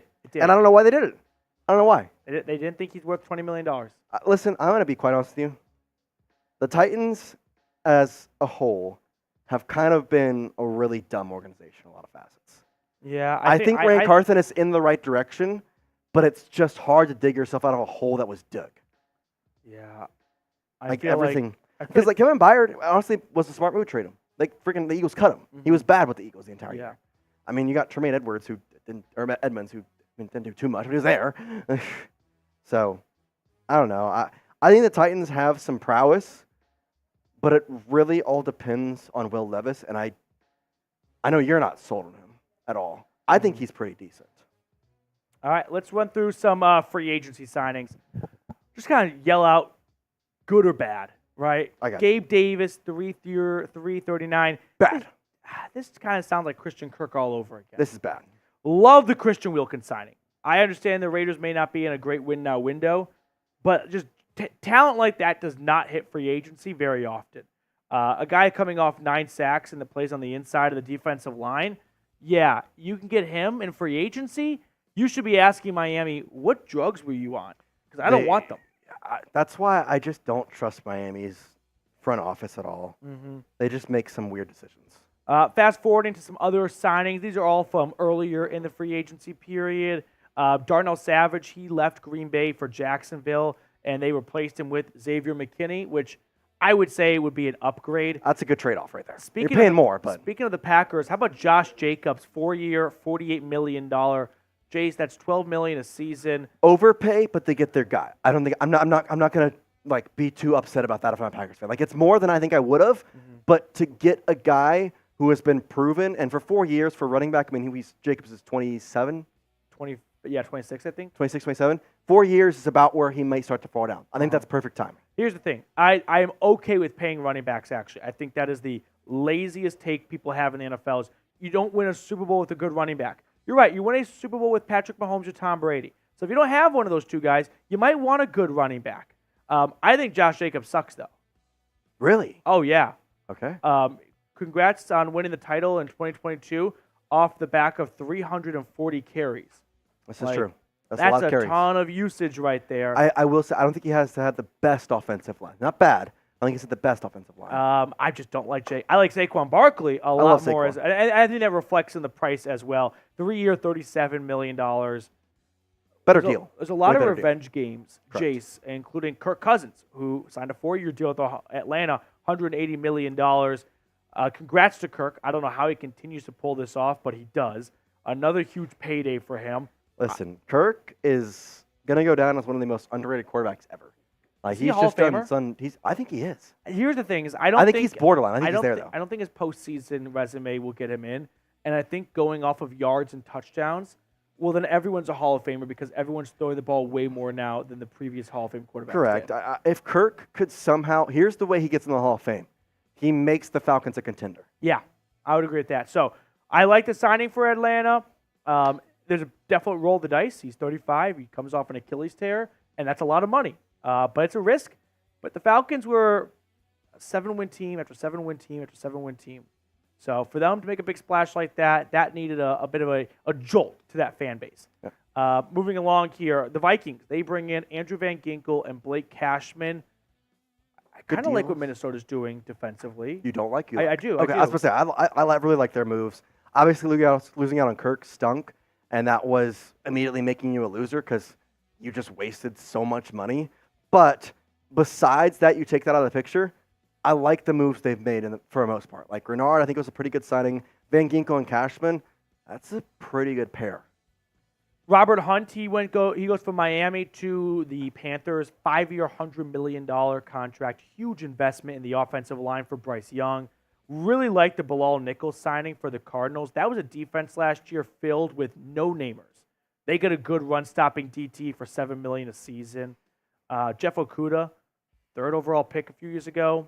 I don't understand that signing. Your secondary is so good. Why are you wasting $5 million on Okudah? Well, you have Steven Nelson, who's a free agent, so this is a replacement in that I department. guess. The issue is with Jeff Okudah, he was benched last year at the end of the season, and Yeah, it's not like the he's Falcons been a bust. had a great defense to ride on, so it says a whole lot. How about Xavier McKinney? 4-year, $68 million. I think he was awesome for New York. I like this addition for Green Bay. They lose Darnell Savage. They put him in that secondary that's been beat up the last couple of years. And, well, Xavier McKinney, I guess you could say, is somewhat due for him to miss some time based on his track record of full season, half a season, full season, half a season. But all things considered, I think it's a nice addition. Yeah. Again, I think same thing with Josh Jacobs here. A little bit of an overpay, but they get their guy. That's what matters. So I like that. Geno Stone, big deal. Not in terms of monetary value, in terms of price per what you're getting. 2 years, $15 million for the guy who had the second most interceptions in the league last year. Give me that every day. I'm taking that so many times. I think he'll work out well. In some ways, helps I'm not going to say struggling Bengals secondary because they've got some good guys there, but definitely bolsters it up a lot. And again, he's got a pretty good track record in terms of health. 15 games in 2021, 17 the past 2 years, and you see that number. 7 interceptions, but the thing is, can he keep it up? But he was one of a lot of interdivisional, kind of swaps, I guess is a way. Patrick Queen, Steelers to the Ravens. You got Geno Stone, Ravens to the Bengals. I mean, there's a couple of those of just staying inside the division. We talked about Aaron Jones goes from the Packers to the Vikings. A lot of stuff going on there. Also got Devin Duvernay, kind of lost in everything with the Jaguars, and that's why I just don't know how this whole Jacksonville is going to keep Calvin Ridley works, because they literally made a couple signings. 2 of them were wide receivers. I know Duvernay's more of a special teams guy, but the fact of the matter is you still got him. And the big one, Gardner Minshew. Is that starter money? I think we've talked about this a lot in the offices here. I think that's starter money. I 100% agree. This is absolutely starter money. Now, you may have a Matt Flynn situation here. Go back to the Russell Wilson draft to Seattle where they plan on Gardner Minshew starting. And, hey, if the Raiders find Michael Penix, a Bo Nix, or someone else like a Spencer Rattler in days 2 or 3 of the draft that impresses them in camp, I don't think Gardner Minshew walks in without any level of competition. No. But, yeah, 2 years, $25 million. I mean, we're talking about $12.5 million a season. You don't pay a guy $12.5 million with the intention of him being the backup. It is his job to lose in the Sin City. Not a chance. Leonard Floyd goes to the Niners. I like that signing a lot. I think it works perfectly. I do too. Leonard Floyd, first-round pick by the Bears out of Georgia. He never really found his calling as a pass rusher early in his career. Then he goes to L.A., and he wins a Super Bowl, and he puts up a couple of straight 9+ sack seasons. He was really good with the Bills last year, a later signing, and he gets a nice 2-year, $20 million deal. He'll work opposite of Nick Bosa. And then Chidobe Awuzie, again, Titans are trying to spend some money. So overall, I like the way they're doing it. I think it's a good sign given you lost Sean Murphy-Bunting to the Cardinals. Still like the one. And then A.J. Epineza. Honestly, kind of surprised he stayed with Buffalo given their whole cap space issue. But I also like the move because that defensive line was filled to the brim, and he never really got his time. Now, with all the cuts, he's going to be the first one there. That's a pretty good one. And then you want to talk about Zadarius Smith for us? Yeah, sure. 2-year, $23.5 million contract. He had 5.5 sacks last year. So the production from that standpoint wasn't necessarily where Browns fans were hoping it would be. But what Darius Smith lacked in sacks, he brought in pressures. He was one of the leading edge rushers in pressures last year. He had a great ability to disrupt the play, force a bad decision from the quarterback, whether that's an incomplete pass or a quick throw and not the deep ball that they were hoping to get. So I think pairing him back with Myles Garrett, that's a really good signing for the Browns, and on a relatively cost-friendly deal, paying him about $12 million a season. Now, we have some more free agents to catch up on and kind of dish out some grades on. But first, well, PrizePicks here is the largest daily fantasy sports platform in North America, the easiest and most exciting way to play DFS, because all you do is pick more than or less than on 2 to 6 player stat projections and watch the winnings roll in. You can win up to $100, up to 100 times your money, on PrizePicks with as little as 4 correct picks. You can turn $10 into $1,000. Now, these are my selections for tonight. It's Pie Day. I think I'm probably getting pizza tonight. Pie Day's is it 13th? Pie Day's tomorrow. Wow. I get so excited for Pie Day. But anyway, James Harden. More on his point total at 3.14. I like the more on Jalen Suggs at 7.5. And then I like the less on Jamal Murray's points because I just felt like I was due for a less. My whole world just got rocked. I thought today was the 14th all along because I saw that. Well, whenever, download the app today and use code CLNS for a first deposit match up to $100. I put that link in the comments and description of today's video in case you did not remember. But download the app and get that redeem up to $100 when you use code CLNS. Let's get back into the free agents here, Petey. Marcus Davenport, 1-year deal with the Lions. I know we talked about this a couple moments ago, but again, the Lions have made some interesting moves and some good moves. Yeah, it's just $6.5 million. It's worth up to 10, and I kind of got stuck to that number 10. I'm sure there's just a boatload of incentives. I'm sure, which he may not hit given the stats we saw. He sucks. Yeah, he's not going to hit that. I don't understand that. Like, if you're a Lions fan, and that should be dejecting because that's the move they make at pass rusher. Moving along here, we had a trade, Carlton Davis. The Lions were looking for a corner, and they got one, and now they can go into the draft maybe not feeling so pressured to find a corner. If they don't like one, they don't pick a corner just for the sake of picking a corner. But if they still love a corner in the draft, this does not stop them from taking one. No, especially at pick 29. There's a chance that Nate Wiggins, Kool-Aid, Cooper DeJean, and Quilliam Williams are all off the board. Yeah. And so at that point, I don't want to take a cornerback just to take one. I don't want to have to reach on somebody else. So we can kind of work from there. I was just going to say, a couple of these figures you might see change because we have more precise contract details now, whereas before a lot of the initial reports were, hey, it could be worth up to this much, but now we actually know what the base really is. So, for example, take this next one on screen, Austin Eckler. It's a 2-year, $8.43 million deal, worth up to $11 million, though, so some extra incentives being tossed in there for the longtime Chargers back. Does Eckler have anything left in the tank, you think, or is this a signing that the Commanders feel like is 2019? I don't really know what the plan was with the Commanders because you lost to Antonio Gibson. That was kind of expected to the Patriots. But Eckler is an interesting back because if you look at him, his receiving threat is still there. But he just looks slow. Mm-hmm. He has never gotten back to his 2021 form where he was catching everything, where he was running everywhere. He's never gotten back to the past 2 years. And so now I don't know what the plan is for Washington. I don't mind the signing. It's pretty cheap. Obviously, the incentive value is in there. So if he stinks, you're not paying him too much, 4.2-ish. So I don't mind the deal. I don't think this is something that's going to pop off the board, though. So one of the big trades of the entire week so far was Brian Burns. I don't get it. I don't understand the national love that Brian Burns gets when, yeah, he's not a bad edge rusher by any stretch. Don't get me wrong. But is he a $30 million guy with one season over 10 sacks?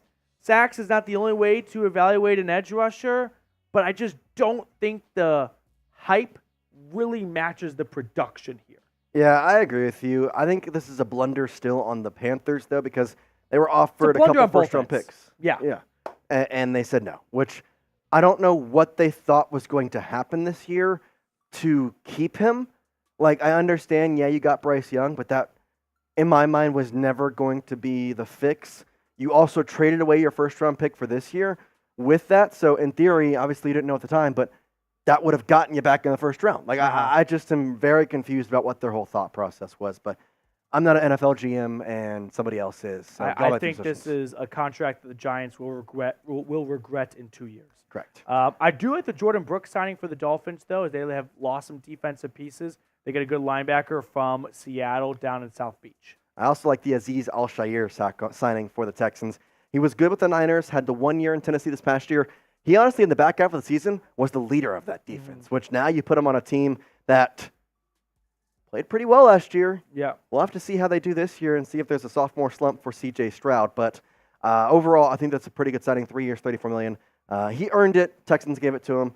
Overall, still good. And again, that's a front-loaded contract so that in a couple years when they have to pay C.J., they can't. It's kind of funny. So the way some of the contracts are structured in the NFL, you got void years, which is kind of tough to explain, but there's fake years You just essentially. pay them money even though they're not there. But Titans we get have Mason news. Rudolph. We have news. Yes, news. The drought's over. There's water in the river. Titans, Mason Rudolph. Let's go. That's wild, bro. The Tennessee Titans have agreed to terms with former Steelers quarterback Mason Rudolph on a 1-year deal worth up to $3.6 million from Mike Garafolo. Mason Rudolph, after 6 years in the Steel City, is a Tennessee Titan where he will, I think, serve a good role I was as about to say, with Will Levis in a there, backup to Will Levis. and he may get some time. And Will if Levis, Will Levis, I think it's a little struggles. premature to be like he's a surefire thing. No, yeah, 100% not. If there are some struggles, you've got a decent backup plan in place right there. I like this move for Tennessee. I don't think they ever want to see him play, but I think they are being wise by selecting a notable backup quarterback that they could feel some level of confidence in turning to if they need to. So I like once the again, move. Rudolph to the Titans. News. Man. So now they have to play on Christmas, right? Or like Christmas Eve. Yeah. Christmas is on a Wednesday this year. Oh, you know Does- the does NFL's going to Does the capitalize on it. NFL dominate Christmas? They'll still? do a Tuesday game for sure. I don't know about Wednesday. I think they'll do a Tuesday game, play Christmas Eve. Maybe, yeah. I don't know about Wednesday, but There are dollars to be had, there's so much money. and they got a lot of it last year on Christmas. Titans versus Steelers, December 24th, Tuesday night. Book it. Mm-hmm. Rudolph. Jace, more thoughts on Mason joining Tennessee? Yeah, this is kind of interesting. Oklahoma State guy, too. So I loved his time in Stillwater. I think he's never really gotten a fair shot, in my opinion. Yeah, yes. I'll stop you right there. Yeah. Whatever. I Echo still what think Sam said. He played a lot. How many games did he start in with a good wide receiver core as well?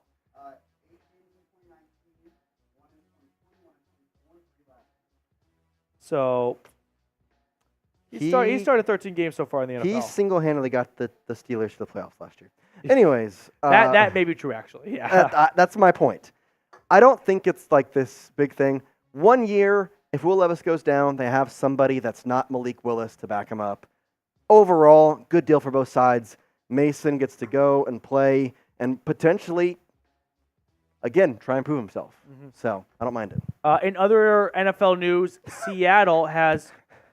Sorry, this guy is also an Oklahoma State guy. Oh, you want to say his name? Amon Agbangbamiga. Okay, well, I'm glad you're here. Yeah. Because I sure as hell was He gonna goes get to the that. Bears 1 year, $2.1 million. Yeah. Yeah, Amon Big O. Agbangbamiga. I'm back in Linebacker college, from the not in the Chargers world. last year. Armin Watts, he's signing with the Patriots. These are new signings. I was about to say, things are flying. We got some news. Let's go. Not Calvin Ridley, though. Not Calvin Ridley. What were we talking about before? Mason Rudolph, and then we had Armin Watts. Oh, the Seahawks are extending Darrell Taylor. So a really good edge rusher that had a regression year, I would call it, last season. However, Seattle looking to keep some of their defensive pieces intact, especially with Mike McDonald being the new head coach in the Pacific Northwest, where he loves defense, so he wants to make sure he's got the best defenders possible on that team. Moving along, going back to where we left off when it comes to some of the free agent signings so far to catch everyone up to speed on things. Jacoby Brissett, 1 year, $8 million deal with the Patriots. I think he might even start week 1. Yeah, he might.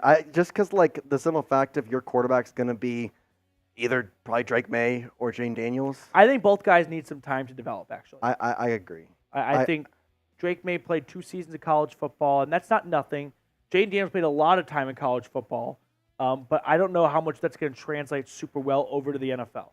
I think what happens is Jacoby Brissett plays the first 3-4 games, and then they start to mix in the other quarterback. If he fits well, okay, you keep going. If it goes poorly, it's like, okay, we're going to wait a little longer now. Moving along here, we've got a couple of linebackers. Jordan Hicks to the Browns, Sion Takitaki to the Patriots. Noah Brown stays in Houston. Tommy Townsend, he goes from the Chiefs to Houston. And then we have a running back signing. Zach Moss, 2-year, $8 million deal. He replaces Joe Mixon after 7 seasons in Cincinnati. Moss played very well to begin last year when Jonathan Taylor was out with a thumb injury. So good for him for getting a nice payday because he was kind of looking like about to be out of the league soon because it just didn't go well to begin things in Buffalo. So that's a nice spot for him. Yeah, I like it. Works well. Damian Lewis goes with 4 years, $53 million for the Panthers. Nick Allegretti, by the way, playing in the Super Bowl with a torn UCL, gets a payday with the Washington Commanders. He sure does. Javon Kinlaw, former first-round pick by the 49ers. He's off to the other side of the country. 1 year, $7.25 million with the Jets. An underwhelming first-round pick. Missed a lot of time while playing with the Niners. So the key for him is just staying healthy. But how about Tyrod Taylor? 2-year deal with the Jets. This time New York actually takes the backup quarterback position seriously, unlike last year. Yeah. Has to mean that they're going to get rid of Zach Wilson in some facet, right? Oh, he's getting released. Yeah. No one's going to trade for him. Yeah. He will be released. I like Tyrod Taylor. I think he's a good fit if it's needed again. Hopefully, I don't know about you, but I would like to see what Aaron Rodgers can do. I don't know. We got 4 plays, and that's it. So I want to see what he's going to do. I want to talk about Sam Darnold for a moment. He signed a 1-year contract with the Vikings.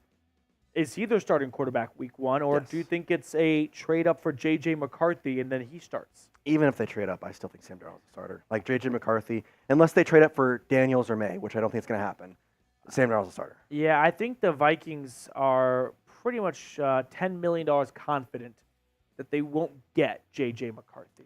Yeah. At least at pick 11. Really? So do they want to move up to get him? I think they can get him at pick 11. Like, for example, the Falcons with Kirk Cousins now, they don't need a quarterback. Well, my thing is, like, so they who's going sell to the draft 8th him? pick. Who's going to draft them in the first 10 picks? I don't think anybody. Giants. They're not going to go J.J. McCarthy, I don't think. They have problems outside of the quarterback. Could a team like Denver jump up and pass? That's the thing they have to worry about is watching Denver trade up with, like, the Titans. Could another team do it? Yeah. Could another team leapfrog? And so the Vikings start to panic and go, he may not, like, no one in front of us needs a quarterback, but what if someone behind us does and they jump in front of us? That's the only thing. I think if nobody trades, JJ's going to be there at 11. And I think the Vikings take him. And if you want my personal opinion, the Vikings regret it. But that's just the way it goes. Moving along here, Aaron Jones, he swaps NFC North teams. There's so many great revenge games coming up this year. So fun. Saquon. Like, Aaron Jones being the D-list select, and it's not like a blockbuster thing, but still, like, Aaron Jones, you got Saquon, Kirk Cousins. Patrick Queen. Derrick Henry, whenever he plays against the Titans. Do the Titans play the Ravens this year? I think so. They're both in the AFC. I don't know if they play. I would assume they play them once. Well, they didn't play the Ravens last year, but I don't know. They rotate at the 3 other conferences in the AFC, and last year the AFC North did not. No, they played the AFC South last year. So unless they finished in the same spot in the standings, which they did not, no, they're not going to play the Titans this year. Moving on here, Cleveland Farrell, former first round pick by the Raiders, he's off to the Commanders. 1-year deal. Mariota, how is he still getting paid? Because he's a backup now. I know he's a backup, but $6 million, like, you could argue Mason Rudolph is better than Marcus Mariota at this point, and he's getting paid twice as much as Rudolph. I don't know why. How about this? Why is Mariota such a priority signing for a team? Yeah, I don't know. That part I don't get. Jameis Winston, he's signing a deal worth up to $8.7 million with the Browns. What happened with Joe Flacco? He Joe was their guy. Flacco. And then evidently the Browns really never made an effort to re-sign Joe Flacco. So I kind of wonder if maybe Cleveland didn't want the noise of Watson has a bad half. The fan base starts chanting, "We want Joe." And they avoid that altogether by just not having Joe Flacco on the team. Yeah. They said that they are Well, adults and they would never come Here's to the that. thing: if the Browns stink, I still think there's going to be a chance that we want Joe, and he'll be back in a Browns uniform. If Deshaun Watson stinks, If he's still a Jameis free Winston's agent, in. for sure. Correct. Like there's Yeah. still going to be a chance, and it may be worse. I mean, comeback player of the year, 13 touchdowns, 8 interceptions. Just a truly awesome story of a guy that was sitting on his couch throwing in the lawn a couple days a week to the way he just stepped into the pocket. If you watched him play, he really looked like he was playing some of the best football of his entire NFL career with the deep ball, the accuracy, the velocity, the gunslinger mentality. It was a lot of fun to watch Joe Flacco play 5 games in the regular season, 6 including the postseason. Do you think he deserved comeback player of the year, or do you think it should have been none other than the man who came back alive? No, Damar Hamlin should not have won comeback player of the year. He wasn't good at football last year. Okay, but what's the bigger comeback? Coming back from the dead and playing, or coming off But the it's not couch? comeback person of the year. It's comeback player. He was not a good player. He played. Not a good one. He was 13th guy, 12th guy on the field goal for the Bills, and then the fake punt. He cost him 2 games. I think you could have made a much better case for Baker. Now, Baker definitely benefited from being in a trash division where 9 wins got the job done for you, because He almost lost to the Panthers in Week 18. that's also a good point. Like- But I Joe Flacco benefited from what, being in the toughest division in the NFL? It's the same He cycle still as played always. well. It doesn't matter where the bar was It's before. the same cycle as always. Baker Mayfield just played good to get a contract. He's going to suck next year. We're in the same cycle. It's how it goes. Joe Mixon traded to the Texans, and Houston needed help at running back after losing Devin Singletary because Dameon Pierce is not it. There's not a lot of good running backs in this draft, so they kind of hope they can get one good season out of Mixon and then really attack running back in 2025 with a more long-term plan. Darnell Mooney goes to the Falcons on a 3-year, $39 million deal. I think it's a little bit of an overpay, but they're trying to figure out their wide receiver room, which, by the way, only has Drake London and Darnell Mooney. Yeah, it's a pretty That's it. lonely room so far. This seemed like too big of a contract for back-to-back sub-500-yard seasons. Before that, 1,000-yard man in his second year, really good rookie season, 5th-round pick out of Tulane. I think Darnell Mooney's a good football player. I do think he's a good wide receiver. $13 million seems a bit on the high side, though. big Derrick one. Henry. So I've got some trivia for the room. If you know the answer already, don't ruin it. But trivia for everyone watching, too. Derrick Henry is 30 years old. Do you know the last 30-plus-year-old running back to rush for over 1,100 yards? Because you know the answer. Okay. Go guess. Yeah. Frank Gore did do it, not the most recent one, but he did do it at 30 and 31. 30-plus years old, 1,100 or more yards. Adrian Peterson is the second most recent. He did That's it. what I was going to say. By the way, that was in 2015 with the Vikings. Someone did it in 2016. The last guy to be over 30, get the answers in the chat, 30 years old or more, and 1,100 yards. That's what Derrick Henry is looking to do this season for the Ravens. I was going to say AP. Because I know you could, if you do 1,000 yards, that opens it up to a lot more guys. But with 17 regular season games, I don't think 1,000 yards is probably the best way to measure the simplistic form of, are you good, 1,000 yards or not? Get your guesses in. Someone says Marshawn Lynch, no. Mark Ingram, no. DeMarco Murray, no. There is a correct answer in the chat right now. It is Taco Frog's LeGarrette Blount in 2016. So, the point is, the 1-year wonder. Derrick Henry is someone that I would not bet against when it comes to him beating Father Time. He is built in a factory. However, I will say he does have that one thing where if he breaks a bone in his foot, he's done. History says a 30 years old running back, you're done. It's been 8 years since a guy put up 1,100 yards at that age. That's a crazy. long time. I'll also add, if there's a division you don't want to be in, if you're a 30-year-old running back like Derrick Henry, It's that one. it's probably the AFC North. They still play football like it's the 1940s there. Well, and especially when you're facing the Bengals twice a year, and you got Trey Hendrickson and Bengals, Patrick Queen on the Steelers. The Browns were the number one defense last year in There's a total lot. yards allowed. I think a AFC West would have been a lot nicer for him. Yes. Get to play the candy-ass Chargers maybe. Yeah, and the only team you're facing every year consistently that has good defensive line, Chris Yeah. Jones, Chiefs. So keep an eye on Derrick Henry. Moving on here. How about the Broncos? The worst run defense in football last year. So what's the solution?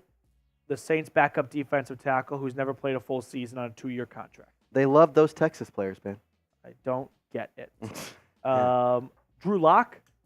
Does Drew Starter? Lock start a game for the Giants? I told you he was a starter. He's When a you starter. say he's a starter, you mean like a team should start him for all 17 games? No, I said he would be an NFL starting quarterback at some point in 2024. Like meaning, but I'm saying when you say that, are you saying he will start a game because he happens to be in a spot where someone gets injured? I think he because deserves the spot. Or because someone thinks he's a top 32 quarterback? I think someone thinks he's a top 32 quarterback. Okay. So make sure, like you could be, lucky to be in a spot where the guy Correct. gets You, injured. you could start somewhere and just be lucky, but I think somebody thinks he's a top 32 quarterback. I don't think he is. Yeah. Okay. Amik Robertson, 2-year, $9.25 million. Patrick Queen, that's the big one right there. Yeah, I like that move. The defenses, like you said, in the AFC North are going to be tough to beat in a lot Yeah. of different places. And funny enough, the Ravens, who had the best defense in the NFL last year, maybe the third best in the division now because of the people they lost. I'm not going to fade the Ravens because they have a great habit and knack of just being great drafters and never irrelevant, barring Lamar Jackson getting injured for half the year. But losing Patrick Queen and all those guys, those will be tough players to replace. They will be. We got Shelby Harris signing a 2-year deal to come back to Cleveland. Gerald Everett with the Chargers for a while. Just the biggest target to throw to. A ginormous human being. Yeah, he's The Bears get him to back up Cole Kmet. 2-year, $12 million deal. Dante Fowler, one of the many Dallas Cowboys, to go to Washington. Kind of wonder if the Cowboys' plan is to sign no one and get a bunch of comp picks next year. Because if you lose guys in free agency, you get compensatory draft picks. However, if you lose guys and then sign new guys, they cancel out. So at this they're point, playing Dallas, the long game. they're in this team. You might as well stick to it. People are already pissed off at you. You've already missed out on some of the biggest names. The Cowboys are going to have 15 fifth-round picks next year. I mean, you can get comp picks as early as round 3, and they've lost, Dorrance Armstrong. Like, you total all these contracts and how good the players are. The NFL is a secret formula they won't share. And yeah, you can get a bunch of 3rd, 4th, and 5ths, and you're halfway home. Might as well stick to the bit. Yeah, it's interesting. Ashawn Robinson to the Carolina Panthers. A couple of interesting deals here, and then continue more. Devontae Parker, 1 year, going to be a backup receiver for the Eagles, working behind A.J. Brown, Devontae Smith. I'm curious to see exactly how he fits on.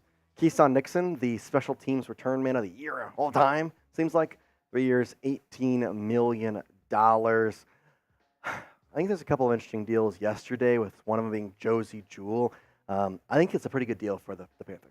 I do. I think Josie Jewell's a good linebacker. He's a really good coverage linebacker. Those are tough to find. He's got a knack for hanging around the football a lot. A couple of interceptions in his career in Denver. I mean, he's got 2 forced fumbles in 2 straight years, a couple of sacks. I think Josie Jewell has missed some time due to injuries from 2021 to 2022, but outside of that, I think that's a really solid signing for the Panthers.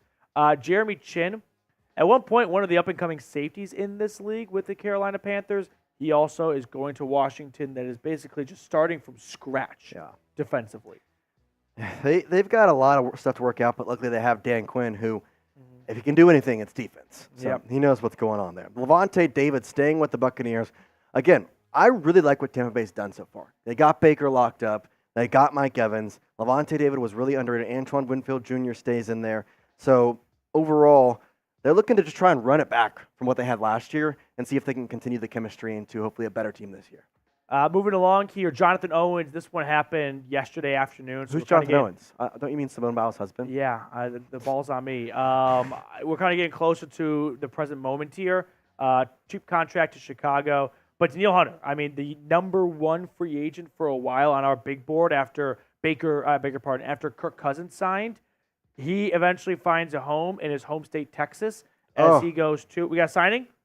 Titans get Calvin Ridley. Is this right? What? Where are you? Sources. Rappaport. Oh, it's real. Rappaport. They did it. 4 years, They did it. $92 million. The Titans. 4 years. $92 million. Calvin Ridley. Wow. $23 million a season. Source off. Oh, Jordan Schultz got it wrong. Jordan Schultz always gets it wrong. Re-signing with the Jaguars. That's wrong. So, 1 second. Says the Titans. Which one is it?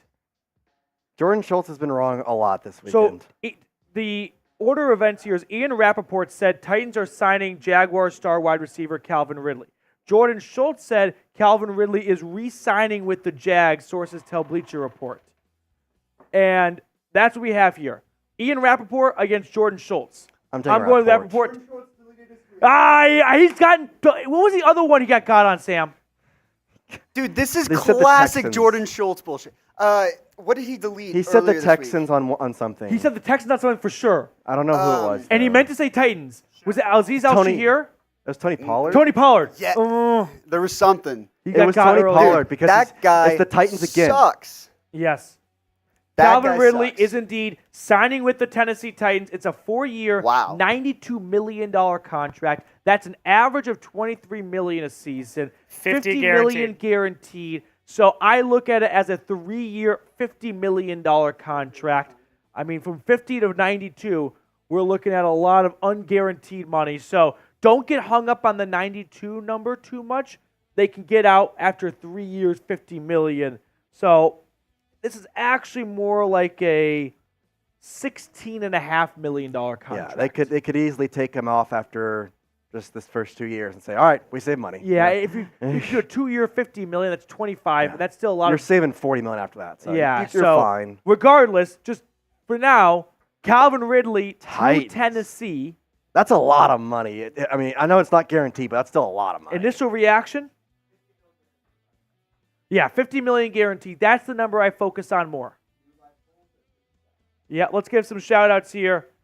We had 2 options for Calvin Ridley. He instead He went to the other one. pulls it. Screw you, Jordan Schultz. How do you mess this up Bro, so that's much? twice. Yeah, Calvin Ridley turns 30 and he lands a life-altering contract. You know what the worst part is no matter what, he's going to basically do like another tweet where he's just like kissing Calvin Ridley's ass about how he's going to take the next big leap in his career and leave his home state of Florida. Just minutes after tweeting how Calvin really wanted to stay in his home state of Florida. Initial reaction, I think this is a massive overpay. 100%. Even if it is just a 3-year, $50 million This is Rand contract. Carthen saying, you gave me money. Yeah. Let's go try it. He was a 1,000-yard guy by the skin of his teeth last season, 8 touchdowns. Of course, he missed a lot of time from 2021 to 2022. He was really good. He was a second-team All-Pro player for Atlanta from 2019 to 2020. But Calvin Ridley, blockbuster deal. On paper, it's a huge number, $92 million. That's $23 million a season. We look at the highest-paid wide receivers in the NFL right now, and maybe Sam, we can get the updated number. He's $23 million a season. 92 divided by 4 is 23. But that's not the whole story. And I think people are going to get really concentrated on the dollar amount here. But $23 million a season, that's got him. If you're going on a per-year basis, he's at number 9. Yeah. Number 9, like just average salary, right? Taking the whole contract, $100 million divided by 5, $20 million a season, take the number 20, use that to compare to other players. He's now the 9th highest paid wide receiver, just on average salary alone, not guaranteed or total. However, the $50 million guaranteed is the number I think people should be looking a lot closer at, because from 50 to 92, there's a difference of $42 million the Titans are not guaranteeing. He's going to turn 30 years old soon. I don't see a way he sees all $92 million. So let's just talk about it being a 3-year, $50 million contract. That pays him $16 million a year, $16 million a season. That gets you around the 20th highest paid wide receiver. And for that, I think that's a pretty decent contract for Tennessee and Calvin Ridley, because he gets $50 million guaranteed at the age of 30. How many wide receivers turning 30 years old get 50 Gs? Now, when it comes to Calvin Ridley as an overall football player and just take the dollars and cents out of it, I think he's good. I think he can be a team's number 2 and it be like an awesome number 2. I don't know if he's ever going to be an undoubted number 1 guy for a quarterback to throw to. But for Tennessee, they are putting a lot of good pieces around Will Levis. They're somewhat older. DeAndre Hopkins, Calvin Ridley, his top 2 guys are both going to be over the age of 30, so you're not planting a bunch of grassroots here. But if Tennessee feels like they are a legit team that wants to contend this year, this is the way to go about it. I don't think they're all that close, but if they feel like Brian Callahan can turn them around real fast and they want to get talent now and they want to get butts in seats, I mean, if you want to sell some jerseys, this is the guy to do it with. So Calvin Ridley, let's give some shout-outs here. I would give this, again, don't look at the 4-year $92 million and feel like Tennessee just signed a $92 million check. No, they signed a $50 million check. It's a huge gap from 50 to 92. I would grade this as a B- signing. I just don't think Calvin Ridley is actually even worth $50 million. I don't think he's at that level anymore. Haven't seen him play at that type of level for almost 4 or 5 years at this point. So congrats to him. That's an awesome contract to cash in on. For Tennessee, I don't feel like the timing is right. If Will Levis stinks, and that's a decent chance, you got 2 old wide receivers on big contracts. I know that I'm playing devil's advocate and whatnot, and hey, you want to get the most out of Will Levis and figure out if he's the guy, but man, you're going to pay $50 million to figure that out? I think that's a pretty expensive experiment. I would give it a B- grade. Cool guy, tie man, OGs, C+ and C. Johnny says that's a Z for 0. Wow. Also, take into account that he's going to be playing the Jags twice a year now, staying in the AFC South.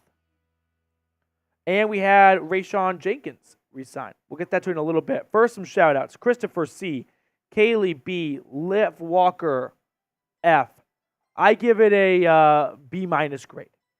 We're going to welcome a new member of the Chat Sports team on the channel here in just a second, as Trace Gerard will join us, as Jace Andrews dashes to go and deal with this Calvin Ridley signing to the Tennessee Titans. If you're Titans fans watching, go check out Titans Today. It's hosted by Jace Andrews. Cameron, A-, Cashman, B-, Sarah Barton, C, Lewis Joshua, C, Colin, A, B, Bastion, B, John Wick, B, Gaming with Tito, C, Jesse Bond, A. I give it a B-. But now the Titans offense, it looks like this. Calvin Ridley at wide receiver with DeAndre Hopkins and Treylon Burks. Will Levis at quarterback, Tony Pollard at running back.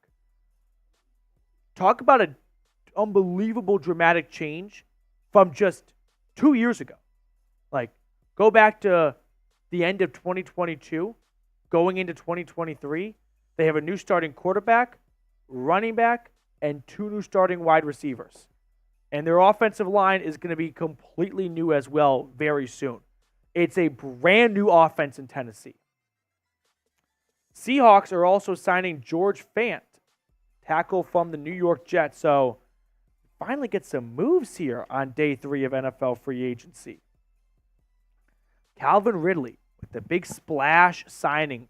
4 years, $92 million. 50 of it is guaranteed. So I think it's a 3-year, $50 million contract. Titans offense. It's coming our way. Traylon Burks is, yep, here it is. He doesn't even make the graphic. Sorry. And then tight end, Chig Okonkwo, all-time summer fantasy football TikTok recommendation. That it just, they were going to the stupidest stats of yards per, like, target or something. Or average yards per route run. I don't even know what that means. But still, 23 million. Like, I know that that's not the best way to look at it, but just if he does stay all 4 years, it's a huge payday for him. Wow. All right, make sure to subscribe, though. I mean, the moment the news broke, we were, in a fire drill here to get you guys a complete breakdown of this signing. So we're going to bring on Trace Gerard here in just a moment. We're going to recap the Calvin Ridley signing. Is this going to be a cut on main? Or is this? No. Okay. Some other signings that happened. Rayshon Jenkins, he is signing with the Seattle Seahawks. He goes over from Duval County, 2-year deal. So finally, Seattle does a little bit more in free agency. And then George Fant, he's actually going to go to Seattle as well. So a pair of Seahawks signings.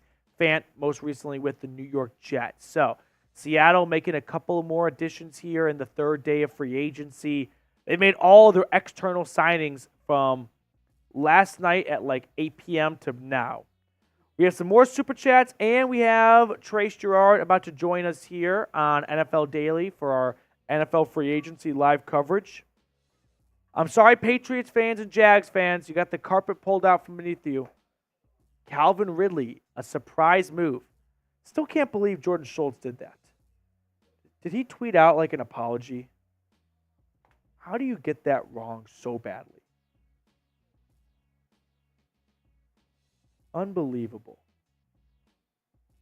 Jordan Schultz saying he's re-signing with Jacksonville. A team source tells Bleacher Report.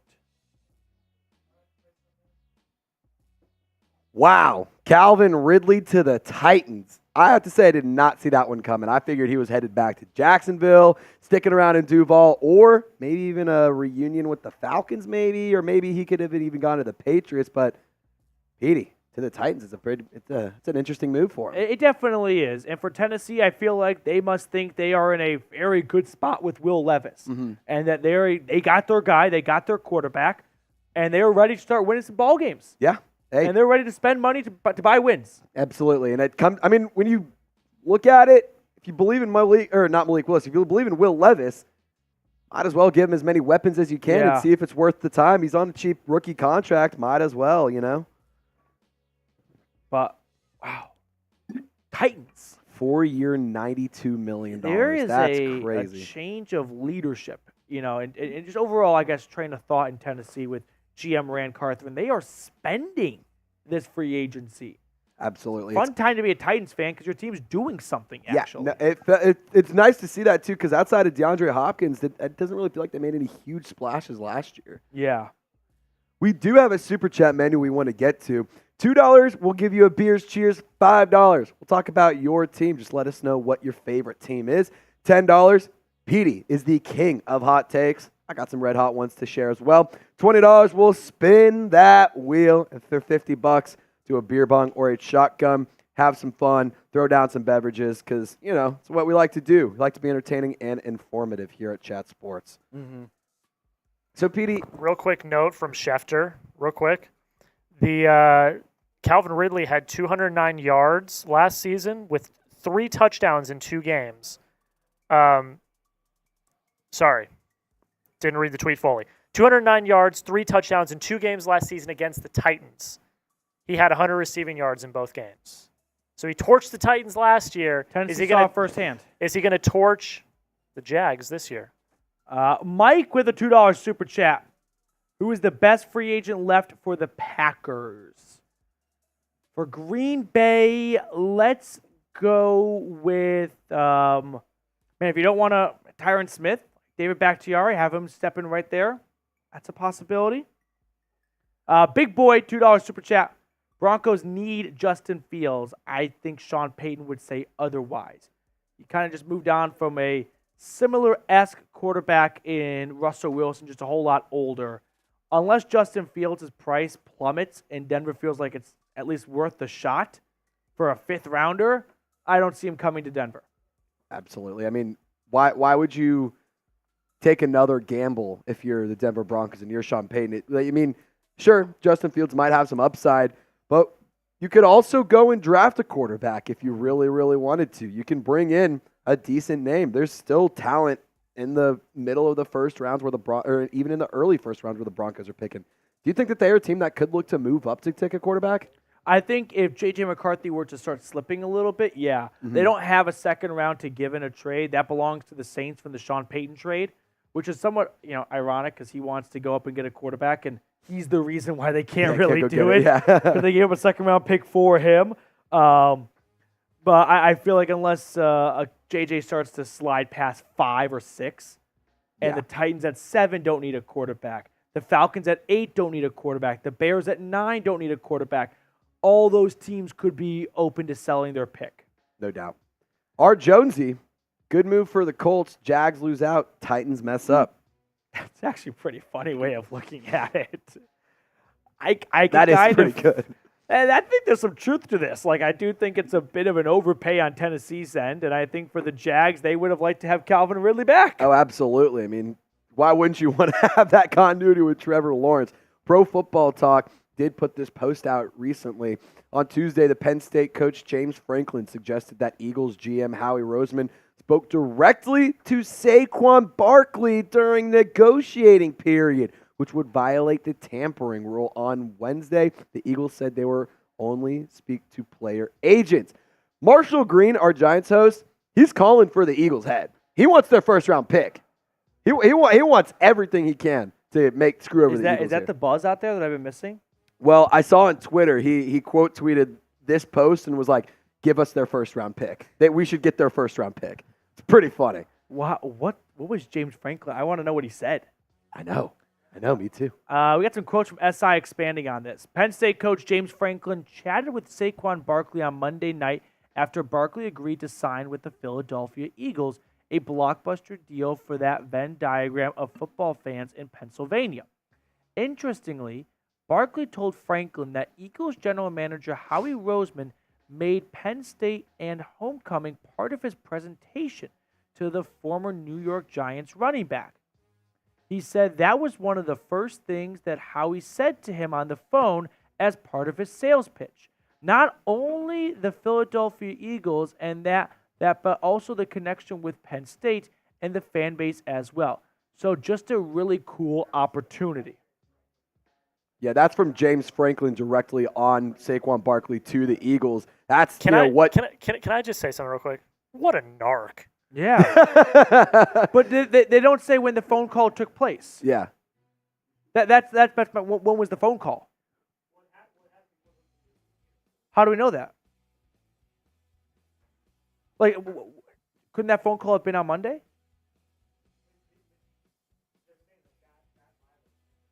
No, it's legal tampering on Monday. I guess actually no. The legal tampering is you can talk to players without an agent. You actually can't talk to players themselves during legal tampering.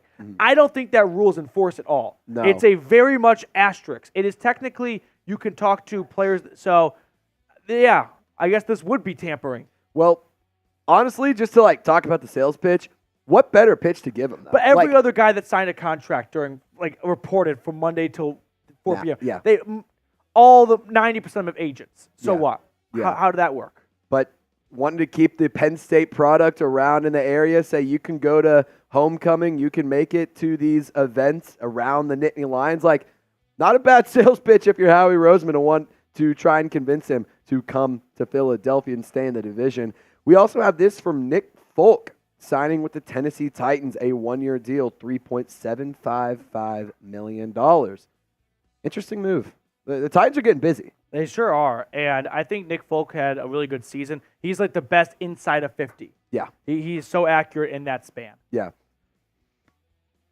But going back to Ridley, 2019, 2020, that was his best stretch by far. Then in 2021, he takes some time away from football for mental health reasons. And in 2020, no, separated 2021 for mental health reasons. That's when it's discovered that he was making some parlays on the NFL, missed all of 2022, comes back in 2023.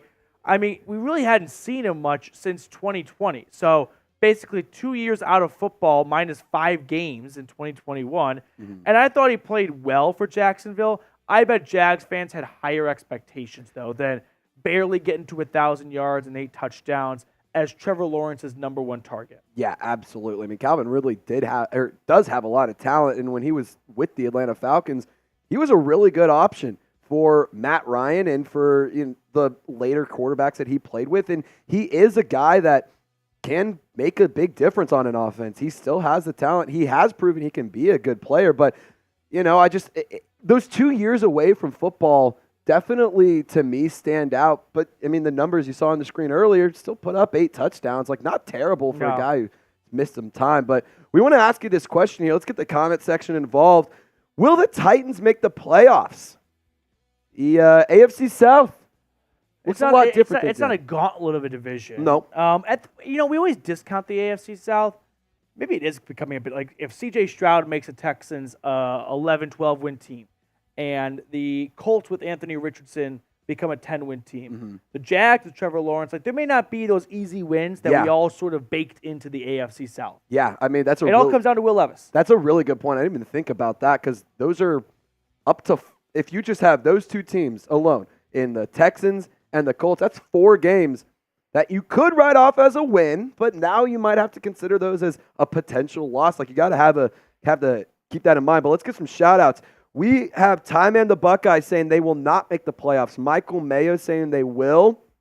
Orrin Smith says nope. Cody Althoff and Cloak says no, but Cody says yes, as does Memphis Owens. He says yes. Kev says hell no. Callie Rosem says they need a quarterback. Got Will Levis. Give credit where it's due. He did show some good stuff as a rookie. Yeah, he did. He had a couple good games. No, he definitely did. I think he had that first game he had against the Falcons. He threw 3 touchdowns to DeAndre Hopkins. It was an excellent emergence on the scene. Then the Packers game, I think it was on Thursday night, had some good moments, but he did make some mistakes towards the end of that game. And I think Titans fans left 2023 thinking, we may have something here, but I don't think it's anything that is definitive. And they may very well find themselves in a similar spot in next offseason looking for a new quarterback. Yeah, I mean, if Will Levis can't be that guy, there is a lot of intriguing guys in the draft, like a Quinn Ewers, like a Shedeur Sanders. These are some guys that could make some noise and make a really, really positive impact.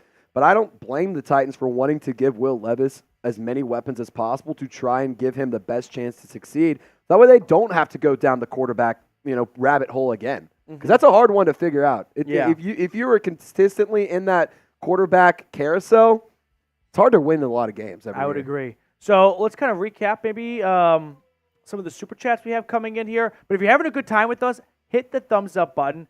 We're almost at 1,000 likes. Can we get to 1,000 likes, please? We are less than 40 away. 37 likes to go. Come on. So 37 if you have not liked the stream yet. Do it for Trace.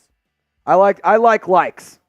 I like likes. I like thumbs ups. So give me a thumbs up if you are enjoying the program and if you're having fun. And if you've enjoyed NFL free agency so far, there's been a lot of really fun moves.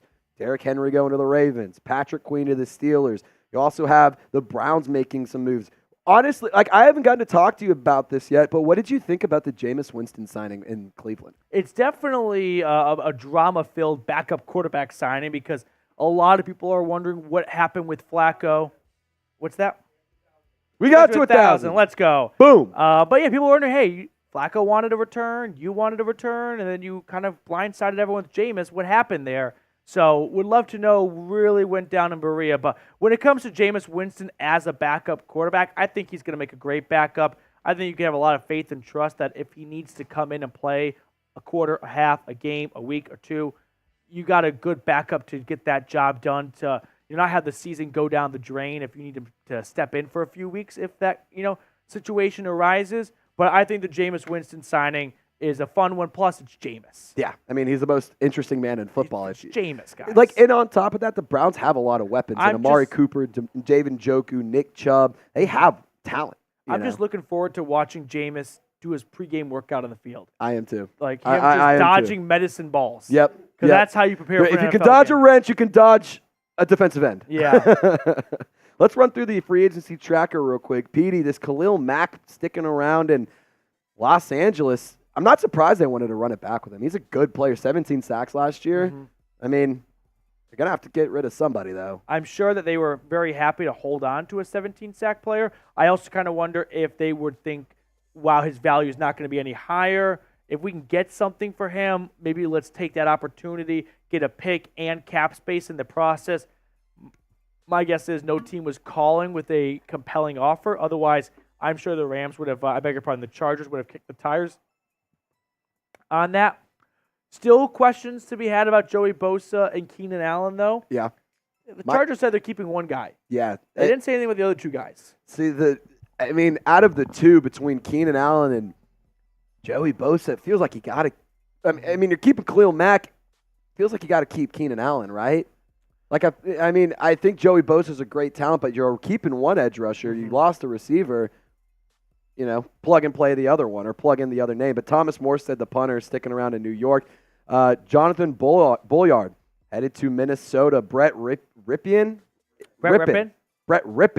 headed to Chicago. Adam Prentice, the fullback in New Orleans, is sticking around. And Darrell Taylor, we'll get you some details on him soon.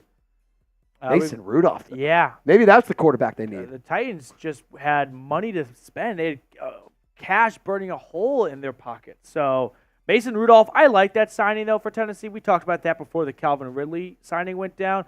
I think that's a good backup for Tennessee, where if Will Levis isn't what Tennessee wants him to be in year two, they can feel pretty confident about Mason Rudolph maybe stepping in after the way he finished the season in Pittsburgh. Yeah, and then, I mean, he proved to be a capable backup.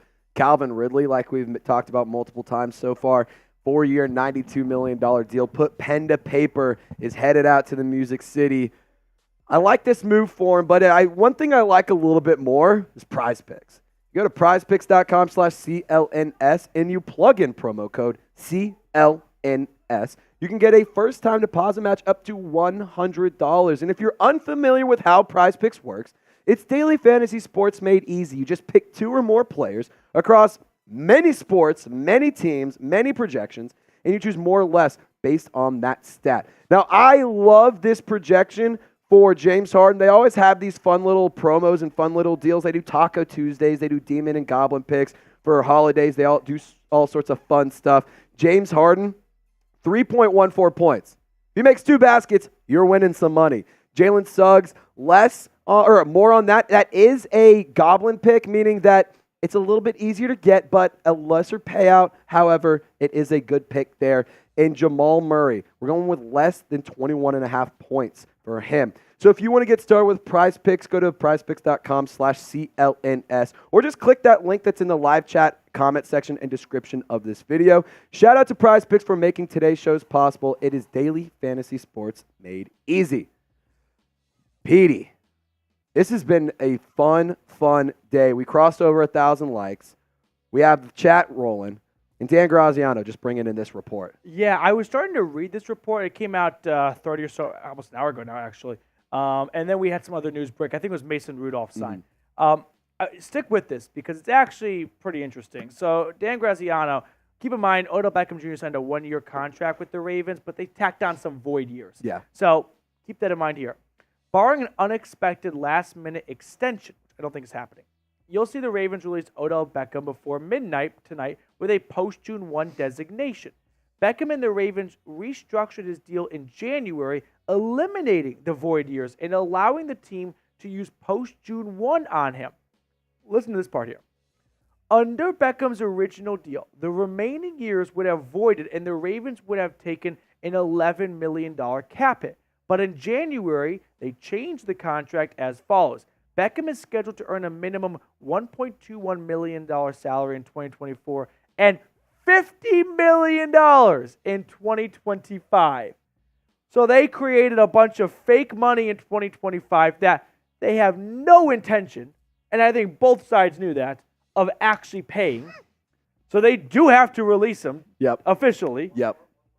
And here's the last part of it. If Beckham is on the Ravens roster March 14th, tomorrow, the $50 million 2025 salary would become fully guaranteed. Obviously, that's not happening. But the post-June 1 cut means the Ravens carry $2.7 million dead money for Beckham this year and $8.3 million dead money in 2025. It's a very similar approach that the Saints took with Michael Thomas, given, and if had he been on the roster on the third day of the new league year, he would trigger an $119 million cap hit. So I can see why the Ravens went this route as well, cutting or moving on from him before they owe him all this money. I mean, he's been getting it done for a while. He's dealt with some injuries. He won a Super Bowl back in 2021. Trace, I'm sorry to interrupt you. We got a signing. Wee woo, wee woo, wee woo. Bobby Wagner is a Commander. Wow. So The Commanders having a hell of a free agency period. Dan Quinn gets a brand new middle linebacker, as this defense might have nearly 11 new starters from last year's week 1 to this year's week 1. Great point, Petey. Dan Quinn's really building a strong culture out there with some really talented players. It's a 1-year contract. It looks like it's got a max value of $8.5 million with $6 million in guarantee. So Bobby Wagner maxing out an 8.5, but a deal that includes the $6 million. Dan Quinn, who of course was in Seattle, where Bobby Wagner was, reunites with his old middle linebacker in the nation's capital. And I think for the Commanders, you got to be at least excited because your team's doing something. Exactly. We'll wait and see if they're good moves, but they're at least trying. Yeah, they're at least swinging. Something that Adam Peters is clearly trying to do, trying to make something happen. They've had a really good free agency period, bringing in a lot of big-time names. We're going to throw up the full list of free agents they brought in. Zach Ertz, the tight end, he was a very early signing. And Dorrance Armstrong, Tyler Biotish, staying in the division, moving up to Washington. Let me just interrupt. So, just add up the total money here. We got 30, 60, 90, about $100 million, give or take, on screen right there in total money given out. Move along here. Austin Eckler, Brandon McManus, Nick Algoretti, Cleveland Farrell. Like, we've got about 3, 6, 14, about 25, 26 million. About 130 million we'll round up in given total contracts so far. We're not done, by the way. Marcus Mariota, Tyler Ott, Jeremy Chin. I'm seeing 15, probably like 16, 17. We're at about, we'll say we're at 145. 150. 150 we'll million rounding, right you got now. like 0.39, and those kind of add up. Yeah. You get some incentives. Yeah. So 150 million, okay? But wait, there's more. Jeremy Reeves, Bobby Wagner, maybe $165 million spent in total money. That's insane. Now, of course, the guarantees is what's really being signed as for given out by the team, but still, 160-ish, give or take 5 or 10 million. Yeah. That's a lot of money. I mean, a great value for Bobby Wagner, up to $8.5 million. That's a great deal for a player. Let's see what you guys got to say. Grade the free agency period so far. I'm seeing Evan Bell give it an A+, JC saying an A, Orrin Smith says F. I think he's a Cowboys fan.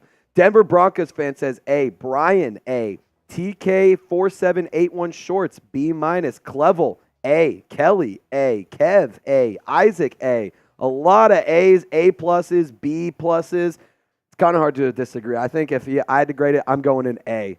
But keep chatting us out, or keep letting us know. B- from Realtor David. Vince says B-. Jalen says C. Super Leroy says C. Gaming with Tito says A. Mike A-. Broncos 11 says D. It's a good. I think that they've had a great free agency period so far. And guys, really quick, want to give you an awesome reminder to subscribe to the channel. We bring you guys these live shows, not just for NFL free agency, but we're going to be live during the draft, giving you coverage before every single pick, or during every single pick, before ESPN, before NFL Network gets to it. And on top of that, if you're a hoop head, if you like the hardwood, we got NBA coverage that is second to none. Our chat sports team here for the NBA is stellar, and they're going to give you guys awesome coverage. So help us get to 368,000 ASAP. Picked up a lot of subs over the past few days, but we ain't done yet. Business is just getting started. Let's kick it back to Calvin Ridley and keep talking about him because I think I'm trying to do the quick math here. I think the Commanders will have at least 6 new starters. That's really cool. Yeah. That's good for them. So good for half their Washington. defense has been replaced. Good for Right, Washington. they lost Montez Sweat. They lost Chase Young via trades, and then they're just replacing Cameron Curl. Guys are not bringing back. They brought in Jeremy Chin instead, and some other like places at linebacker with Bobby Wagner and Frankie Louvu. Yeah, Dan Quinn, the connection, and a linebackers coach. So there's a lot of roads leading to Washington for Dan Quinn and a lot of these players that he has been signing. Dude, I just still can't get over 160. Now million? Is kinda Atlanta what we gave landed on? 180 million to Kirk Cousins and 39 million to Darnell Mooney. So they've given out $219 million in total contracts. So I think they're going to take the cake for number 1. No But doubt. Commanders should be number 2. Yeah, it's hard to disagree with that. I think that the Falcons did have a very good offseason. They're bringing in some really good players, good coaching staff. I think what they're building there is special, and that's coming from somebody who doesn't necessarily like the Falcons. And I mean, you can't ignore what they're doing. They are playing some really good moves here. We're going to throw up some more information about Calvin Ridley here in just a second. In terms of the highest paid wide receivers per year, here's how it shakes out. Tyreek Hill still making $30 million. He is a number 1 paid wide receiver, as he should be. Devontae Adams at number 2, Cooper Kupp at number 3, A.J. Brown, and then DK Metcalf making just a little bit less than that. But he is tied with Stefon Diggs at $24 million. Deebo Samuel making $23.85 million. Michael Pittman Jr., 23 and a third. Calvin Ridley making $23 million. He is a top 10 paid wide receiver now. And then Scary Terry McLaurin at $22.79 million. It's interesting to see Calvin Ridley be in the top 10 paid wide receivers. I do agree, and hey, factually that is true. I'm just going to say it's a $50 million guarantee. I always look at contracts as subtracting 1 year and taking that and applying it to the guaranteed money. I think it's a 3-year, $50 million contract. They put nearly half of it in unguaranteed. So clearly they're giving Calvin Ridley a lot of runway to say, hey, if you play well and you want to bet on yourself, you can make up to $92 million. I think it's a long shot, even if he is playing well. We see guys play well all the time. Yeah. Like Khalil Mack had 17 sacks last year. Yeah. He had to redo his deal because they couldn't get it done. Like, they just can't fit it under the salary cap. So Calvin Ridley, by far, took an offer that gave him the highest amount of earnings possible. But I think the guarantee, maybe that was more than what Jacksonville or like New England was offering. Hard to believe that they would be so far off from $50 million they wouldn't budge a little bit. But Calvin Ridley at 30 years old, I'm not going to fault him for taking the biggest contract possible and will likely be his last contract. Yeah. Serious contract at least. Yeah, absolutely. And now Rayshon Jenkins, another Jaguar who's headed to a new team. He's headed to Seattle on a 2-year deal. We'll get you the numbers on his contract whenever they are announced. Rayshon Jenkins moving out to Seattle. What do you think of that move? I think we've seen the Seahawks wake up 2 days late. I mean, they've made like 5 signings today, and maybe I'm sure the strategy all along was to kind of scoop in on the second and third wave of signings, but they didn't do anything the first day and a half or so, and now they made a handful of signings. Yeah. But the most recent one, Bobby Wagner, off to the Commanders.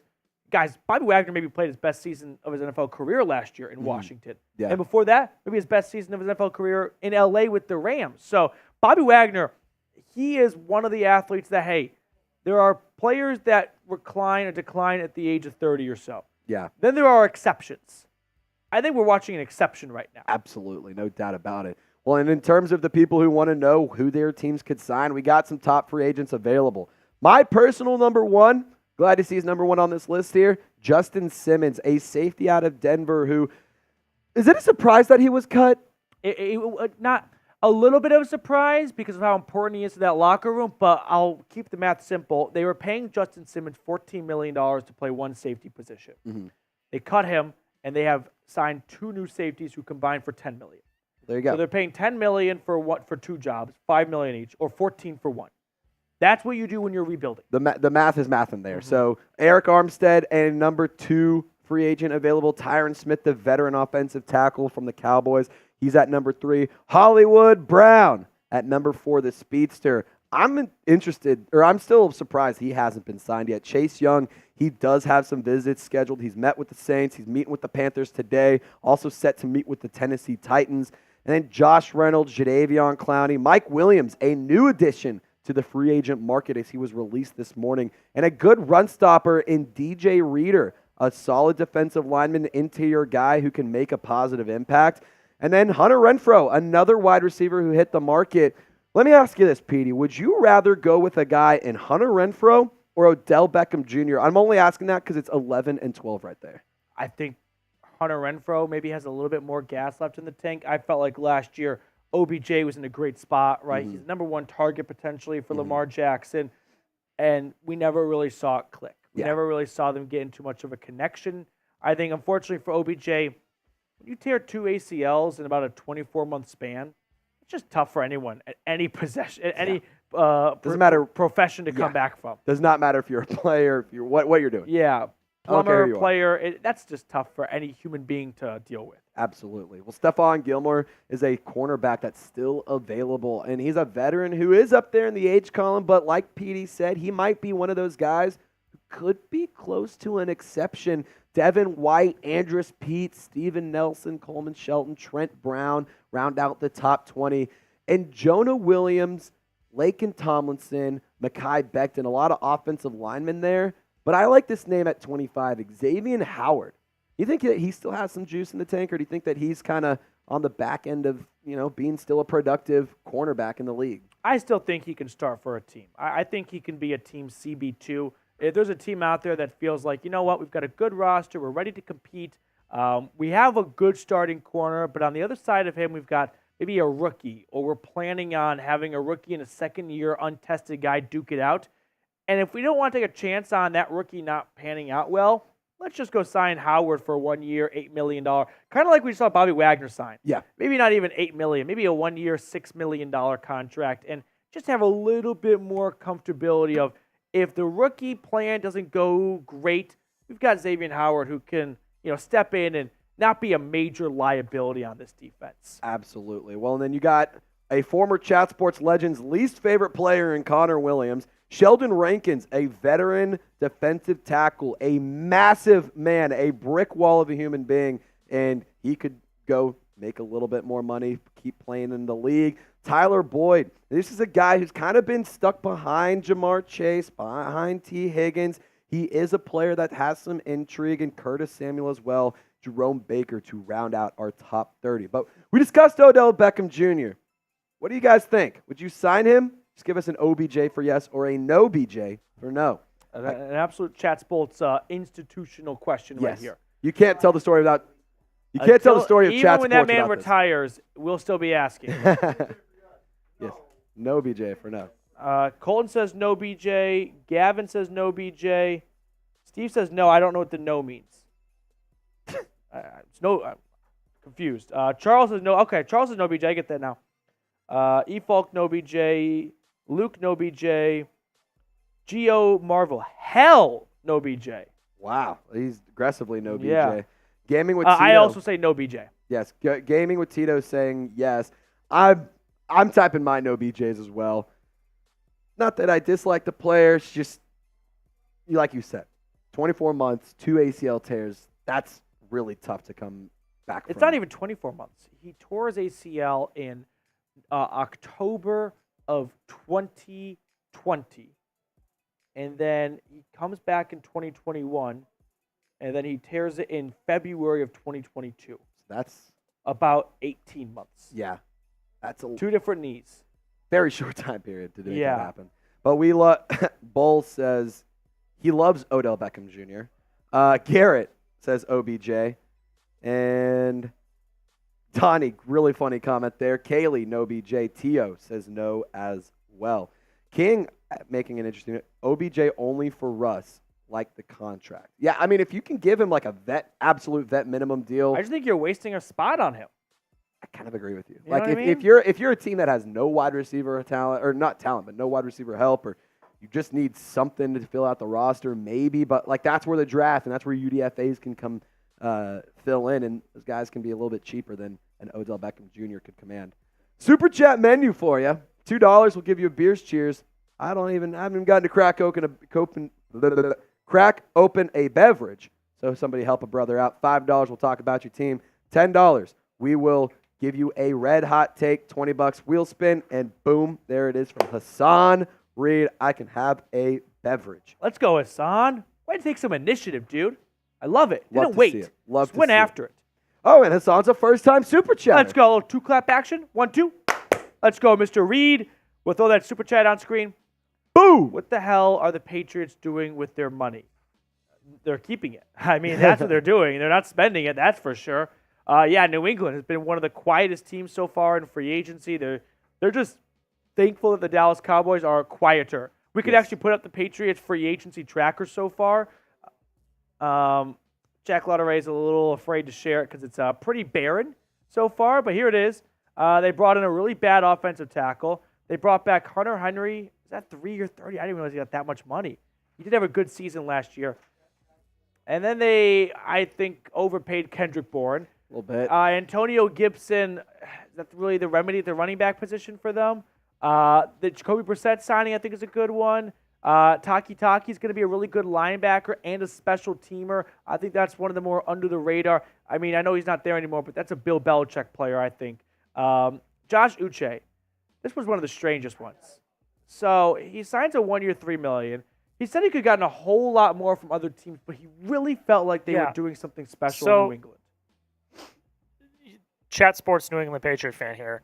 I saw these reports like he could have gotten like 10, 11, 12 million dollars. As a Patriot fan, why the hell did you not take that money? Yeah. What bad last what year. was it about New England that was like, you know what I'm going to do? I'm going to take the most ultra team-friendly deal in the history of team-friendly deals and take a $3 million 1 year contract for a team that's going to be ass this year. Mm-hmm. No, I completely agree.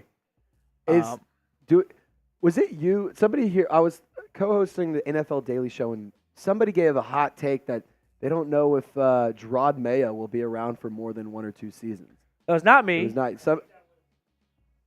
Was it Tyler?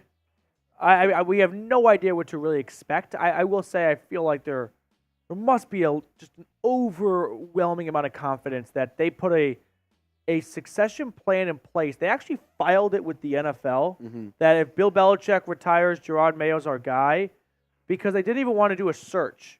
Like they actually the only team to hire a head coach without complying with the Rooney Rule, because the NFL said, all right, sure. Here's my take on this. I think that Tyler is grossly wrong with that hot take because like Robert Kraft is loyal to a fault, I think.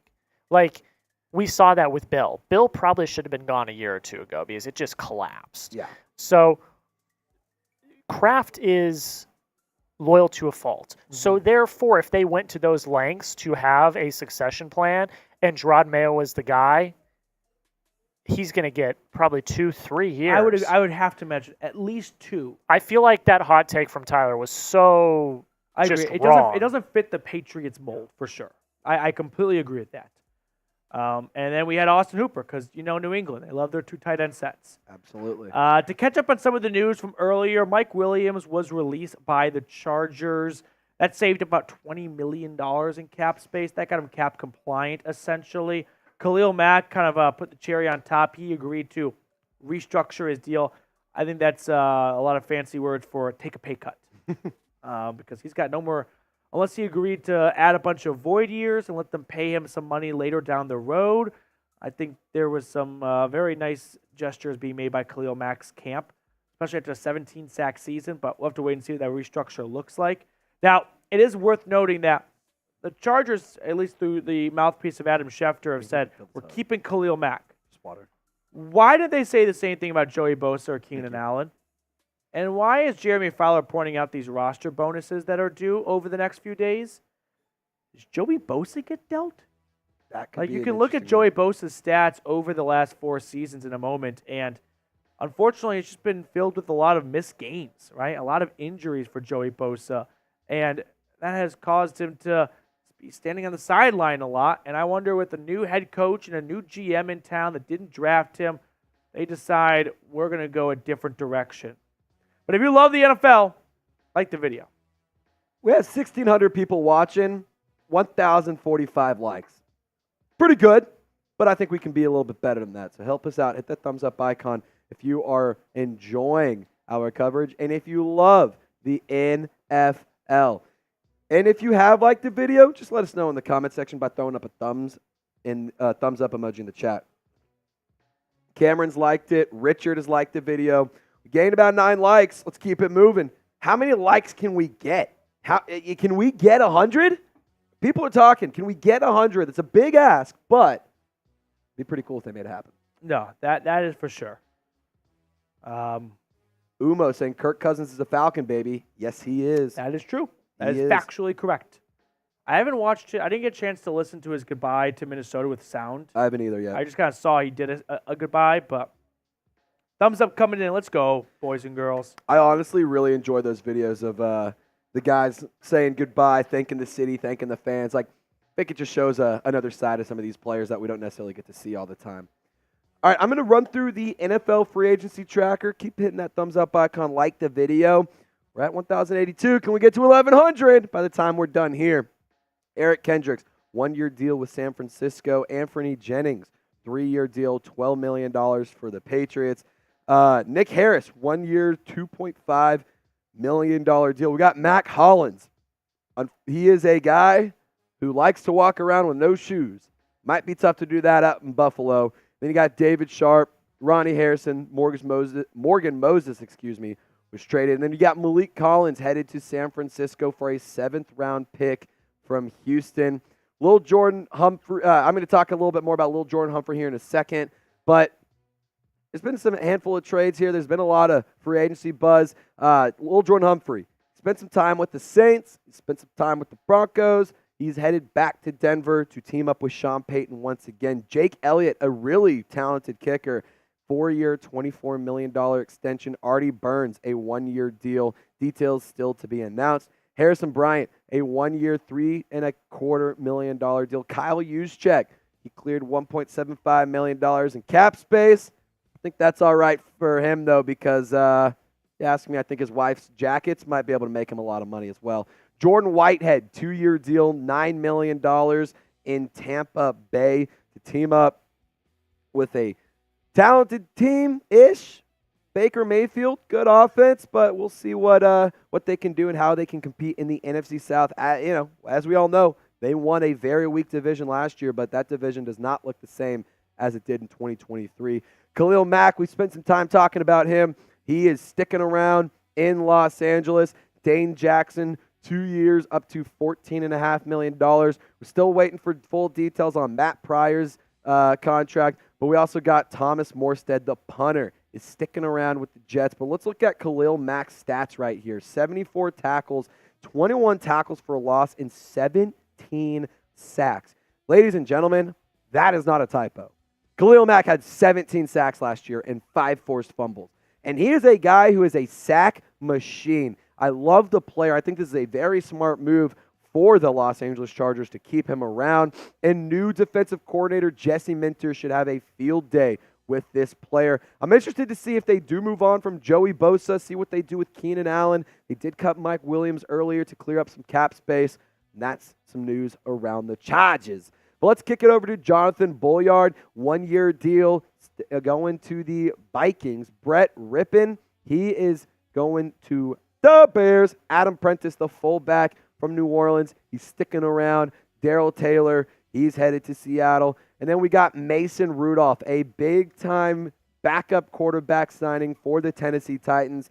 Rand Carthen has been extremely active. They have been trying to build a new identity in the Music City. I like that move for them. They also brought in Calvin Ridley, a 4-year, $92 million deal. About 50 of that is guaranteed, so a little under half, is in incentives. There's this picture that's pretty interesting. Calvin Ridley vocalized it himself. Somebody chirped him on Twitter, said that's way too much for Calvin. You know what he said from the horse's mouth? Nah, that's the right amount. 4 years, $92 million deal for the wide receiver who spent some time away from the game of football with a suspension with taking some time for personal and mental health stuff. Rayshon Jenkins, a 2-year deal in Seattle. George Fant also joining him in Seattle. And then Nick Folk, a kicker for the Tennessee Titans. He's going to be going there 1 year, $3.75 million deal. He's really, really good inside the 50. And one of the biggest names of the day, Bobby Wagner, 1 year, up to $8.5 million. I think this is tremendous value because Petey said it a little bit ago. He is a guy who seems to just keep getting better and better and better with age. He is showing no signs of slowing down, but I love to see this move for Washington. If you ask me, it's Falcons having the best free agency. Very, very close second. The Commanders, after signing Bobby Wagner and all the other names that they brought in, are a close second for me. But I want to set a new record here. I want to set a record. Earlier, we had 281 people shout out their favorite team. So if you want to shout out your favorite team, let's get it going. The faster you type your team name, the more likely I am to give your team a shout out. So let me know, what's your favorite team in the comment section. Get it going. Get it moving. Let's get the chat absolutely rolling. We got the Seahawks, the Bears, Colts, Falcons, Dolphins, Bears, Steelers, Dolphins, Falcons, Titans, Patriots, Raiders, Bengals, Texans, Commanders, Giants, Falcons, Titans, Dolphins, Bengals, Commanders, Ravens, Panthers, Giants, Hawks, Seahawks, Falcons, Lions, the Dirty Birds, the Titans, Atlanta, the Lions, the Falcons, the Patriots, the Browns, the Ravens, the Texans, Chiefs, Browns. Somebody said Monopoly. Very funny. Giants, Patriots, and Vikings. Patriots, Falcons, Browns, Texans, Bears, Falcons, Bengals, Patriots, Chiefs, Lions, Dolphins, Ravens, Bengals, Dolphins, Ravens, Chiefs, Lions. Man, we got a lot of fans. You know what I did not say? Is the Chargers. Still trying to prove the theory that Chargers fans aren't real. Just kidding. T. Higgins, he's a good player. I like the Bears. Shout me out from us. We got you. We got Matthew, who's a Browns fan. Zach is a Lions fan. Kid Hippie is a Falcons fan. David is a Steelers fan. We got the Ravens checking in, the Dolphins, the Niners, Cowboys. The Cowboys are on Do Not Disturb. That's pretty funny. We also got the Steelers. We got the Patriots, Lions, Pats, Niners, Chiefs, Texans, Giants, Cowboys, Titans, Rams, Dolphins, Commanders, Rams. Diehard Jags fan since 96. That's sick. We also got the Colts, the Packers, the Giants, the Eagles, Lions, Steelers, Dolphins. Boom. That is how you do it, and we set a new chat rate record. That is what I love to see, ladies and gentlemen. Thank you guys for shouting out your teams, keeping the comment section moving. Let's kick it to BJ Ward. Say Dolphins again. I'll do you one better. Let's go Dolphins. Let's go Fins. Do what? Speaking of the Dolphins, made a move. Neville Gallimore. He is headed to Miami. We'll get you those details here shortly, but that is a new addition for the team down in South Beach. BJ, say Dolphins again. Maybe you send another super chat that says that. Maybe make another signing and bring in another player for Mike McDaniel and your team. This has been a really fun day so far. If you guys are having a good time, make sure you hit that thumbs up icon, like the video so we can keep this party rocking and rolling. 1,500 people hanging out. Over 4,000 people have tuned in throughout the day. That is awesome. Akiva Dawson says, say my name, please. What up, Akiva? Say my name. We got Giants fans. Brandon is a Cowboys fan. Mud is saying he loves Kirk Cousins. Well, Kirk Cousins was one of the top free agents available, but here is the updated list. Justin Simmons still has yet to find a new team. Eric Armstead, a defensive lineman from San Francisco who's really talented. Tyron Smith, a veteran offensive tackle. Marquise Hollywood Brown, the speedster, is still available, as is Chase Young, the edge rusher who was with the Commanders, the former 2020 Defensive Rookie of the Year, got traded to the 49ers this past trade deadline. And here's the production for Chase Young. You can see it right there. 7.5 sacks in 2023. In 2022, limited sample size. In 2021, limited sample size. Like, my biggest concern around Chase Young is the time missed that he has in these games. But nonetheless, he's a talented and intriguing player that can make a big impact for a defensive line. As can Jadeveon Clowney. Kendall Fuller, the cornerback, is still available. Mike Williams, a recent addition to the free agent market. He was released this morning. And DJ Reader, a solid run stopper from the Cincinnati Bengals, an interior defensive lineman that can make some noise. Hunter Renfrow, released this morning by the Raiders. Could have seen that one coming. OBJ, I mean, this is a player who at one point in time might have been the most electric player in the NFL. I mean, I'm not kidding. I remember kids having the Odell Beckham Jr. haircut. This guy was a trendsetter. However, at the tail end of his career, the production is starting to slip. He's had some injury issues with 2 torn ACLs. He could also look to try and find a new team, but we'll see what happens there. Stefon Gilmore, I like him as a cornerback. I think he can still make a positive impact for a team that might need a veteran corner presence. Devin White, the linebacker from Tampa Bay. Andrus Peat, an offensive guard who can also play on the outside at a tackle position. Steven Nelson, another interior offensive lineman. And Trent Brown to round out the offensive tackles in the top 20. But we also got Jonah Williams at number 21. Laken Tomlinson could look to try and boost an interior offensive line somewhere. Mekhi Becton could try to sign as an offensive tackle elsewhere. And Xavier Howard, I think he could be a solid veteran cornerback presence as well. We just went through our top 25. So I want you guys to let me know who is the best free agent still on the market. I'm going to give shout outs to those of you who can let me know in the comment section.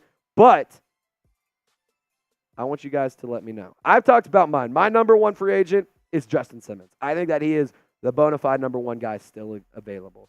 So we're trying to see what you guys got to say. Will T. Sheldon says the Colts should draft Xavier Worthy late in the second round. I'm going to be honest, I don't think he's going to be available late in the second round. But if he is, any team that passes on him would be pretty stupid, if you ask me. Jeremy Adams says he loves the Saints. Who dat, brother? Garrett says the best available free agent is Chase Young. Cameron also saying Chase Young. Coda saying Justin Simmons. Jesse Bond says go get Snead and stop playing. You got Stroud and Levis and Lawrence in our division. It's a good point. It's a really good point.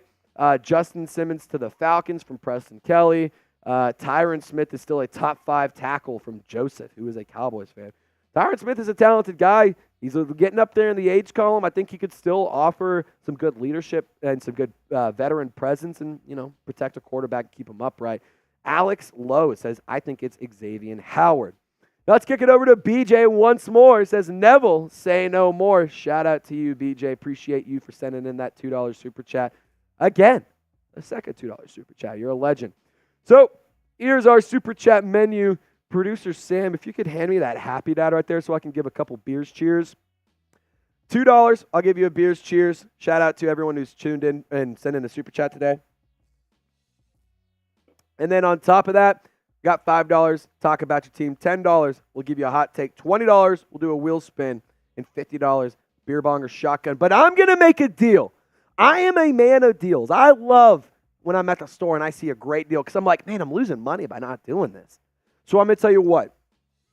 $20 is 2 wheel spins. You're getting 2 for the price of 1. If somebody sends in a $20 super chat, we're spinning the wheel twice. We're going to have some fun. And we're going to let the wheel of fun decide what we're doing here on the show. But I want to discuss some news around the NFL and around the league that's been going on.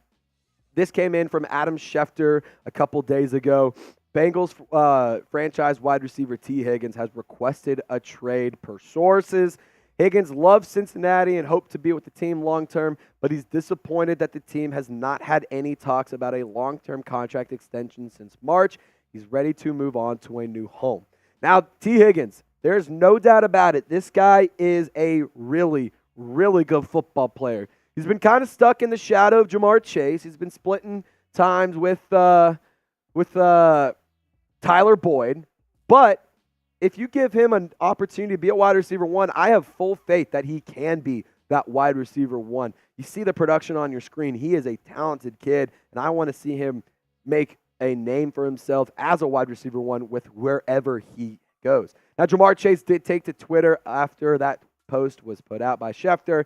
Said, I know you lying, bro. I know you're lying. and followed it up with this yesterday. This will be a crazy story to tell. So maybe there's something going on, behind the scenes in Cincinnati. Maybe T. Higgins is just tired of eating Skyline chili. Could also see that being the case. But I want you guys to guess in the comment section. Put on your thinking caps. Look into your crystal ball. Let me know, where will T. Higgins play next season? I'm going to give shout-outs to those of you who get the comment section going and who keep the comment section moving. Taxi says Jamar's trying to sound like a mysterious teenager. That's a comment that he made. Tyler says Atlanta. That would be scary. If you had T. Higgins, you have Drake London, Kyle Pitts, Bijan Robinson, that would be a scary group for Kirk Cousins. Patriots. I don't hate that.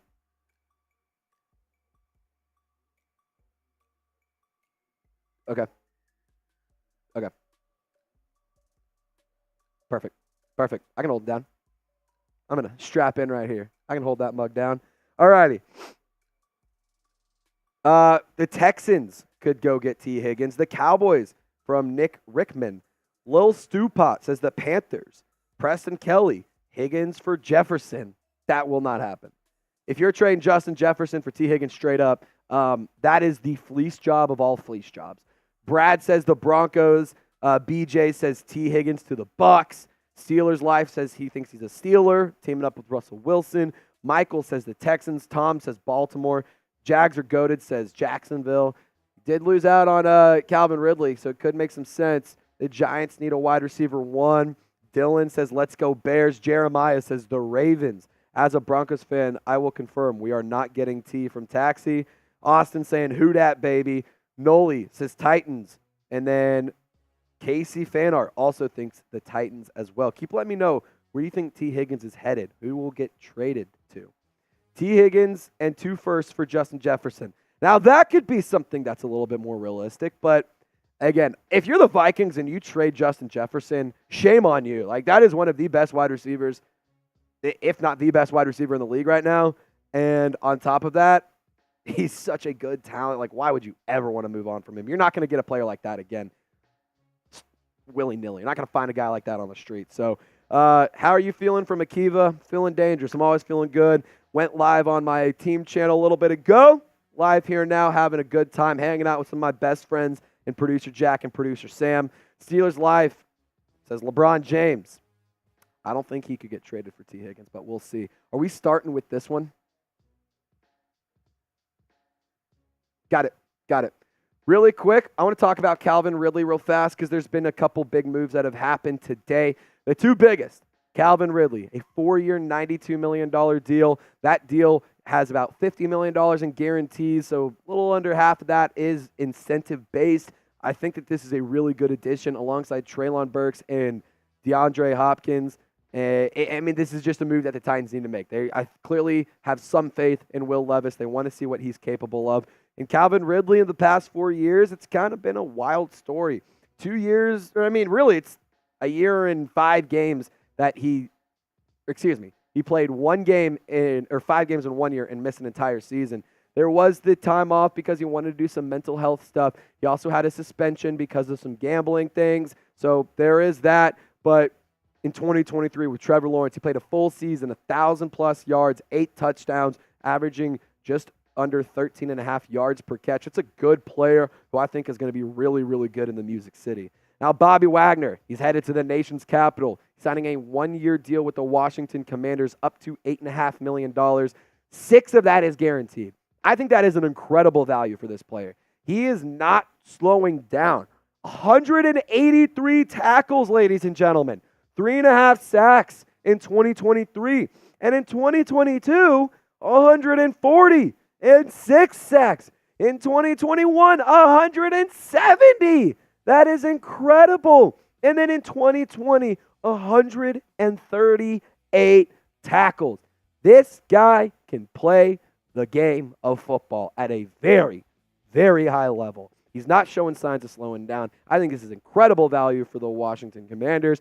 But in terms of some other stuff, got to talk about the Los Angeles Chargers because they've been busy today trying to get under the cap. And on top of that, they had to move on from some people.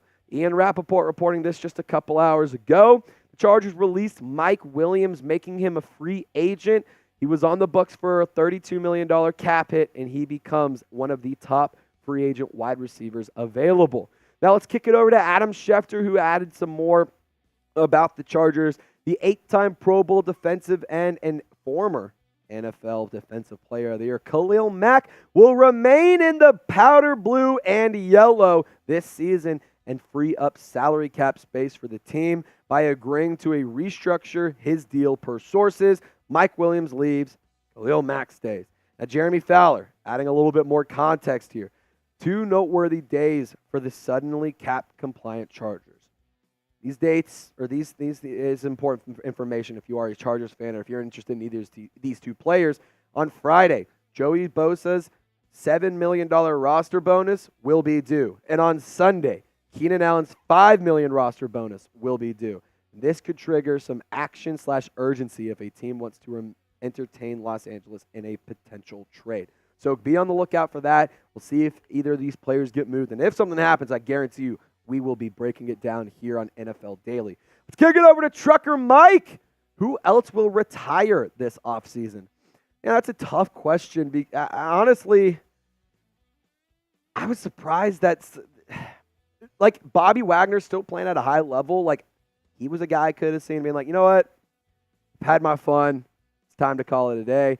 But clearly not. He's still playing at an extremely high level. In terms of some players that could retire, Ryan Ramczyk of the New Orleans Saints, he has some injury issues. He's getting up there in the age column. Maybe not this year, but maybe in a couple seasons, you see another guy, Saint, like Cam Jordan, headed out. See Harrison Smith maybe sticking or retiring, at the end of this season as well. That's a hard one to answer because so many of these guys just want to keep playing and want to keep making money. So, if you're sticking around on a cheap deal as a backup veteran presence, like, that is value. Teams do value that, and I think that is a route that a lot of these guys want to go. But thank you for your $2 super chat, Trucker Mike. I'm going to give you the beers. Cheers. Will T says, I saw something that A.J. Dillon wants to be a Colt. If that's the case, booyah. We have our deal still going on. Whoever sends a $10 super chat, you're getting 2 wheel spins. $10. That's 2 for the price of half of 1. I mean, that is incredible value there. That's better. What'd you say? That's like 25% off. I mean, this kind of value might be better than the Bobby Wagner signing. This is incredible value. If you want to see us spin the wheel, 75%. I was going to say, I don't know if 25. I'm not good with the numbers. I went to the pig college, but that's just me. We are also on our road to 368,000 subscribers. Here's where we're currently at. This is a live counter, so if you subscribe, you can see you join our squad and join our family here. I encourage you to hit the button for 100% free NFL, NBA, college football coverage. We talk sports every single day. There's not a crew that works harder than this squad. I'll tell you one thing. When we were at the NFL Combine, I was out there in Indianapolis. The Chat Sports crew was the very last group there. We outworked ESPN. We outworked NFL Network. We outworked CBS Sports. I don't care who your favorite podcast is. We were there longer. So subscribe and join our family. Richard Holt! He wants us to spend that ish. Richard, we'll get that super chat up here in just a moment, but keep on subbing. Shout out to you, Richard. Spin that wheel. We will get it going here in just a second. Aaron, I'm not seeing any Saints news right now. If there is some, we'll keep you updated. But we got 2 wheel spins coming at you. Let's see what the first one is. Yes, the Saints news is there is no news. We're not going to do nothing. We're not going to do nothing. I'll tell you that. We're going to do 2 because we're making a deal. All right, let's see what we got. Let's see what we got. Tick, tick, tick, tick, tick. Spin again. That's hilarious. That's hilarious. You're going to get 4 wheel spins for the price of half of 1. Now that's a steal. That's Howie Roseman level fleecing. Beer bong! Perfect. I have a Merbonga, a Flamingo, something or the other. A Flamingo Bonga. A A Mingo Bong? I don't know. A Flabonga? I like that, producer Jack. That's electric. All right. Got my happy dad in here. Going to put it down. Everyone type chug in the chat.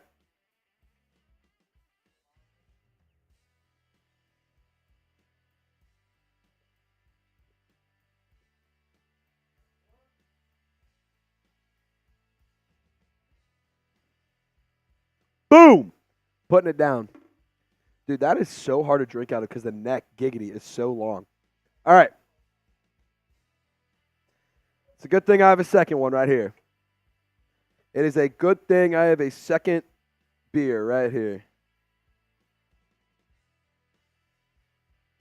All right. We're going to put it down. Cheers, everyone.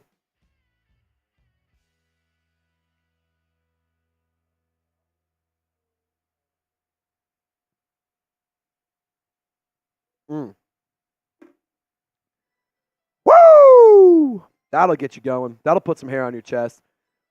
Shout out to Richard Holt for that $10 super chat, letting us spin the wheel 4 times, actually. BJ, do you think Miami makes another splash? If so, who? Excuse me. BJ, I know that you lost Christian Wilkins. Maybe that's a guy that you go and replace in the draft. Maybe that's a guy that, or maybe that's a player that can be replaced in free agency. DJ Reader is a veteran run stopper. Holy cow, here we go. We're keeping them moving. There's a lot of players that they could go get. In terms of a splash, I'll give a hot take. Why not just round out the wide receiver room and go get Marquise Brown and have just the fastest wide receiver room of all time? That would be pretty electric. We got a first-time super chatter. 2 claps. Boom. For my Falcons fan, let's go. Kid Hippie, appreciate you for supporting the show, supporting the channel. We do have a Falcons Chat Sports channel. I encourage you to check them out. Falcons Today, ran by Matthew Peterson. It is an awesome channel, one of the fastest growing Falcons channels on the internet. KJ, don't call him Jefferson. How good is Rayshon Jenkins, and is he an amazing fit for the Seahawks? And will he make their defense elite? Who is the best player the Seahawks have signed today in free agency? Let me know what you think. So Rayshon Jenkins in 2023 had 2 interceptions. He was targeted 54 times, 33 catches allowed. He has an overall PFF grade of 60.9 and a coverage grade of 59.6. However, in his past couple seasons, he looks good as a pass rusher. He's always been all right in coverage. His best year possibly coming in 2020. He did have a coverage grade of 70.0 and a pass rush grade of 75.0. But this player, he's been all right. He's been getting it done. And I think that he could help out the Seahawks defensive group. They did move on from Jamal Adams, so they do need to add a safety. And I think that Rayshon Jenkins could be a good veteran presence. He was drafted in 2017, a 4th-round selection by the Chargers. He's now a Seattle Seahawk. I like this move for the Seahawks. And in terms of making them elite, I don't know if it'll make it elite. I don't know if he's a player that moves the needle, but I'll say this. The Seahawks always have a good defense, and I could see Rayshon Jenkins developing and learning and growing in that role. Let's talk about Miles Killebrew. 2 years, $6.5 million deal, sticking around in the Steel City. And Harrison Smith, we do have some more news here around the Vikings. He had a restructured deal with Minnesota. He's going to play a 13th season out there, 35 years old. Yeah, this was a guy that for the last few seasons now has been talked about as a potential cut candidate. Yep. Just because of some of the moves the Vikings have had to do to keep key players. And was right back in that discussion because you think about the Justin Jefferson contract. It's not going to be cheap. So every dollar counts now, especially with Kirk Cousins in Atlanta. So Harrison Smith back with the Vikings. I think it was Ian Rappaport called him one of the all-time greats, which is maybe I'm crazy a bit of a stretch. I think that might be a stretch. It's not that he's a bad player. It's one of the best safeties of this generation. There's no doubt about that. Ian Rappaport, verbatim, one of the all-time greats is back in Minnesota. Maybe he's a Vikings all-time great. I don't know about an NFL all-time great. Like, this might be a biased take. I'd rather have Tyrann Mathieu. I think he's a better all-time player than Harrison Smith. I would probably. Let me- I think I would disagree with you there. yeah, that's but, fair. But I Again, think it also. I might be a biased take. Like, I'm fully aware that might be a biased take. Yes, I think there might be just a slight smidge, just a twinge of bias. Oh no, I totally am fully. I will say that before anybody else. Jamison Crowder, he's re-signing with Washington on a 1-year deal. We will get you the details as soon as that information is in soon. Jamison Crowder sticking around out there. Man, I love what the Commanders have been able to do throughout this free agency period. They have added a lot of talent. They've retained some. And one player, though, that I really think got a bag, 4 years and $92 million. I was going to bring up this fun little note. I just saw a tweet, and so I'm just pushing across the graphic just for, the technicality of it all. Yep. The tweet says, suspicious that Calvin Ridley passed up the Jaguars, who were minus 300 to re-sign him, and the Patriots, who were plus 200 to sign him, to go sign with the Titans and take slightly less money, who are plus 1,800. I'm reading the same tweet. Dude, that's hilarious. Fishy. That's so funny. Maybe fishy. The irony there, for those of you who don't know, Calvin Ridley did miss a season because he was caught gambling and placing parlays on himself. Didn't sound like they were good parlays either. No, it didn't really sound like he was, making all that much money off of it. So what are you doing there? But I like this move for Tennessee. They need some wide receiver help. Treylon Burks has not really quite panned out to be that first round selection that they used on him coming out of Arkansas. DeAndre Hopkins, he's a good player, tail end of his career. Will Levis needs weapons. He needs help. After letting Derrick Henry leave, you needed to give him some more options to make him more comfortable in that system. Tajay Spears, though, in Tennessee, I'm very high on the player, and I really like that guy. I think that bringing in Calvin really only makes the Titans a little bit better. And in terms of the AFC South, this is an interesting division now. The Texans are not a bad team anymore. The Jags, they're all right. The Colts, if Anthony Richardson can pan out and stay healthy and be the player that everyone was so high on coming out of the draft last year, man, that's a dangerous team. But if you're enjoying the show, if you're having a good time, like the video. We are at 1,139 likes. Let me get to 1,150 and we can get into the grades for the day around the NFL for free agency. Marcus is asking, what's my favorite team? Why don't you guess? Why don't you guess what my favorite team is? And I'll tell you after we get through the grades cut, or after we tell you guys all about the grades across free agency. That way we can let you know. And then we'll also get to those wheel spins. Don't you worry. We'll get those afterwards. But we do got some business and some football to discuss. So we're at 11:50. Producer Jack, Producer Sam, when you're ready. I am ready as well, my friend. Let's do it.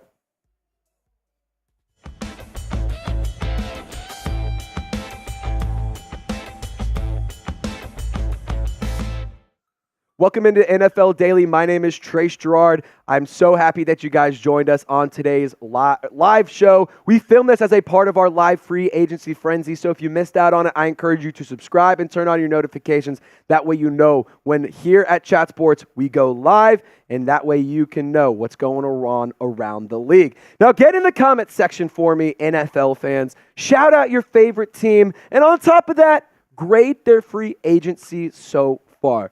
Personally, I think that the Commanders and the Falcons have had some of the best free agency periods thus far. I'll tell you what my team is in a little bit, and I'll tell you what my free agency grade is here in a few moments. But let's kick it off with the Arizona Cardinals. We're going to give them a C grade. It's not because they haven't been active. It's just that the signings they've made, personally, in my opinion, don't necessarily move the needle for me. I do like the Sean Murphy-Bunting signing. Maybe you paid a little much, but he is a good football player. Bilal Nichols, the defensive tackle from the Las Vegas Raiders, 3 years, $21 million deal, 14.4 of that is guaranteed. But they are shoring up the interior defensive line with Justin Simmons as well. And Mack Wilson, a solid linebacker who spent some time with the Cleveland Browns. DJ Dallas staying in the division, leaving Seattle, headed down to the desert. And then on top of that, Keith Ismail, the center, a 1-year deal. We'll let you know what the details are later. Atlanta Falcons. A- grade. If you ask me, they have had one of the best free agency periods. Like, it just straight up. And that's coming from somebody who isn't a Falcons fan, but you cannot deny what they have done this year. They brought in the biggest free agent this year.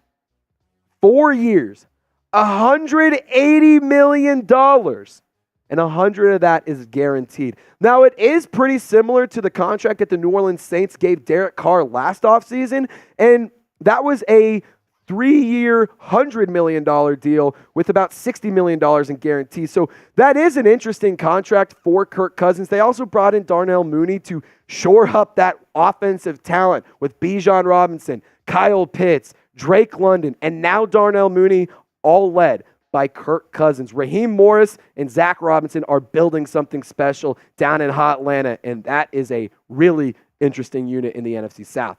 But let's talk about the Baltimore Ravens, who brought in the King. That was their big-time free agency move. We're going to give them a B+ here at Chat Sports. But they did also give Justin Matabuke a 4-year, $98 million deal. Malik Harrison, 1 year. The full details still to be announced. But like I said, this deal right here, 2 years, $16 million, $9 million of that is guaranteed. I love this move to bring in a really talented running back who's still averaging over 4 yards a carry in many touchdowns. He can find the end zone. He can keep drives alive, and I think that's going to be extremely helpful for Lamar Jackson alongside Zay Flowers and Mark Andrews. And Brett Urban, defensive end, 1-year deal, details to be announced.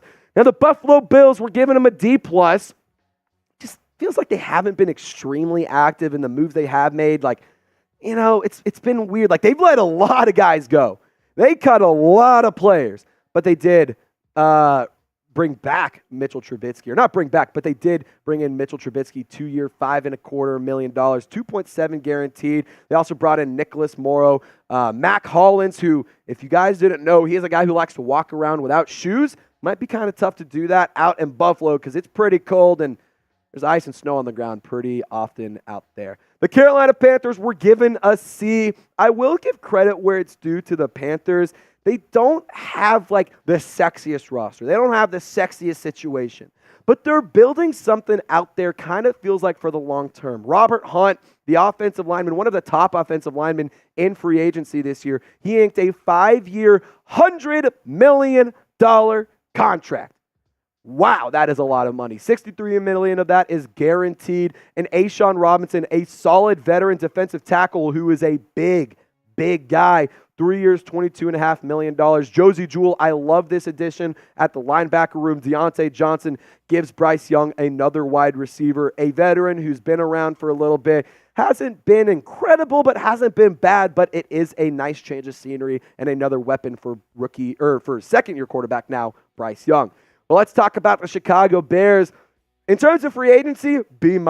After the draft, I'm interested to see what we're going to grade them in terms of an offseason as a whole. But let's focus in on the free agency move so far. Ryan Bates, an offensive tackle, traded to the Bears from the Bills for a 2024 fifth-round pick. Feels like it's a good move for Chicago, trying to protect possibly Caleb Williams. And then they also brought in DeAndre Swift. I love this addition in Chicago. Kevin Byard, he's a good free safety who's been around the league for some time. And Matt Pryor, an offensive tackle. Brett Rippon as well to be a backup quarterback possibly for Caleb Williams.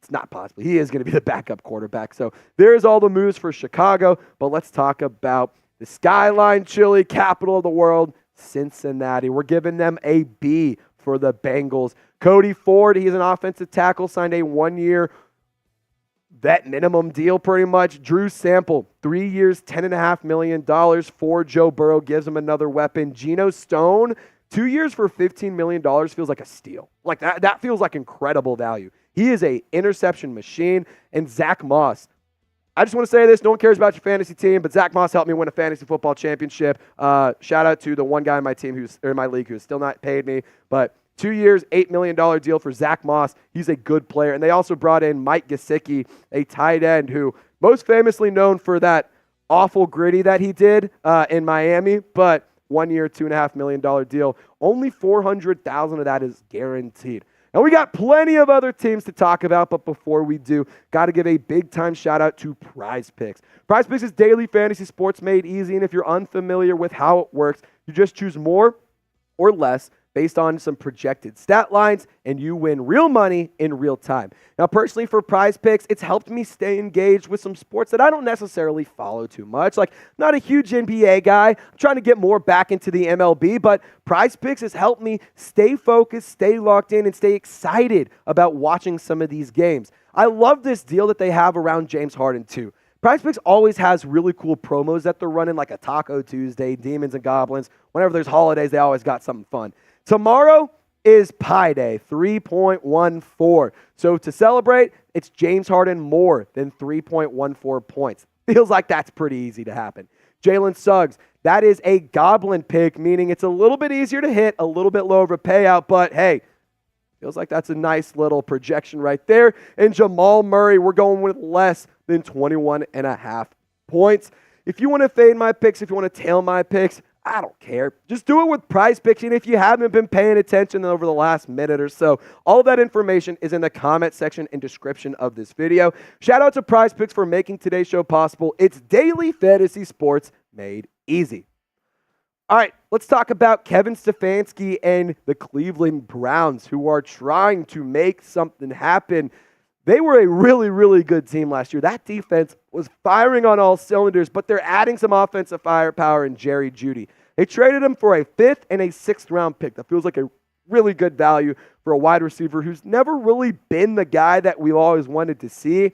However, I think a change of scenery might be really beneficial for him. I also want to talk about Jameis Winston. You see Zadarius Smith, Maurice Hurst as well, but J-Bo, he is headed to be the backup quarterback in Cleveland. There was a lot of talk about them bringing back Joe Flacco, running it back with him and whatnot. But I think that Winston is a really solid backup. He's proven he can be an incredible, if not the best guy for a locker room and on a team in this league. I really like that move for the Browns. Shelby Harris as well, 2-year, $9 million deal. That's why we're giving him a B+. Jerry, where you at, man? How's the Bahamas? How's your yacht? Got a long snapper. What else? You get an F. You get an F for FU, Jerry. What's going on, man? That's your Cowboys free agency. That's it. Nothing else. There you go. You get an F, Dallas. Sorry.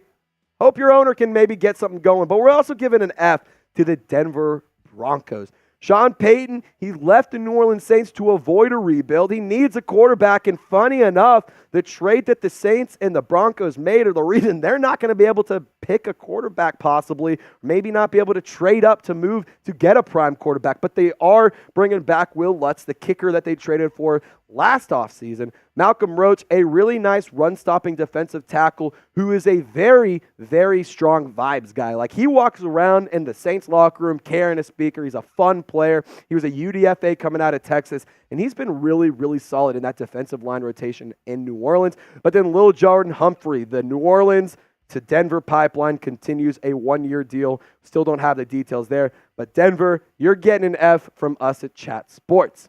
Now, the Detroit Lions and Dan Campbell were giving you a B for bite the kneecaps off. They did bring in Marcus Davenport, a defensive end, a 1-year, $6.5 million deal not too long ago. Just going to say it.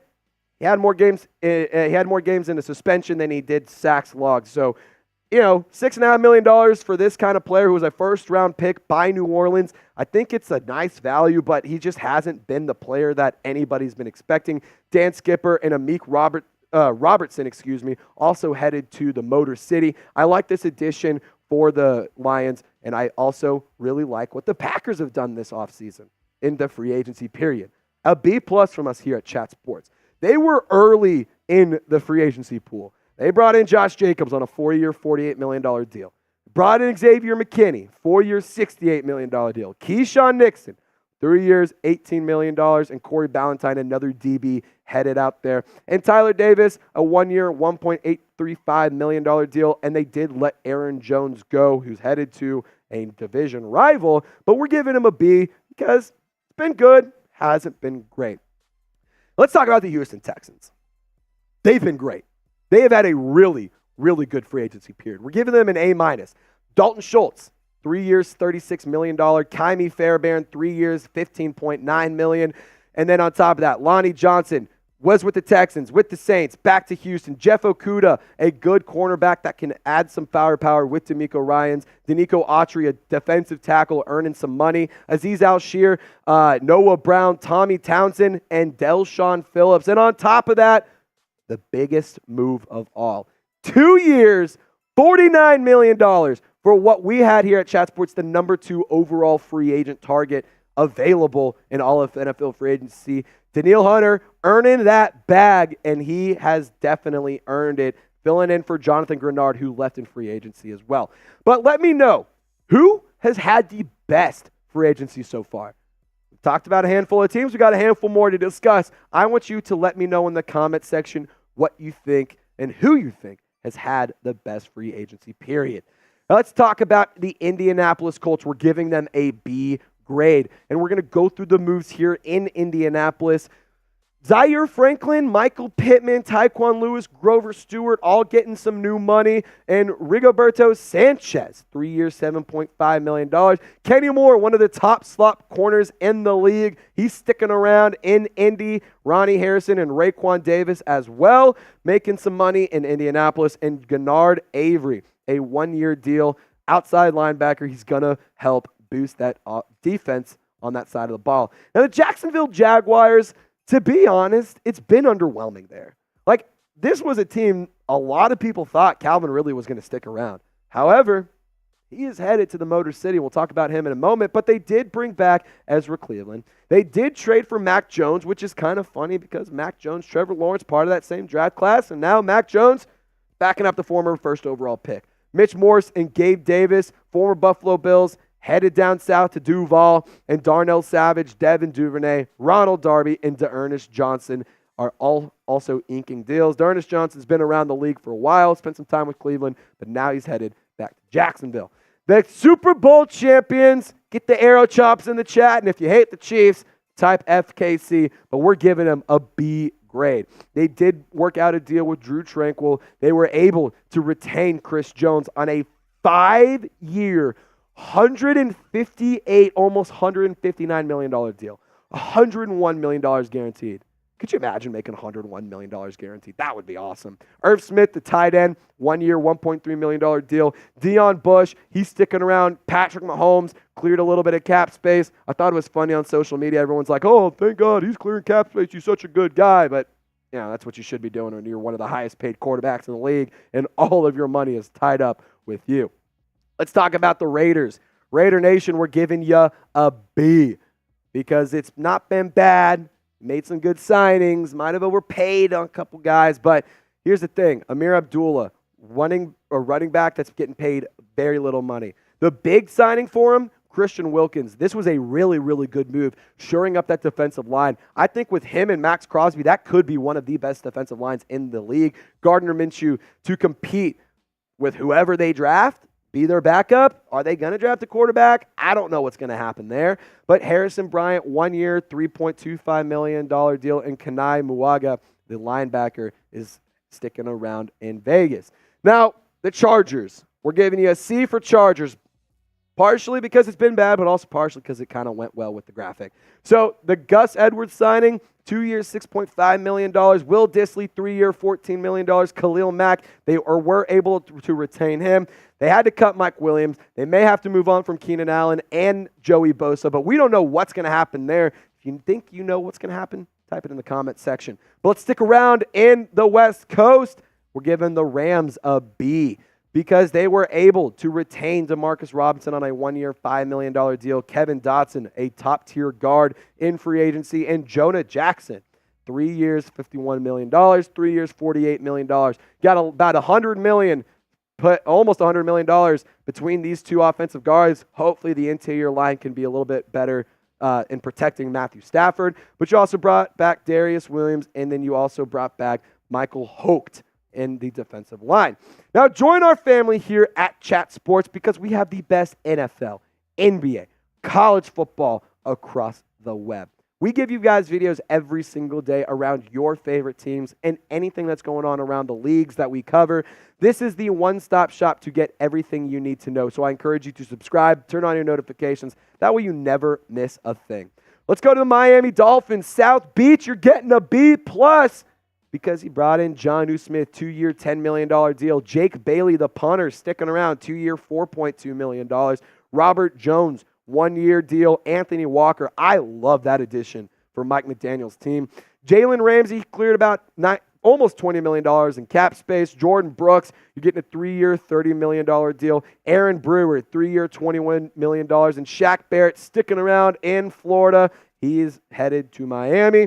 Jordan Poyer released by the Buffalo Bills ahead of free agency. They also added Salvin Ahmed, Saran Neal, and Neville Gallimore. The Minnesota Vikings are getting a D+. Here are the moves that they made so far. Johnny Munt, a 1-year, $2.5 million deal. I love this addition of Jonathan Grenard. I think it's going to be a really nice fill for Kevin O'Connell's defense, as to Blake Brendel to protect whoever their future quarterback is. But in terms of the defense, I also love this Andrew Van Ginkel and Blake Cashman signing. I think those are really good additions. Sam Darnold could be a good backup. I'm not going to sit here and say he's a starter, but he could be a good backup for you. They did bring in Aaron Jones from the Packers, headed from one division rival to another. So, booyah, that's you getting a D+ in Minnesota. The Pats were giving you a B, not for Belichick, but a B for it's been meh, beh, whatever you want to say. Hunter Henry, the Arkansas legend, 3-year, $30 million deal. Kendrick Bourne, 3 years, $19.5 million. Shout out to his agent for earning him that cash. Antonio Gibson, I like the addition. I'm not sold that he's a great running back still, but he is a good player. Mike Onwenu, he's an offensive guard that's coming in to help protect whoever their future quarterback's going to be. Jacoby Brissett, the backup quarterback, he is a solid, strong backup, and I like that move. Sion Takitaki, 2 years, $6.5 million deal. He was very impactful in Cleveland. Josh Uche, Austin Hooper, Anthony Jennings, and Armon Watts to round it out. Now, the New Orleans Saints, they've been very inactive because, quite frankly, they didn't have a lot of money to spend up until yesterday. But here's what they did. So Tyrann Mathieu, earlier in the week, he got a 2-year, $13 million extension. This was actually over the weekend. Demario Davis, 2-year, $17.25 million deal. So both of these players sticking around in New Orleans a little bit longer. Willie Gay, a steal of a signing, a really fast and energetic player. And Adam Prentice sticking around in the fullback room. Now the New York Giants, we're giving you a B for Day Bull. Day Bull. You see what I'm saying? You get a B. Casey Kreider, Gunnar Olszewski, John Runyon, Devin Singletary. I don't know if I like Devin Singletary replacing Saquon, but it's a interesting addition nonetheless. Friend of Chat Sports, Jermaine Illuminor, headed up to the Big Apple, but I love this trade for Brian Burns, a 5-year, $141 million deal. And Drew Lock, I actually love him as a backup quarterback. And hot take, might be better than Daniel Jones. Jalen Mills, Isaiah McKenzie to round out the Giants' moves. Let's kick it to the Jets, sticking up in New York, New Jersey now. Chuck Clark, the defensive back, Isaiah Oliver, Kenny Yeboah, and Greg the Leg Zerline headed to New York. And John Simpson, Javon Kinlaw moving from the West Coast up to the Northeast. Tyrod Taylor, I like that addition as a backup quarterback. And Lakey Fotu, a 1-year deal. But Thomas Morstead, he was a punter. He spent some time in New Orleans. He has now been with the Jets for a little bit of time. They liked what they saw, and they're going to keep him around. The Eagles. Howie Roseman has been doing some work. There's a little bit of chatter that maybe has been going on. I'm not here to sit here and make my opinion, but I'll tell you what, a B for keeping around Brandon Graham.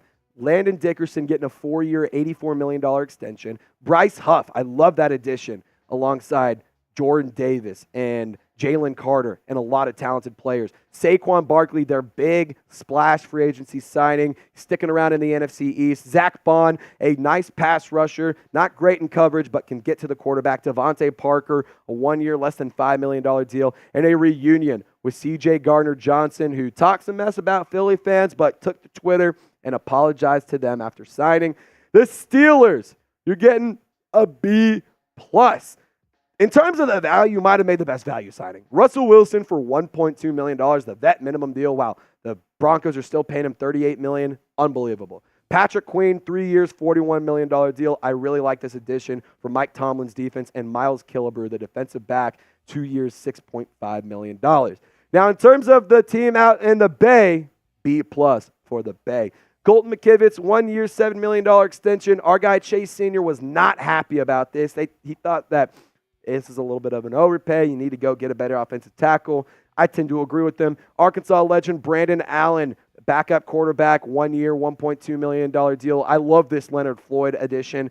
And on top of that, keeping Jawan Jennings. They also got George Odom, Jordan Elliott, Eric Kendricks, Malik Collins, and Kyle Juszczyk as well. They're keeping these guys around. You're getting a B+, San Francisco. Keep it moving, John Lynch and Kyle Shanahan. Keeping it in the division, B- for the Seattle Seahawks. They were able to work out a deal with Tyler Lockett, 2 years, $34 million. Tight end Noah Fant, 2 years, $21 million. Leonard Williams, I think this is a big-time keep by them. I think it's a big-time move by being able to keep him around. Pharaoh Brown, Nick Harris, Artie Burns, Darrell Taylor, and Rayshawn Jenkins as well. And George Fant, the offensive tackle who played with Houston. He is rounding out their free agency moves through day 3. Now, the Tampa Bay Buccaneers, you're getting a B+ because it's been some nice moves out there. They were able to keep Mike Evans around. They were able to ink a big-time deal for Baker Mayfield. This is very similar to Derek Carr's contract as well. The stats between him and Carr are very similar. Greg Gaines, Chase McLaughlin as well, and Chase Edmonds, Levante David, Jordan Whitehead to round out the Tampa Bay Buccaneers free agency. Tennessee, you're getting a B+. Maybe one of the best signings of the day, Calvin Ridley. But they also brought in Tony Pollard. They also got Lloyd Cushenberry, Chidobe Awuzie. You also got Kenneth Murray on a nice contract. Julius Chestnut, Sadiq Charles, Mason Rudolph, I like him as a backup quarterback option for Will Levis. And Calvin Ridley, 4-year, $92 million deal. About $50 million of that, give or take, is guaranteed. So there is that. And Nick Folk, a really good kicker inside the 50, B+ for the Music City.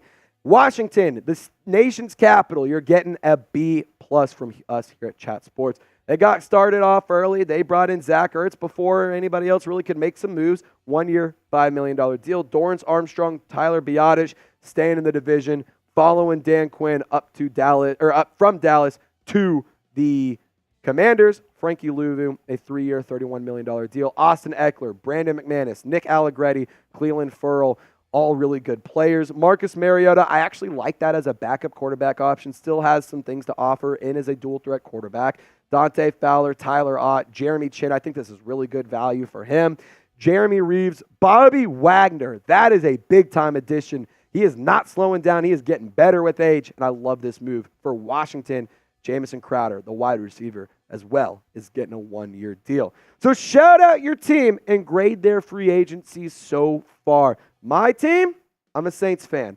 I think that they haven't had the best offseason. They also haven't had a lot of money to spend, so I expect them to get active at the draft. So my grade, you saw it earlier, was a D+. But guys, I encourage you to subscribe and lock us in. That way you never miss a thing around the NFL, NBA, or college football. Thank you so much for watching. My name is Trace Gerard. We'll see you next time. Boom.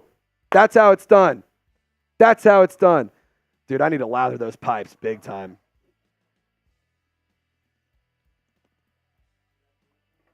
Yep. In case you didn't know, I'm a talker. Sorry, Jack. I am a talker. All right, we're going to give some shout-outs. Who's your favorite team, and what is their grade? I see some guys saying Cowboys F-. Didn't know you could go worse than failing, but yes. Go Bengals from Gamer Time. Marcus says, I think I know your team. Well, I said my team. Chase is a Browns fan. He's giving it a C. NGA says Commanders A-. Chase, Chiefs B. Did you see that Harrison Smith restructure from Max? Yes, we did. We talked about it a little bit earlier, about 30-ish minutes ago. Eagles A. Browns C+ from Chase. Math and Makeup is a Bucks fan. I'm Shifty. Steelers A+. Red Stallions forever. Falcons A-. Christopher saying the Saints need to do something. They signed a linebacker yesterday in Willie Gay. Bucks B+ from Jeremy. Texans A+ from Greg. Lil Stupod is a Steelers fan. He's grading them B. Math and Makeup, Bucks A+. Chiefs, B+ from Reeve. Jets, C-. Patriots, F. Patriots, C-. Vikings, B-.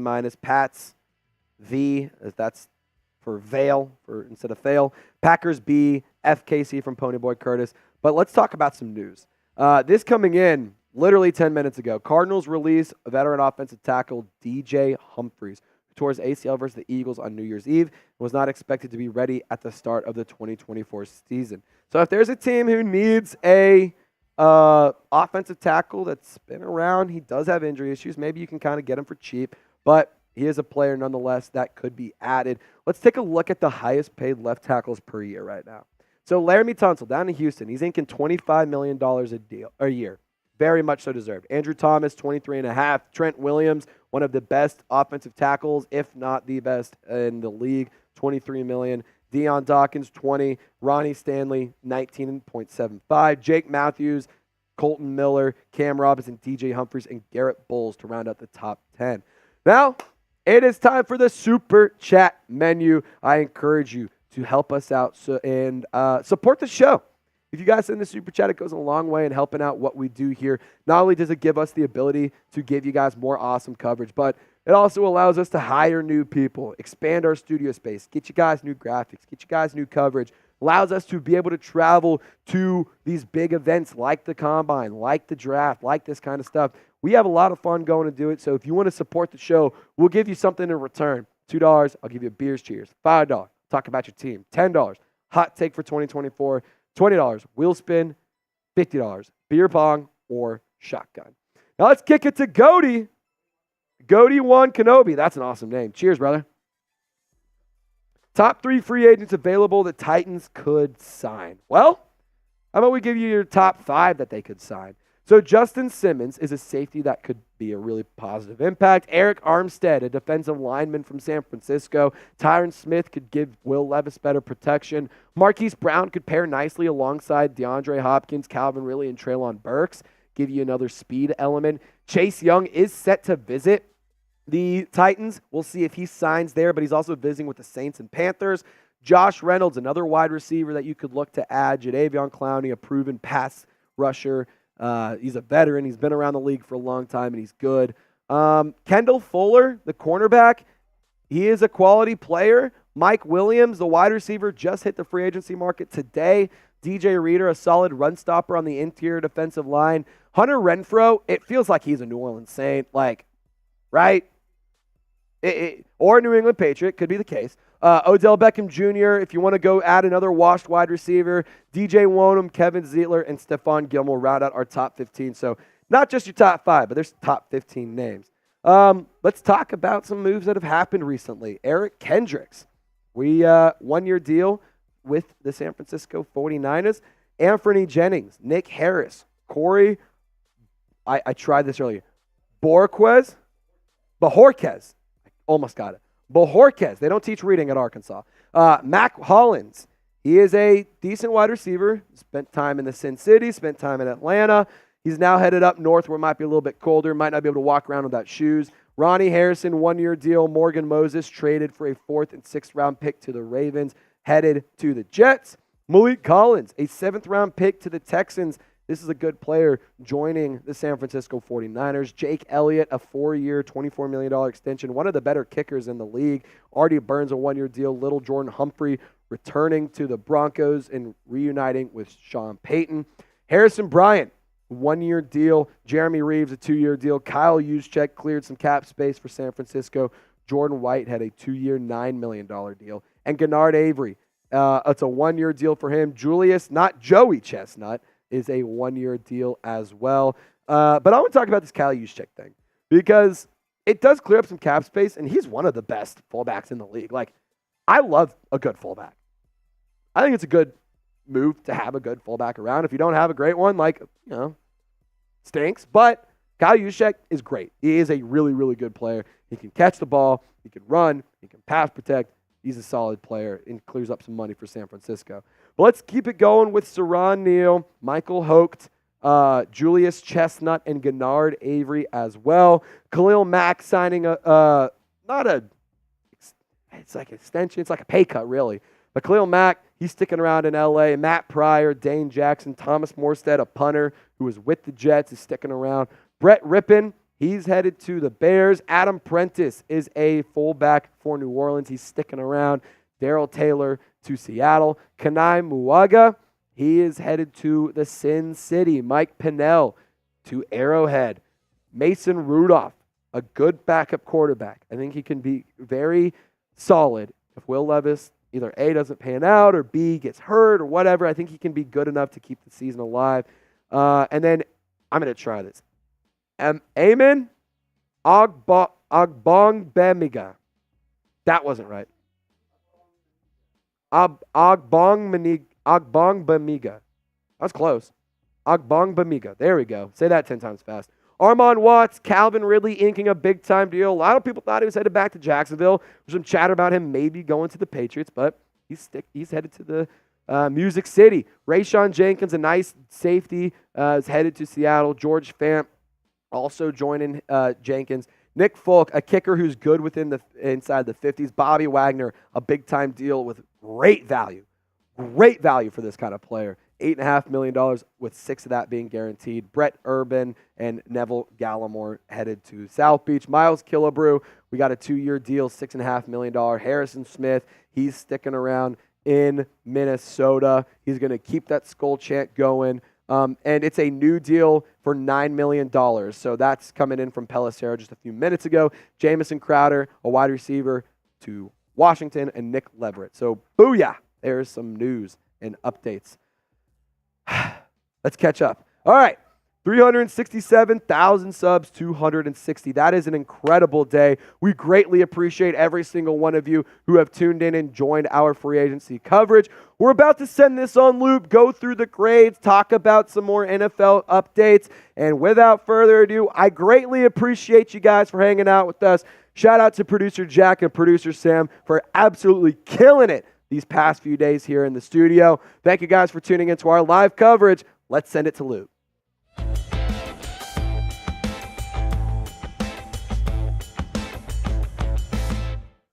Welcome into NFL Daily. My name is Trace Gerard. I'm so happy that you guys joined us on today's live show. We filmed this as a part of our live free agency frenzy, so if you missed out on it, I encourage you to subscribe and turn on your notifications. That way you know when here at Chat Sports we go live, and that way you can know what's going on around the league. Now get in the comment section for me, NFL fans. Shout out your favorite team, and on top of that, grade their free agency so far. Personally, I think that the Commanders and the Falcons have had some of the best free agency periods thus far. I'll tell you what my team is in a little bit, and I'll tell you what my free agency grade is here in a few moments. But let's kick it off with the Arizona Cardinals. We're going to give them a C grade. It's not because they haven't been active. It's just that the signings they've made, personally, in my opinion, don't necessarily move the needle for me. I do like the Sean Murphy-Bunting signing. Maybe you paid a little much, but he is a good football player. Bilal Nichols, the defensive tackle from the Las Vegas Raiders, 3 years, $21 million deal, 14.4 of that is guaranteed. But they are shoring up the interior defensive line with Justin Simmons as well. And Mac Wilson, a solid linebacker who spent some time with the Cleveland Browns. DJ Dallas staying in the division, leaving Seattle, headed down to the desert. And then on top of that, Keith Ismail, the center, a 1-year deal. We'll let you know what the details are later. Atlanta Falcons, A- grade. If you ask me, they have had one of the best free agency periods. Like, it just straight up. And that's coming from somebody who isn't a Falcons fan, but you cannot deny what they have done this year. They brought in the biggest free agent this year. 4 years, $180 million, and 100 of that is guaranteed. Now, it is pretty similar to the contract that the New Orleans Saints gave Derek Carr last offseason, and that was a 3-year, $100 million deal with about $60 million in guarantees. So that is an interesting contract for Kirk Cousins. They also brought in Darnell Mooney to shore up that offensive talent with Bijan Robinson, Kyle Pitts, Drake London, and now Darnell Mooney, all led by Kirk Cousins. Raheem Morris and Zach Robinson are building something special down in hot Atlanta, and that is a really interesting unit in the NFC South.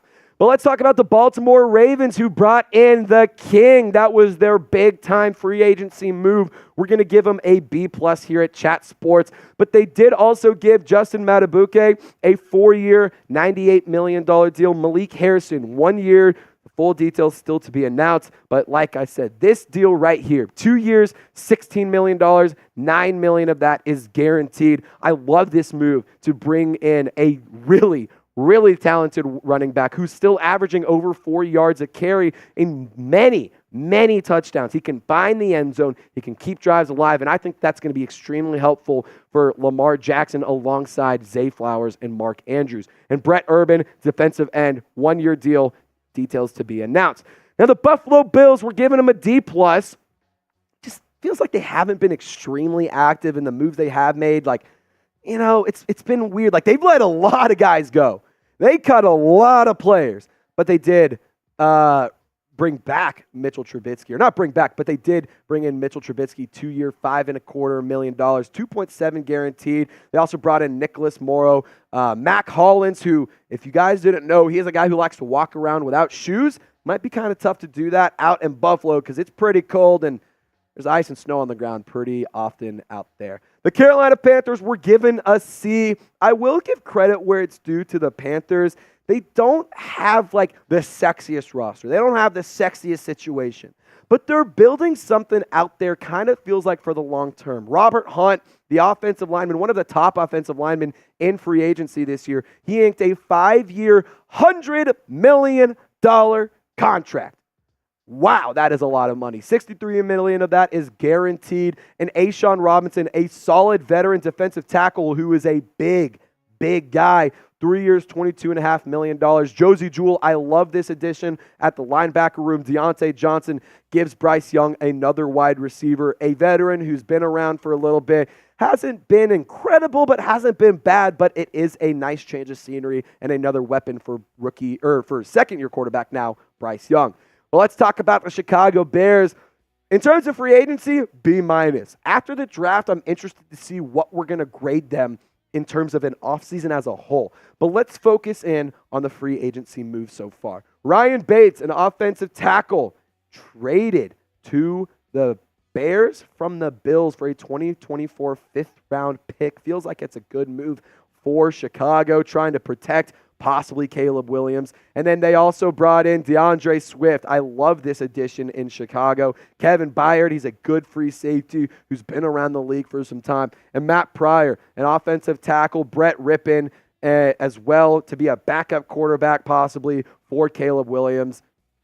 It's not possibly. He is going to be the backup quarterback. So there's all the moves for Chicago. But let's talk about the Skyline Chili, capital of the world, Cincinnati. We're giving them a B for the Bengals. Cody Ford, he's an offensive tackle, signed a 1-year vet minimum deal pretty much. Drew Sample, 3 years, $10.5 million for Joe Burrow, gives him another weapon. Geno Stone, 2 years for $15 million feels like a steal. Like that feels like incredible value. He is a interception machine. And Zach Moss, I just want to say this. No one cares about your fantasy team, but Zach Moss helped me win a fantasy football championship. Shout out to the one guy in my team in my league who's still not paid me. But 2 years, $8 million deal for Zach Moss. He's a good player. And they also brought in Mike Gesicki, a tight end who most famously known for that awful gritty that he did in Miami. But 1 year, $2.5 million deal. Only $400,000 of that is guaranteed. And we got plenty of other teams to talk about, but before we do, got to give a big-time shout-out to PrizePicks. PrizePicks is daily fantasy sports made easy, and if you're unfamiliar with how it works, you just choose more or less based on some projected stat lines, and you win real money in real time. Now, personally, for PrizePicks, it's helped me stay engaged with some sports that I don't necessarily follow too much. Like, I'm not a huge NBA guy. I'm trying to get more back into the MLB, but PrizePicks has helped me stay focused, stay locked in, and stay excited about watching some of these games. I love this deal that they have around James Harden, too. PrizePicks always has really cool promos that they're running, like a Taco Tuesday, Demons and Goblins. Whenever there's holidays, they always got something fun. Tomorrow is Pi Day, 3.14. So to celebrate, it's James Harden more than 3.14 points. Feels like that's pretty easy to happen. Jalen Suggs, that is a goblin pick, meaning it's a little bit easier to hit, a little bit lower of a payout, but hey, Feels like that's a nice little projection right there. And Jamal Murray, we're going with less than 21.5 points. If you want to fade my picks, if you want to tail my picks, I don't care. Just do it with PrizePicks. And if you haven't been paying attention over the last minute or so, all that information is in the comment section and description of this video. Shout out to PrizePicks for making today's show possible. It's daily fantasy sports made easy. All right, let's talk about Kevin Stefanski and the Cleveland Browns, who are trying to make something happen. They were a really, really good team last year. That defense was firing on all cylinders, but they're adding some offensive firepower in Jerry Jeudy. They traded him for a 5th and a 6th round pick. That feels like a really good value for a wide receiver who's never really been the guy that we've always wanted to see. However, I think a change of scenery might be really beneficial for him. I also want to talk about Jameis Winston. You see Zadarius Smith, Maurice Hurst as well. But J-Bo, he is headed to be the backup quarterback in Cleveland. There was a lot of talk about them bringing back Joe Flacco, running it back with him and whatnot. But I think that Winston is a really solid backup. He's proven he can be an incredible, if not the best guy for a locker room and on a team in this league. I really like that move for the Browns. Shelby Harris as well, 2-year, $9 million deal. That's why we're giving him a B+. Jerry, where you at, man? How's the Bahamas? How's your yacht? Got a long snapper. What else? You get an F. You get an F for FU, Jerry. What's going on, man? That's your Cowboys free agency. That's it.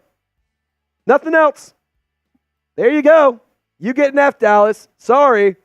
Hope your owner can maybe get something going. But we're also giving an F to the Denver Broncos. Sean Payton, he left the New Orleans Saints to avoid a rebuild. He needs a quarterback, and funny enough, the trade that the Saints and the Broncos made are the reason they're not going to be able to pick a quarterback possibly, maybe not be able to trade up to move to get a prime quarterback, but they are bringing back Will Lutz, the kicker that they traded for last offseason. Malcolm Roach, a really nice run-stopping defensive tackle who is a very, very strong vibes guy. Like, he walks around in the Saints locker room carrying a speaker. He's a fun player. He was a UDFA coming out of Texas, and he's been really, really solid in that defensive line rotation in New Orleans. But then Lil Jordan Humphrey, the New Orleans to Denver pipeline, continues a 1-year deal. Still don't have the details there. But Denver, you're getting an F from us at Chat Sports. Now, the Detroit Lions and Dan Campbell, we're giving you a B for bite the kneecaps off. They did bring in Marcus Davenport, a defensive end, a 1-year, $6.5 million deal not too long ago. Just going to say it. He had more games in the suspension than he did sacks logged. So, $6.5 million for this kind of player who was a first-round pick by New Orleans. I think it's a nice value, but he just hasn't been the player that anybody's been expecting. Dan Skipper and Amik Robertson, also headed to the Motor City. I like this addition for the Lions, and I also really like what the Packers have done this offseason in the free agency period. A B+ from us here at Chat Sports. They were early in the free agency pool. They brought in Josh Jacobs on a 4-year, $48 million deal. Brought in Xavier McKinney, 4-year, $68 million deal. Keyshawn Nixon, 3 years, $18 million. And Corey Ballantyne, another DB, headed out there. And Tyler Davis, a 1-year, $1.835 million deal. And they did let Aaron Jones go, who's headed to a division rival. But we're giving him a B because it's been good, hasn't been great. Let's talk about the Houston Texans. They've been great. They have had a really, really good free agency period. We're giving them an A-. Dalton Schultz, 3 years, $36 million. Kymie Fairbairn, 3 years, $15.9 million. And then on top of that, Lonnie Johnson was with the Texans, with the Saints, back to Houston. Jeff Okudah, a good cornerback that can add some firepower with D'Amico Ryans. Danico Autry, a defensive tackle, earning some money. Azeez Al-Shir, Noah Brown, Tommy Townsend, and Delshon Phillips. And on top of that, the biggest move of all. 2 years, $49 million for what we had here at Chat Sports, the number 2 overall free agent target available in all of NFL free agency. Daniil Hunter earning that bag, and he has definitely earned it, filling in for Jonathan Grenard, who left in free agency as well. But let me know, who has had the best free agency so far? Talked about a handful of teams. We got a handful more to discuss. I want you to let me know in the comment section what you think and who you think has had the best free agency period. Now let's talk about the Indianapolis Colts. We're giving them a B grade, and we're going to go through the moves here in Indianapolis. Zaire Franklin, Michael Pittman, Tyquan Lewis, Grover Stewart, all getting some new money. And Rigoberto Sanchez, 3 years, $7.5 million. Kenny Moore, one of the top slot corners in the league. He's sticking around in Indy. Ronnie Harrison and Raekwon Davis as well, making some money in Indianapolis. And Gennard Avery, a 1-year deal, outside linebacker. He's going to help boost that defense on that side of the ball. Now, the Jacksonville Jaguars, to be honest, it's been underwhelming there. Like, this was a team a lot of people thought Calvin Ridley was going to stick around. However, he is headed to the Motor City. We'll talk about him in a moment, but they did bring back Ezra Cleveland. They did trade for Mac Jones, which is kind of funny because Mac Jones, Trevor Lawrence, part of that same draft class, and now Mac Jones backing up the former first overall pick. Mitch Morse and Gabe Davis, former Buffalo Bills, headed down south to Duval, and Darnell Savage, Devin Duvernay, Ronald Darby, and D'Ernest Johnson are all also inking deals. D'Ernest Johnson's been around the league for a while, spent some time with Cleveland, but now he's headed back to Jacksonville. The Super Bowl champions, get the arrow chops in the chat, and if you hate the Chiefs, type FKC, but we're giving them a B grade. They did work out a deal with Drew Tranquil. They were able to retain Chris Jones on a 5-year, $158, almost $159 million deal. $101 million guaranteed. Could you imagine making $101 million guaranteed? That would be awesome. Irv Smith, the tight end, 1-year, $1.3 million deal. Deion Bush, he's sticking around. Patrick Mahomes cleared a little bit of cap space. I thought it was funny on social media. Everyone's like, oh, thank God, he's clearing cap space. He's such a good guy. But, you know, that's what you should be doing when you're one of the highest paid quarterbacks in the league and all of your money is tied up with you. Let's talk about the Raiders. Raider Nation, we're giving you a B because it's not been bad. Made some good signings. Might have overpaid on a couple guys. But here's the thing. Amir Abdullah, running back that's getting paid very little money. The big signing for him, Christian Wilkins. This was a really, really good move, shoring up that defensive line. I think with him and Max Crosby, that could be one of the best defensive lines in the league. Gardner Minshew to compete with whoever they draft. Be their backup? Are they going to draft a quarterback? I don't know what's going to happen there. But Harrison Bryant, 1-year, $3.25 million deal. And Kanai Muaga, the linebacker, is sticking around in Vegas. Now, the Chargers. We're giving you a C for Chargers. Partially because it's been bad, but also partially because it kind of went well with the graphic. So the Gus Edwards signing, 2 years, $6.5 million. Will Dissly, 3-year, $14 million. Khalil Mack, they were able to retain him. They had to cut Mike Williams. They may have to move on from Keenan Allen and Joey Bosa, but we don't know what's going to happen there. If you think you know what's going to happen, type it in the comment section. But let's stick around in the West Coast. We're giving the Rams a B because they were able to retain Demarcus Robinson on a 1-year, $5 million deal. Kevin Dotson, a top-tier guard in free agency, and Jonah Jackson, 3 years, $51 million, 3 years, $48 million. Got about $100 million. Put almost $100 million between these two offensive guards. Hopefully the interior line can be a little bit better in protecting Matthew Stafford. But you also brought back Darius Williams, and then you also brought back Michael Holt in the defensive line. Now join our family here at Chat Sports because we have the best NFL, NBA, college football across the web. We give you guys videos every single day around your favorite teams and anything that's going on around the leagues that we cover. This is the one-stop shop to get everything you need to know. So I encourage you to subscribe, turn on your notifications. That way you never miss a thing. Let's go to the Miami Dolphins. South Beach, you're getting a B+ because he brought in Jonnu Smith, 2-year, $10 million deal. Jake Bailey, the punter, sticking around, 2-year, $4.2 million. Robert Jones, 1-year deal. Anthony Walker, I love that addition for Mike McDaniel's team. Jalen Ramsey cleared about almost $20 million in cap space. Jordan Brooks, you're getting a 3-year, $30 million deal. Aaron Brewer, 3-year, $21 million. And Shaq Barrett sticking around in Florida. He is headed to Miami.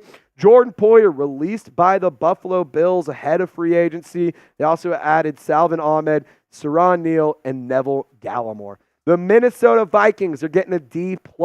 Here are the moves that they made so far.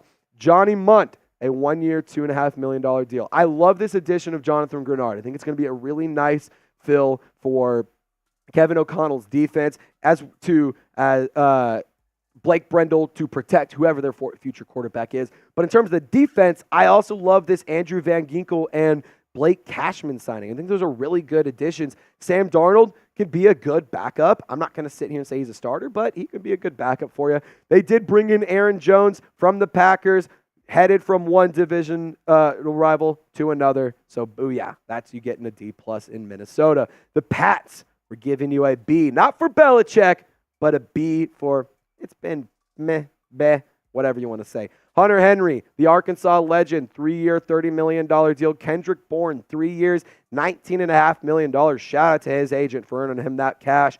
Antonio Gibson, I like the addition. I'm not sold that he's a great running back still, but he is a good player. Mike Onwenu, he's an offensive guard that's coming in to help protect whoever their future quarterback's going to be. Jacoby Brissett, the backup quarterback, he is a solid, strong backup, and I like that move. Sion Takitaki, 2 years, $6.5 million deal. He was very impactful in Cleveland. Josh Uche, Austin Hooper, Anthony Jennings, and Armon Watts to round it out. Now, the New Orleans Saints, they've been very inactive because, quite frankly, they didn't have a lot of money to spend up until yesterday. But here's what they did. So Tyrann Mathieu, earlier in the week, he got a 2-year, $13 million extension. This was actually over the weekend. Demario Davis, 2 years, $17.25 million deal. So both of these players sticking around in New Orleans a little bit longer. Willie Gay, a steal of a signing, a really fast and energetic player. And Adam Prentice sticking around in the fullback room. Now the New York Giants, we're giving you a B for Day Bull. Day Bull. You see what I'm saying? You get a B. Casey Kreider, Gunnar Olszewski, John Runyon, Devin Singletary. I don't know if I like Devin Singletary replacing Saquon, but it's a interesting addition nonetheless. Friend of Chat Sports, Jermaine Illuminor, headed up to the Big Apple, but I love this trade for Brian Burns, a 5-year, $141 million deal. And Drew Lock, I actually love him as a backup quarterback. And hot take, might be better than Daniel Jones. Jalen Mills, Isaiah McKenzie to round out the Giants' moves. Let's kick it to the Jets, sticking up in New York, New Jersey now. Chuck Clark, the defensive back, Isaiah Oliver, Kenny Yeboah, and Greg the Leg Zuerlein headed to New York. And John Simpson, Javon Kinlaw, moving from the West Coast up to the Northeast. Tyrod Taylor, I like that addition as a backup quarterback. In Lakey Fotu, a 1-year deal. But Thomas Morstead, he was a punter. He spent some time in New Orleans. He has now been with the Jets for a little bit of time. They liked what they saw, and they're going to keep him around. The Eagles. Howie Roseman has been doing some work. There's a little bit of chatter that maybe has been going on. I'm not here to sit here and make my opinion. But I'll tell you what, a B for keeping around Brandon Graham. Landon Dickerson getting a 4-year, $84 million extension. Bryce Huff, I love that addition, alongside Jordan Davis and Jalen Carter and a lot of talented players. Saquon Barkley, their big splash free agency signing, sticking around in the NFC East. Zach Bond, a nice pass rusher, not great in coverage, but can get to the quarterback. Devontae Parker, a 1-year, less than $5 million deal. And a reunion with C.J. Gardner-Johnson, who talks a mess about Philly fans, but took to Twitter and apologized to them after signing. The Steelers, you're getting a B+. In terms of the value, you might have made the best value signing. Russell Wilson for $1.2 million, the vet minimum deal. Wow, the Broncos are still paying him $38 million. Unbelievable. Patrick Queen, 3 years, $41 million deal. I really like this addition for Mike Tomlin's defense. And Miles Killebrew, the defensive back, 2 years, $6.5 million. Now, in terms of the team out in the Bay, B+ for the Bay. Colton McKivitz, 1 year, $7 million extension. Our guy Chase Sr. was not happy about this. He thought that this is a little bit of an overpay. You need to go get a better offensive tackle. I tend to agree with them. Arkansas legend Brandon Allen, backup quarterback, 1 year, $1.2 million deal. I love this Leonard Floyd addition.